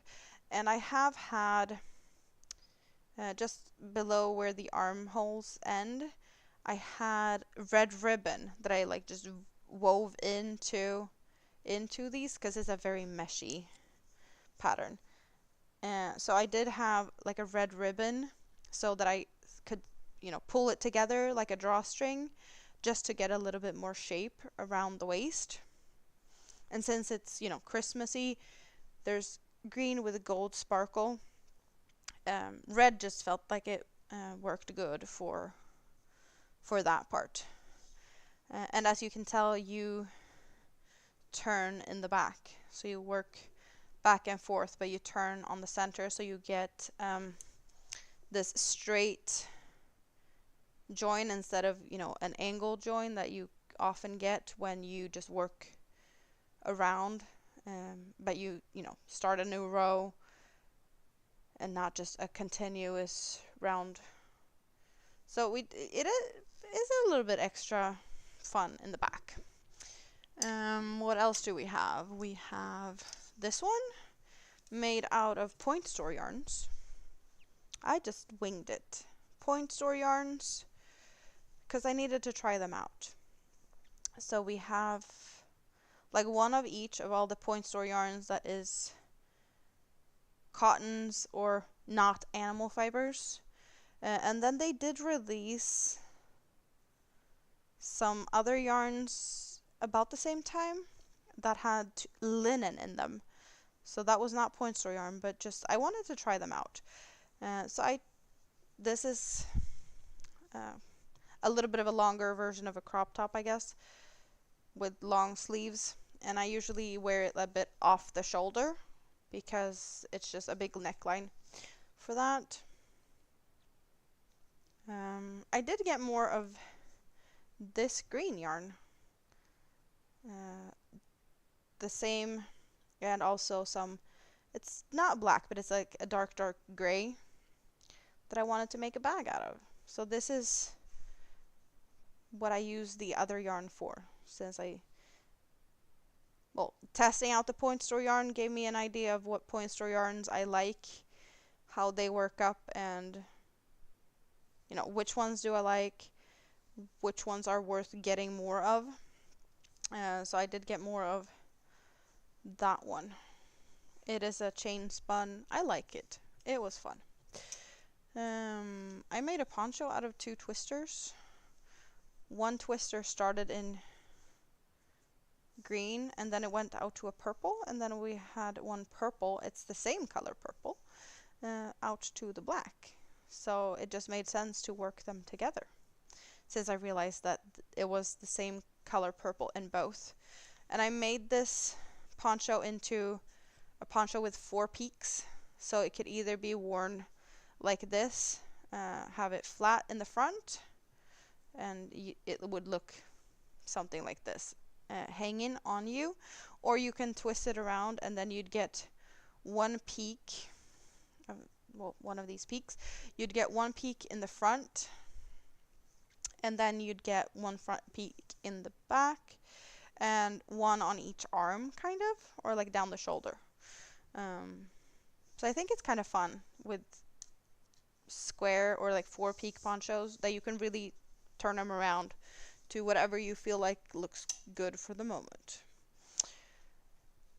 Ugly Christmas sweater, my version of just stash busting. I just needed to get rid of some yarns, to be honest. So I double stranded and used a 12 or a 15, I want to say. Or did I use the 9? I don't know. A bigger size hook. Double stranding worsted weight yarn to make this. And I do have in the sleeves there's a light blue, but the light blue has a sparkle. So there's some sparkle in the sleeves partially, but not in the rest of the body. I did find the pattern for it on Hobby, but the yarn is not from Hobby. It's just cheap acrylic yarn. I don't really like it, but I do hear very often that it is pretty. It's just not my thing, I guess. But it was fun to try another pattern. And then we have this one. Oh, that has apparently stolen a blocking pin from when the cactus was standing on the shelf behind it. Oh well. This is 2 skeins of butterfly, which is now songbird. But I did color control it. So I did use all the yellow, and then I used all the orangey color. And then I actually did the sleeves at the same time first. So I used the same amount of pink on one side, and then I did the other sleeve. And then whatever was left was what I did for the body until I ran out. So I did the sleeves first just to make sure that I'd have, the same amount of rows on both sides. And it's kind of like a quarter length sleeve, so I really like that. But I did them, the same, 5 rows. 5 rows of each color. And however many until I ran out of the yarn. And you can tell that the 2 skeins I had was different dye lots. You do see that. Oh, another T-pin. I guess that's was closest to the cactus. But you can see it in the pink, that there's 2 different dye lots because of the little stripe. Oh well. Sneaky little T-pins. Why are you stealing from the cactus? That's my question. Too up close and personal? Oh well. I guess I'll poke myself next time I wear it, because I do wear this one. It is so soft. It's really comfortable. And it has a kind of fun shape with this V in the front. Just put them there for now, and I'll put them in the cactus in a bit. So yeah, that's what I have hanging on the rack. I think we've gone through all the things on the rack. I just need to reclaim my chair by putting everything back in here, because I have no place to sit at the moment. So I have to do this. Or, well, something to reclaim my space.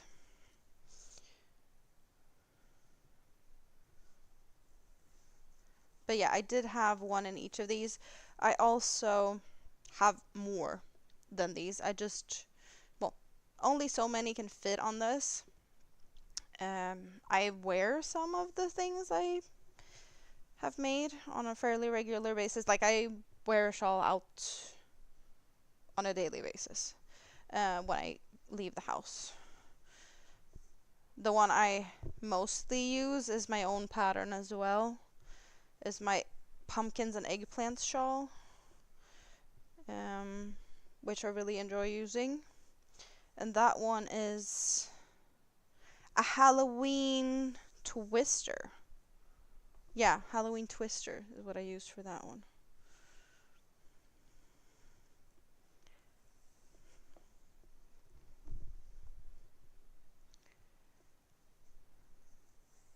You've given most of the shawls away that you made. I've given away plenty as well. My mom got to pick one for her birthday one year, and she picked, I had made a virus shawl in another pastello. So, you know, from a really light color into a darker color. And that one was the one that is named Gooseberry. It's more of a neon green. So it was, yeah, light to neon green virus shawl that she wanted. She picked that one. I have made a shawl for my grandma in superwash merino. Yeah, that was a virus shawl as well. I have sold some. I've sold in a market. I've just, yeah, other places as well. I sold, yeah, the heart collector was to a subscriber that wanted that one. That one is now in Missouri. So that one flew across the world, which is kind of fun that I can say that I have made stuff that is all over the place. I did sell a shawl that is in Tokyo, as well as a bunch of amigurumi bunnies. Rita has gotten some stuff from me, shawls, ponchos, as well as her mom. Oh, yeah. I definitely don't keep all of the stuff I do. My dad's girlfriend's got something. My best friend, I think I gave her 2-3 shawls. I made a shawl for my stepdad's sister. She's been battling breast cancer, so I made a really big Ceylon tea shawl for her with, I used a regular twister cake, and then I got 2 twister solids to make it even larger. Just because I felt like I needed to make it extra big, because with chemo and all of that, you know, freezing cold, not very pleasant. Just to make sure that she was warm and comfy. So that twister was black, white, and a pinkish color or a reddish color. And then I made another Ceylon tea shawl to Minimi's cousin for a birthday. I have, I want to say like 5 shawls that I wear myself for different occasions. Like I do have the pumpkin and eggplant that's in the hallway. That one's like purples, orange, black. Then I have a Christmas shawl, a fall shawl, a purple and gray shawl. All of those are made in Universe, so they're sparkly. So I do like those. I have plans to make a black, white, gray Universe shawl. I just haven't figured out what pattern to use for that. They're probably up behind Snaily, because I have all my sparkly yarn on that shelf. So I do have plans for that. But yeah, I want to say that we have gone through my shawl collection that is available. Easily available, because we have that one. I see like 6 shawls just by looking at that box. There's 2 red and white ones. There's one that's orange, raspberry, pinkish color, blue. Up there's also my hot as lava dress. We have a Halloween shawl. Yeah, that box is full of stuff as well. Like I didn't already have a lot of the stuff on the rack. I do think that there's a few things behind the rack as well. You made a Tunisian crochet ruana for your mom. That is nice. I only have, um, well, I got my hands on 2 cakes of mandala, but I have recaked them into, let's take a look at my mandala. I want to say that the colorway is Niffler, and I love the name. But I got 2 cakes, and, well, it looks like this now. And this is, I color controlled it, so I do have 5, 6, no, 5 stacks, starting from the yellow, going through to the pinks, and then ending with the green. And you see the green is in the beginning there, but I have all the green on the end. So we have the yellow and orange and pink here, and then just, yeah. So this is 2 cakes, mandala. But I have no idea what I'm gonna do with it. But it's prepped and ready, color controlled it all. So at some point I'll figure out what to do with those. Thank you, David. Yeah. That's fun. That was fun. You don't remember the name of the colorway. It was blue and gray. I think I might know what you're talking about. I recognize the color combination, so I do want to say that I've seen it at least. Let's put these back in the cactus. I'm sneaky, so I have stuff in the way. Project bag of some sort. But I do have the cactus hidden when I have kids at home. Just because I am silly, but my kids don't need to see how silly their mom is all the time. So it is hidden over there. Is that wrong of me? I don't think so.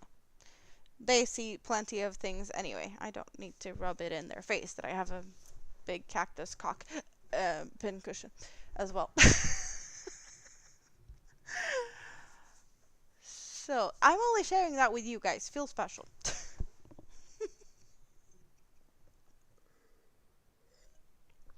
Oh, we can take a look at the other scrap basket, because we didn't look at that.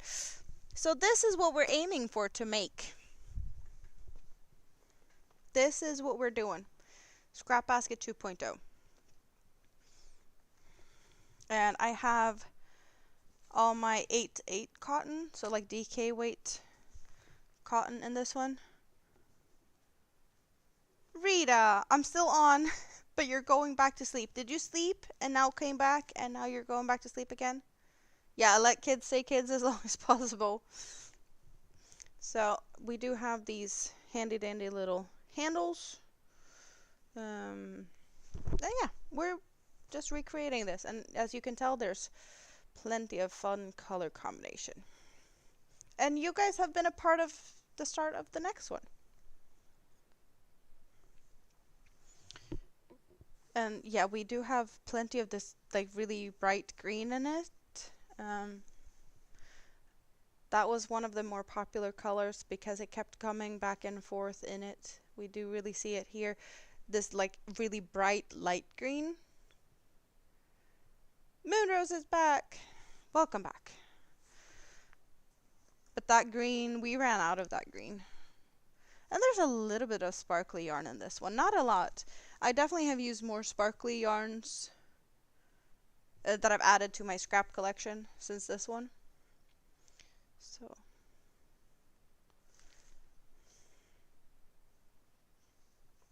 So that's what we're doing. Oh, come on now. I'm just getting stuck in myself, like always.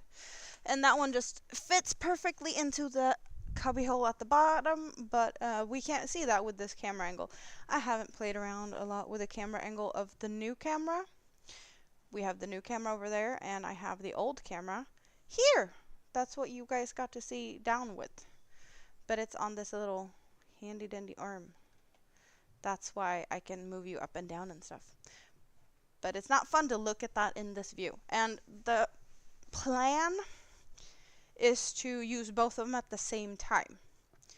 But I need tech support for that, and that has just not been, it hasn't happened yet. I've only had that camera for, I don't know, a week and a half, 2 weeks or so. So I haven't really played around with it, but as I'm seeing now, the lighting looks way more yellow on that one, so I'm need to figure out settings better. I also feel like it's a little bit of a different angle. You see, I don't know, it feels like you see more here and less over there. I'm not used to it.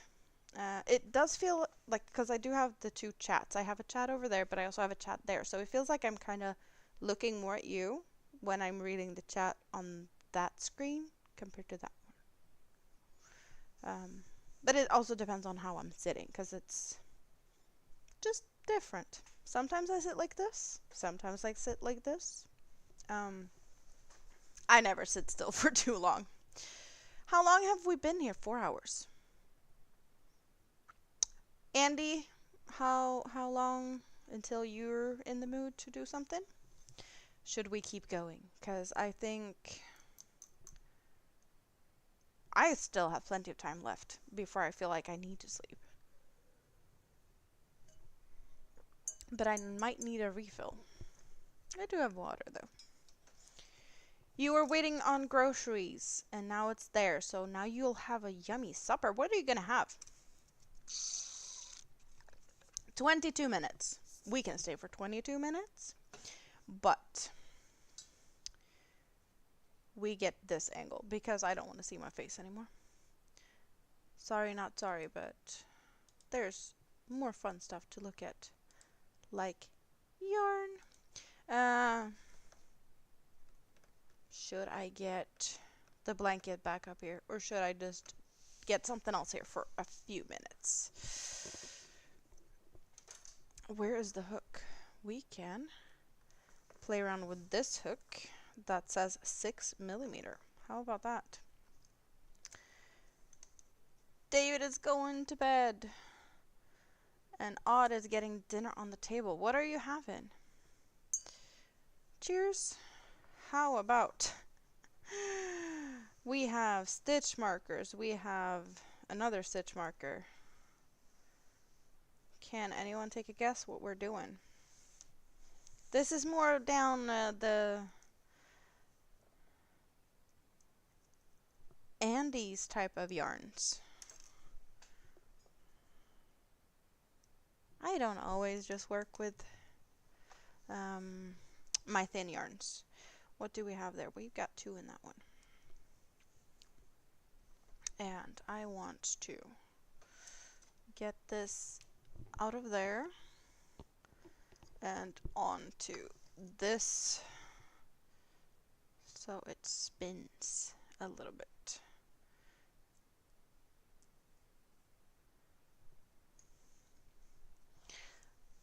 Less tangle.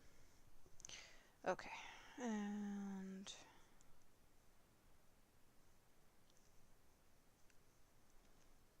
so this is gonna be a turtle. Oh.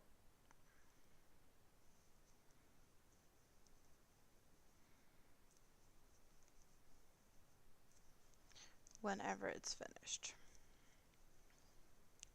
But just getting a few rows in on it at the moment, I'd say is a good thing.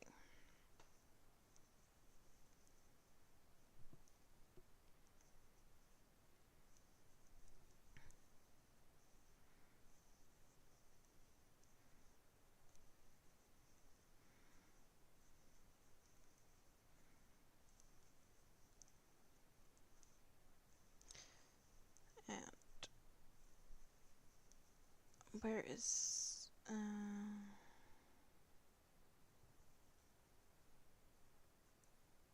there.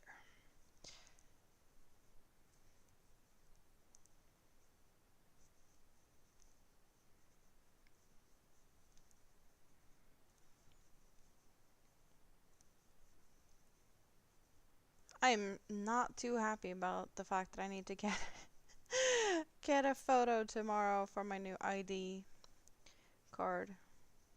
It's scary because I'll have to put up with it for many years. Let's hope I get myself to look at least somewhat decent for that photo so I don't have to feel too bad about it.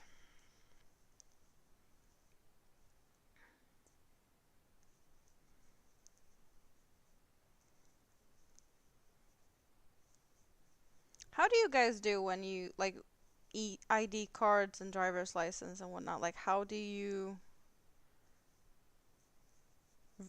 do those? Like, do you just take a picture and send it in with some papers, or um, we do, well, we can take our own photos in like a photo booth type of thing and send it in, and if we're lucky, they approve them.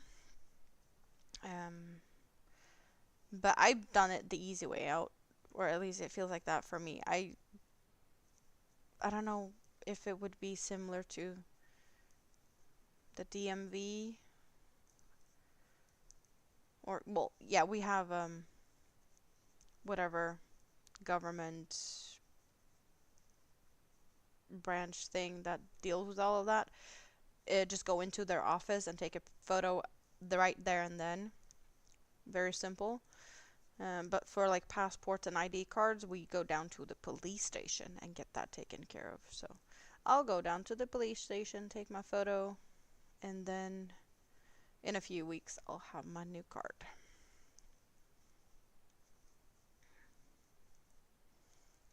It's actually hard to find photo booths here these days. So it definitely saves time to do it that way. Just go in there, get it done, and you know everything is correct before you even leave there. Like the photo, if it's not approved, they just have you take it again in the, well, it's digital with their system, so it's nice.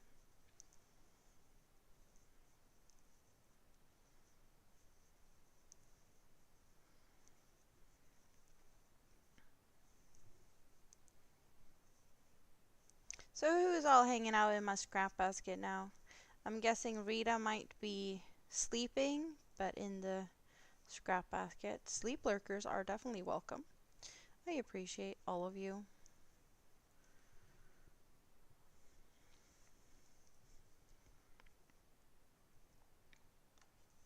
Oh, there we go. What time is it? It's almost 2 o'clock. Yeah, I should be going to bed soon. I'll probably poke my head in and say hi at Andy's. And go and check out what's going on Iceland, if we have any signs of imminent eruption or not. My guess is not yet. And I'll probably do a little bit more on the tester sunflower just because I can. You're gonna have chicken broccoli with extra chicken. Chicken is good and broccoli is good, so I am totally expecting that to be good.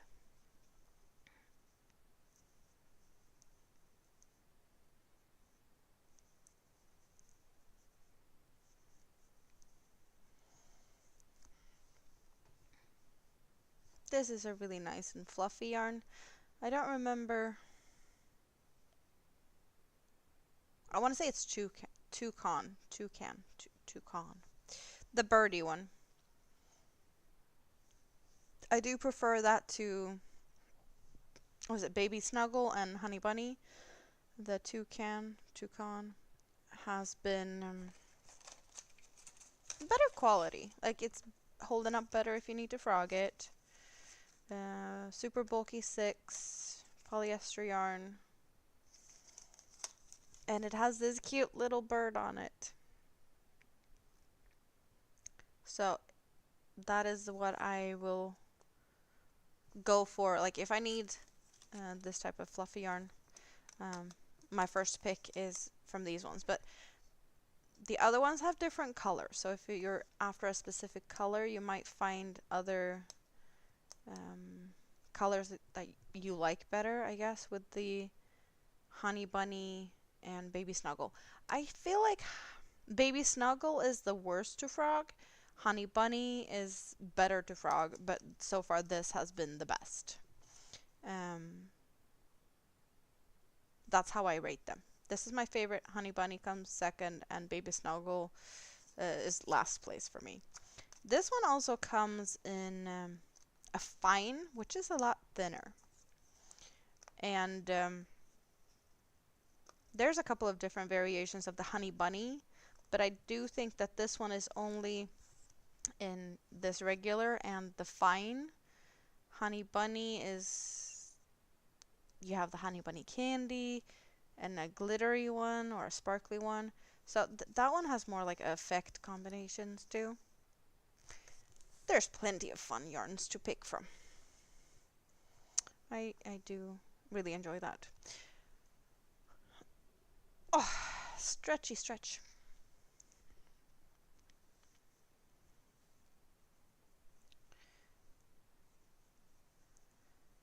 But picture time tomorrow. And what else? Mini-Me's coming home on Friday. Perhaps.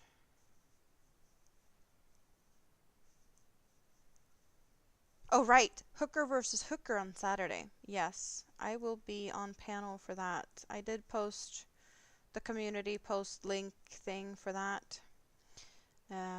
So you can find the Hooker versus Hooker project and color picking segment of the competition on Saturday. That will be like 11 p.m. for me, which is like 3 hours ago, I think. Whatever time that is for you. Yeah, 3 hours ago. And I hope to see a lot of you guys there cheering me on. See if there's a project that I will be, I don't know, very intimidated of, and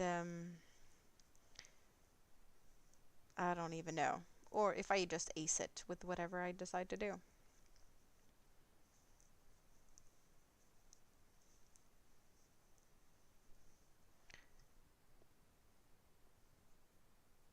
There's a few things that I just don't really enjoy making, so I hope that it's not something like that.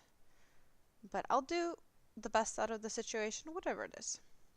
I know that it's not going to be variegated yarns, so I know whatever colors they say is going to be, one skein of each or two skeins of each or whatever is necessary for whatever I'm doing, but it's just solid colors. Glitter is allowed, but not variegation or color changes, which is not really my comfort zone. Like, of course I do solid color stuff as well, but I have a little extra, sweet spot for all of the color changing stuff that just makes it all more fun. Wait for the next color change to happen and the likes. So, but hopefully it will be colors I like and a project that I don't despise. If it's colors that I really don't like, then I don't know what to do, but hey, I'll do my best. I'll be competing, and it's gonna be fun.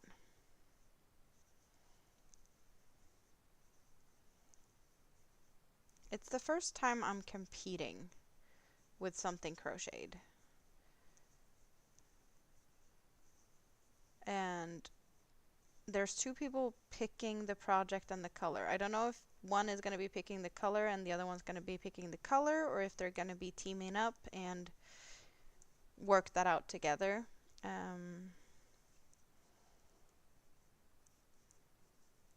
Because I guess they will have some type of plan. Some colors that I really don't like is like brown and orange.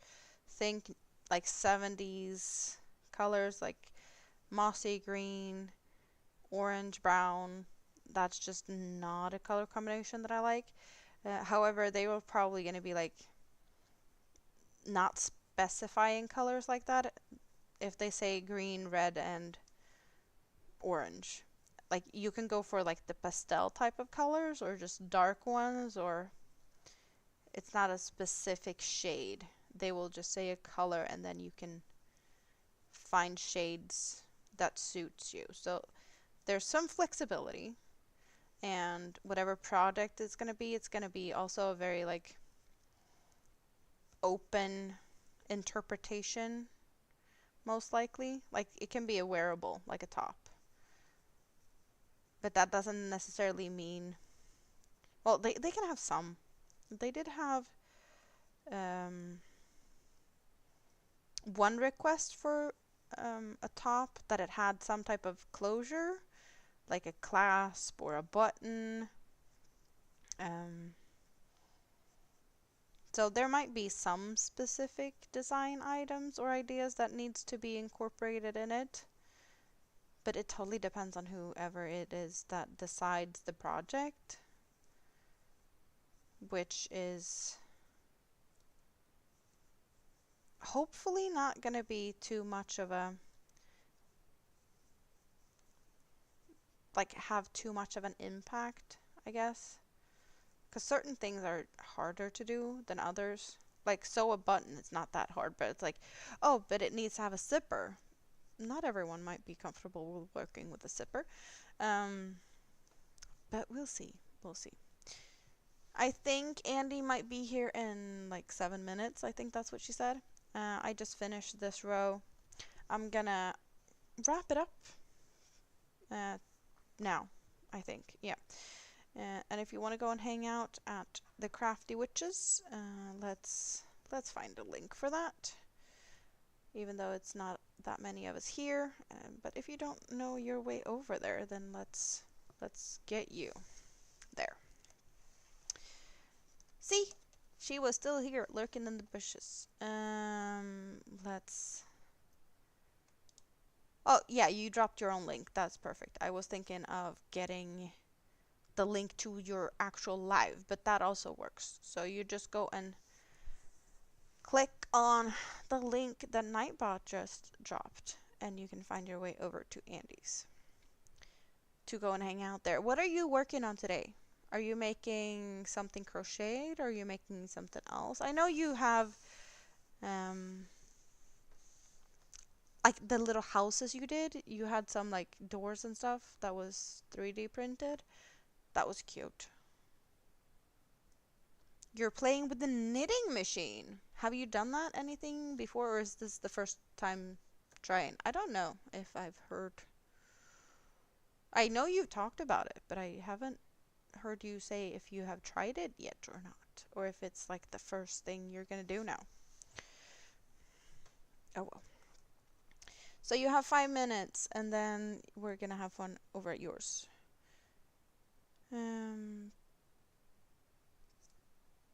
Second time, but you just... Oh, you got the big one. Great. Oh, I am so happy that I got to hang out. It's fun. It's always fun. I love you all. And I'll see you soon, I hope. Maybe more this week. I hope so. But if not, it's about a week and a half until I'm possibly doing my own live stream or at the Hooker versus Hooker on Saturday.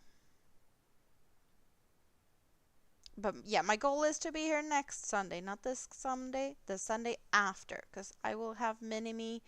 Now I get her on Friday, and then she'll be here until next Friday. And then I have plans for the next weekend with my big kid, so when he leaves next Sunday, that's when I hang out with you guys. But for now, bye bye bye bye. Love you all.